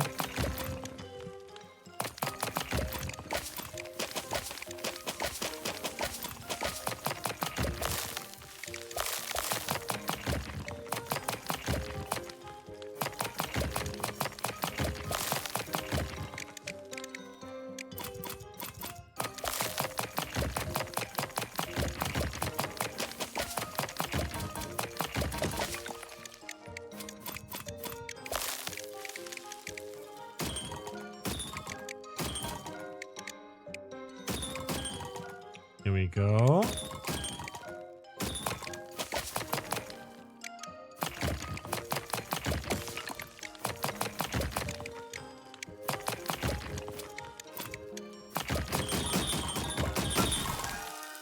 A terrarium. Wild. Check that in there. Nice.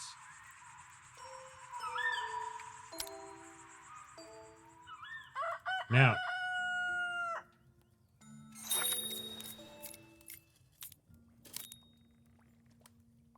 that's it. It's been an hour since our last break, so I'll take another break here. I'll be back momentarily. Please take care of yourself. Perform a med check if needed. And I'll see you in a bit.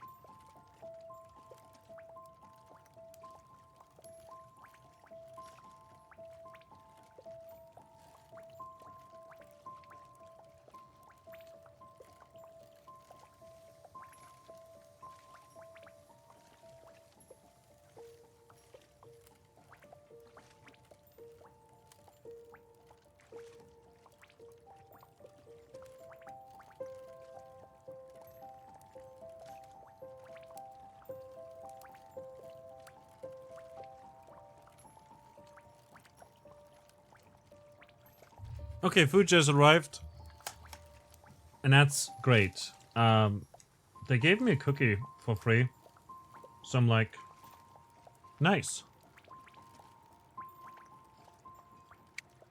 I didn't order that, but maybe it's because it's my first ever order by the...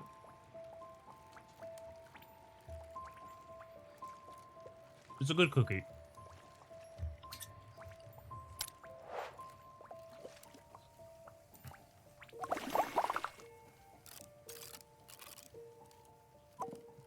Tastes nice.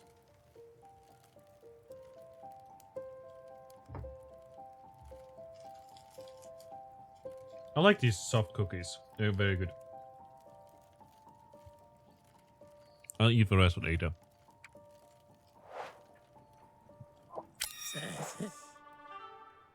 Donovan!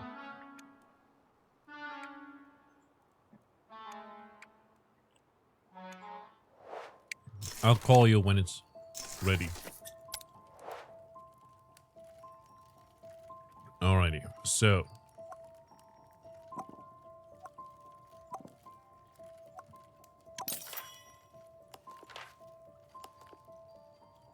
Let's see if we can combine this with the bedpan. Let's go.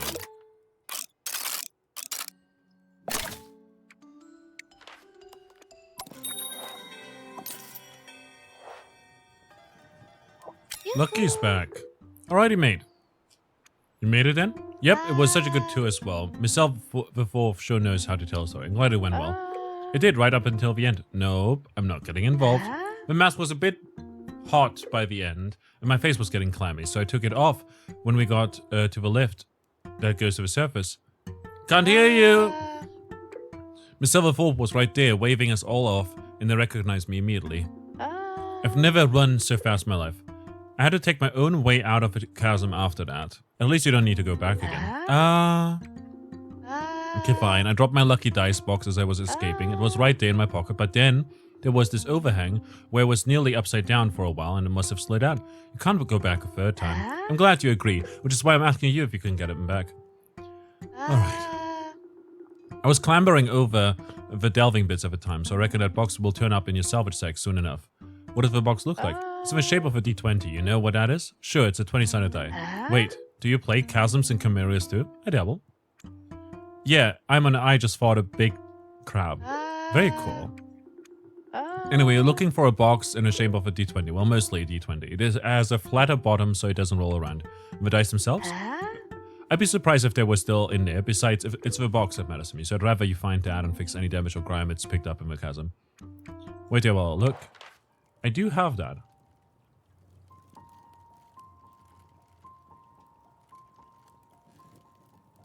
I mean, not that, but the exact same thing.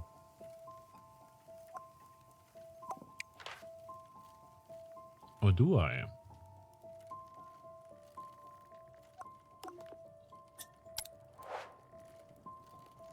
There we go. That looks decidedly unlucky. I'm not touching it.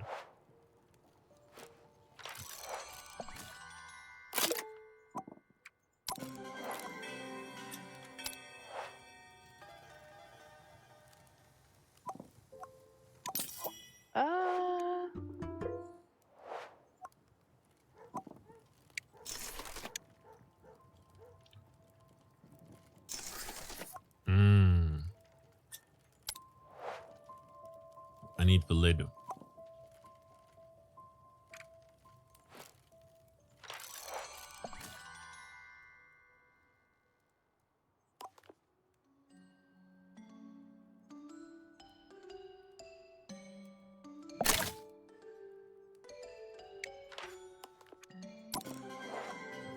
No idea what I just created, but it's fine. Let's go over to the bed.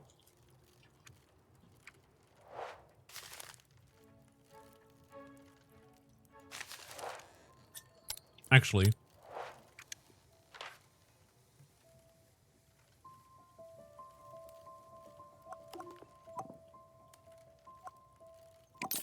here we go.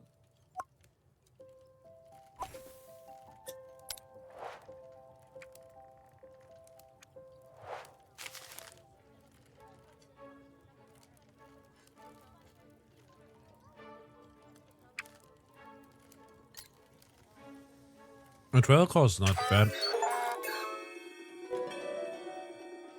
Well, running your cart in different districts, you have a full day of customers coming to you. People love a hot new pop-up. Once you sold everything, feel free to return to the shop.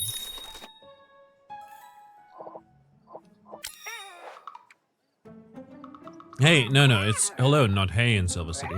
Is it? Well, hello then. How can I help you? We broke our family statue. We saved this much, but it needs 2 more frog. Look. No, you mean frogs. 1 frog is frog. 2 frog is frogs. Hi, then, what is 3 frogs? Don't know. Frogs, maybe? Every S can be a new frog. Frogs is a frog circus. Like where we work. Wait, you're from a circus? Yep, we're from a marvelous acrobatical salmon oil experience. Of a marvelous acrobatical Ollie and Sam experience when I make proposals. Why do you ask? I need some help with runes. We can help with runes. We'll do it for free. No, we shouldn't do it for free. Then we'll do it for the 2 missing frogs. Deal? Deal. Just send word to the circus when it's fixed. Yeah, we'll hop along as fast as possible. Or even faster than that. And then we can do runes. Maybe even runes. Bye.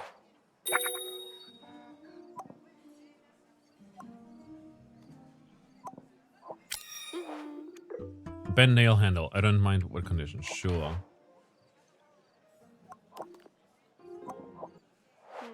I like it. I'll give you 83. Let's go.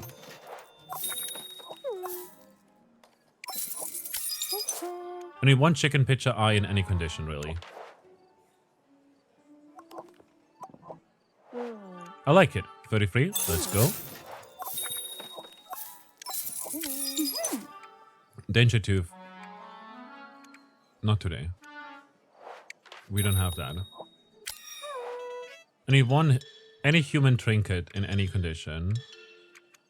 Sure. I think we have anything human.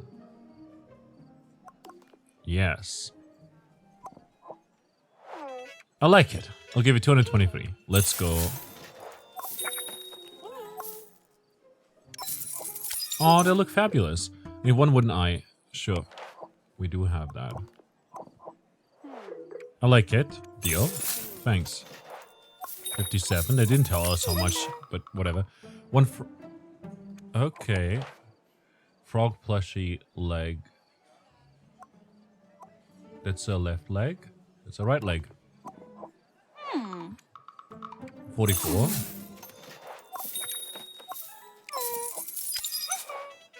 Safety pin.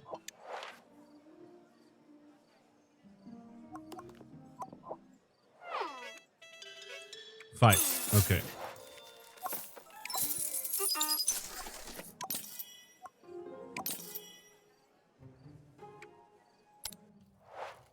Alrighty.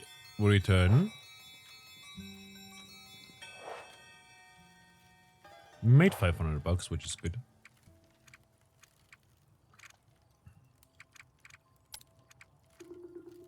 A bit stronger than wood. Sure.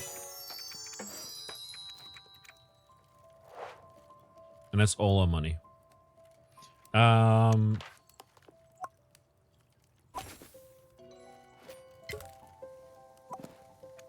Right, we have to go to sleep.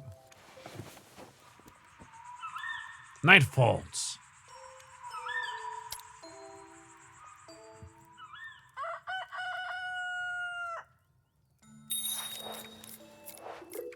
Well, what? The runes, did you find anyone who can help with the runes? Oh yeah, I did.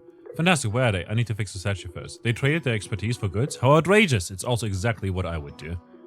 Is the repair something easy at least? I'm not sure if the statue is new to me. It doesn't sound good. If it was something easy, you'd have come across it in the salvage tags by now. Can I have a look? Yeah, it's over here. Frog figurines? I don't think I've ever seen one outside of a frog museum. They're certainly not going to be in your anti-salvage tags. Have you met any alternative trinket providers? I used to have a frog guy, but he's unavailable right now. This fetching fungi. That sounds like a mushroom beauty parlor. They are object hunters. Perfect, can you get those bits requested ASAP? But I can only order certain things. Now, merchants always make exceptions. I know I do. Let me know who it is and I'll have a word merchant to merchant. It's Hulifer CXC. Thanks, Imon. Nice.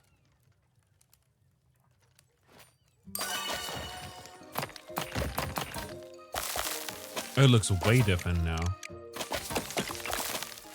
Our chisel is getting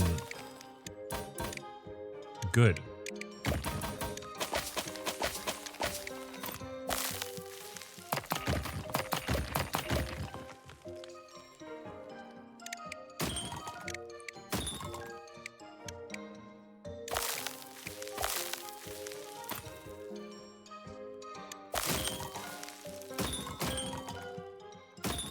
Let's do this.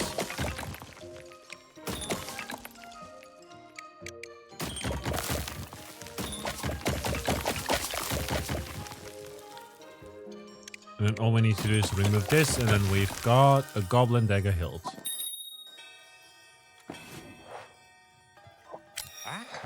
Hello, valued customer. We hear that you need to make a custom request from fetching fungi. How may we help you? Need trinkets to repair frog statue. Would be delighted to assist you, valued customer. This climate fetching fungi is no way liable for any curses, plagues, revenants, explosions, implosions, catastrophes, worm apocalypses, or rashes resulting from a misuse of trinkets from a special ordering system. Do you accept these terms? What's a worm apocalypse? It's like an apocalypse, but muddier. Do you accept? Yeah.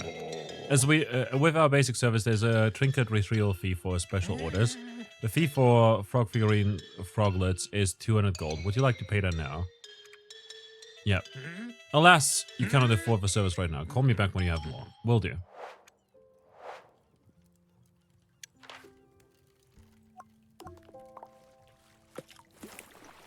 Yeah, we kind of need money right now.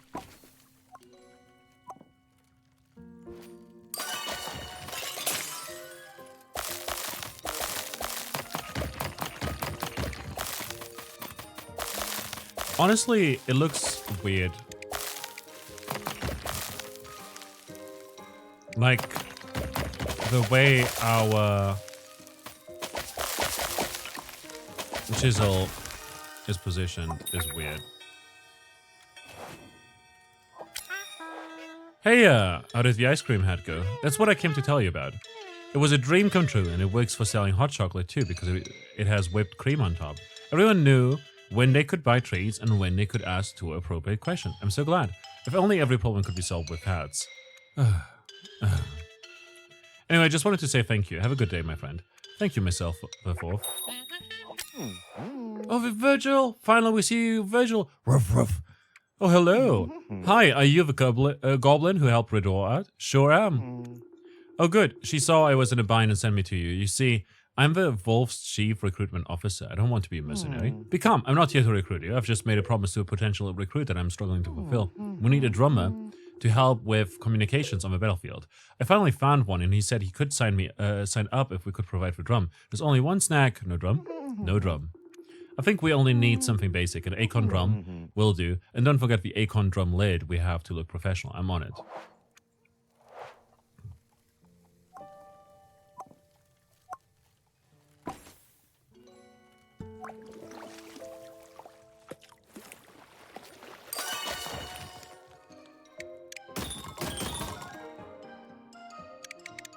Here we go.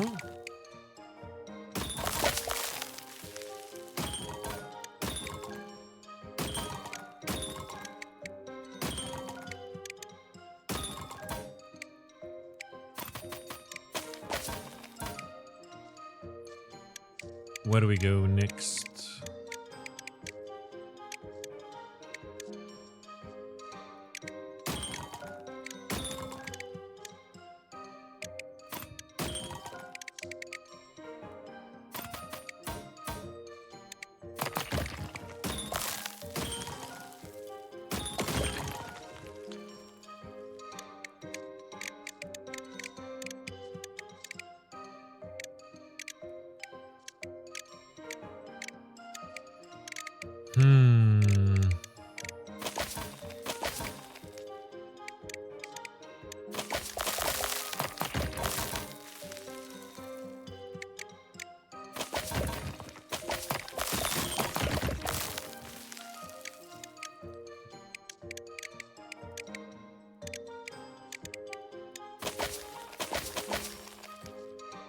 Not it.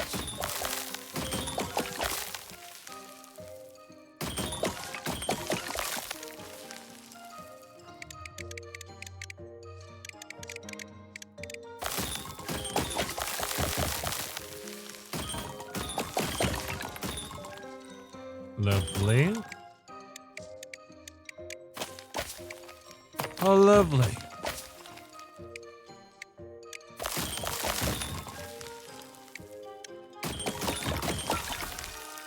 There's the hook that we needed.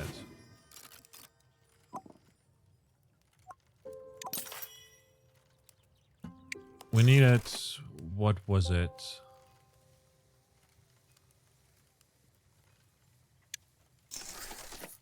We needed something. And the hook.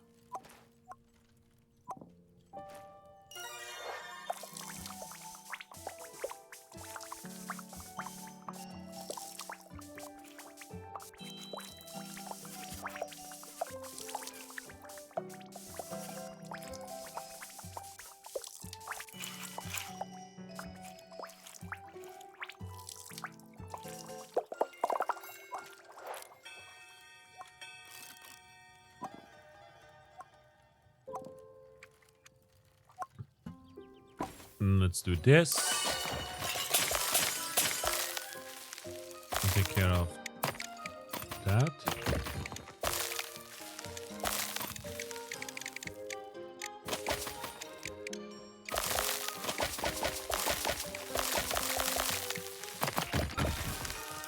Dice box lid. There we go.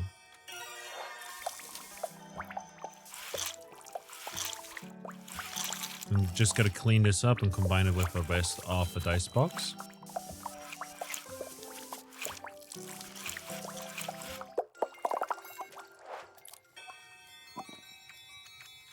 Then we can go to sleep.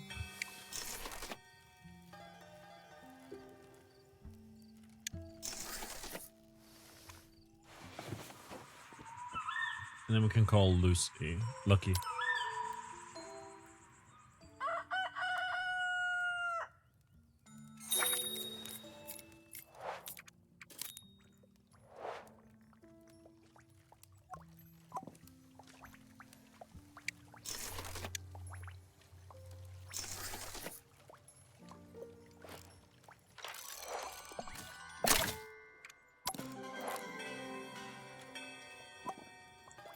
We need, what was it? Goblin dagger hilt.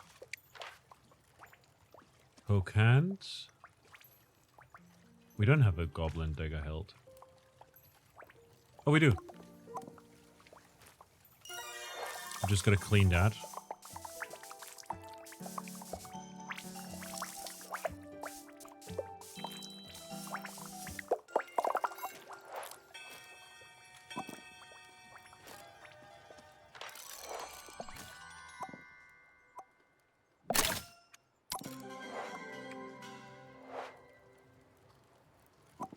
Nice. Donovan will live. Here's 144. Deal. Success for Donovan. Farewell to the goblin. And then I've got the box over here.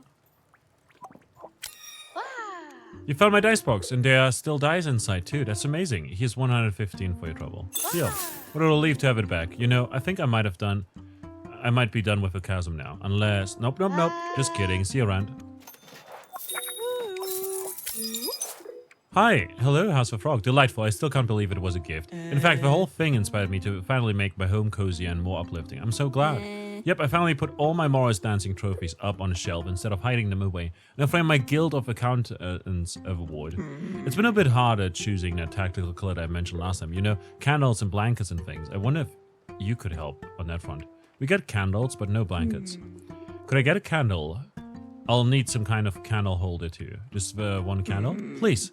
I need an object to get me started, and then I'll be fine. I might even whittle some bits and bobs myself. I'll call you when it's ready. We do have a candle holder, we just don't have a candle yet.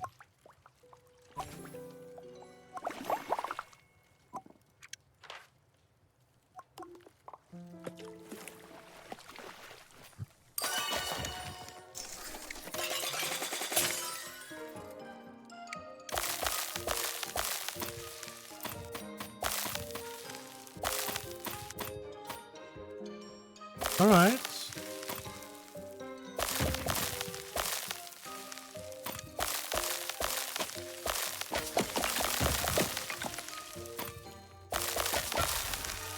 Acorn drum. Let's go. Honestly, this right here can wait for a while.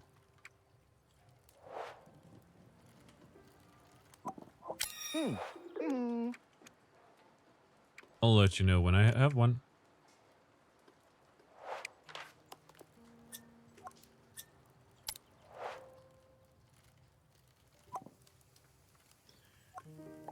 Let's check this in here for now. We'll also need the drum lid.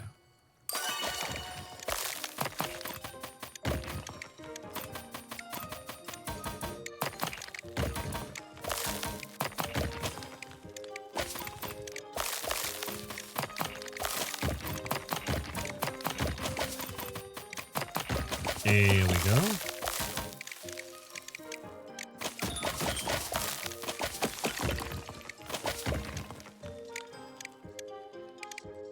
And then this way.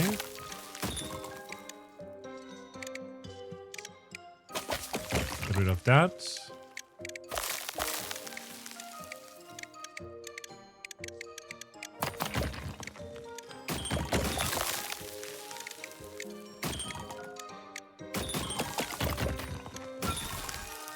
Acorn drum lid. Only want one chicken pitcher in any condition. Sure.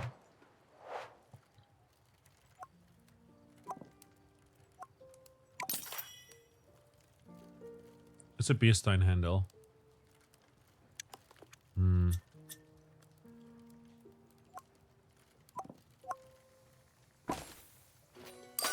gonna send him away if this is not the chicken pitcher.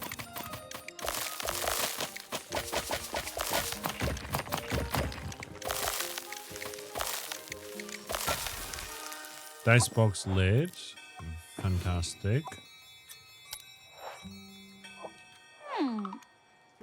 Not today.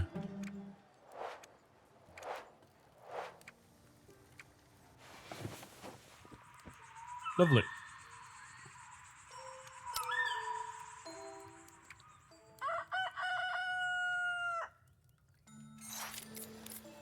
But with that said, it's getting a little late, and also I've got food over here. Let's go to the main menu. That was Trash Goblin. I'm loving the game. I'm still loving it. I like the new quality of life changes. And the sort of overarching storyline we get with our boss. And I'm looking forward to playing more of it some other time. But for now, we're going to just quit out and look for someone to raid. Thanks a lot to everyone who's been lurking and hanging out today. Everyone who's been chatting as well. Appreciate you all greatly. I hope you enjoyed the stream. And we'll be back live again possibly tomorrow, but most likely on Saturday. We'll see. But yeah, had a good time. I hope you had a good time as well. Thanks all for joining in. Let's see if there's anyone we know that we could raid in the category, but I don't know any folks.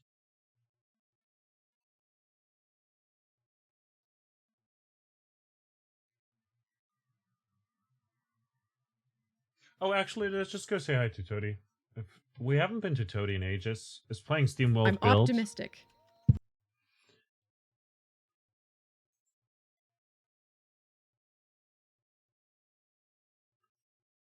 I don't know what she's doing, but she's got a speedrun timer. And has been live for 8 hours. And SteamWorld Build is a cool game.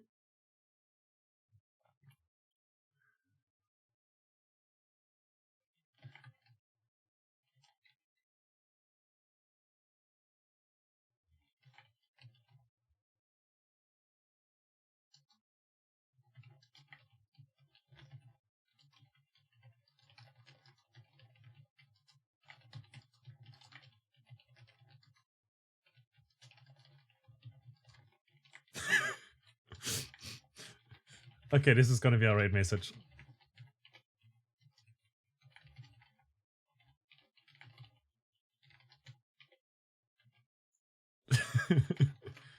And just for the other rate message. We're just gonna add Twitch lit a bunch of times. There you go. Copy message above or below. It's in German. Toady will not get it, but it's the funniest thing in the world to me. So yeah, Toady is a lovely, very inclusive strategy and city builder oriented variety streamer who is super cool. And we never get to raid her because time zones. So let's say hello over there. And SeaWorld Build is a cool game that I played the demo of a while back and really enjoyed. And yeah, if you like it, give it a follow. If you don't like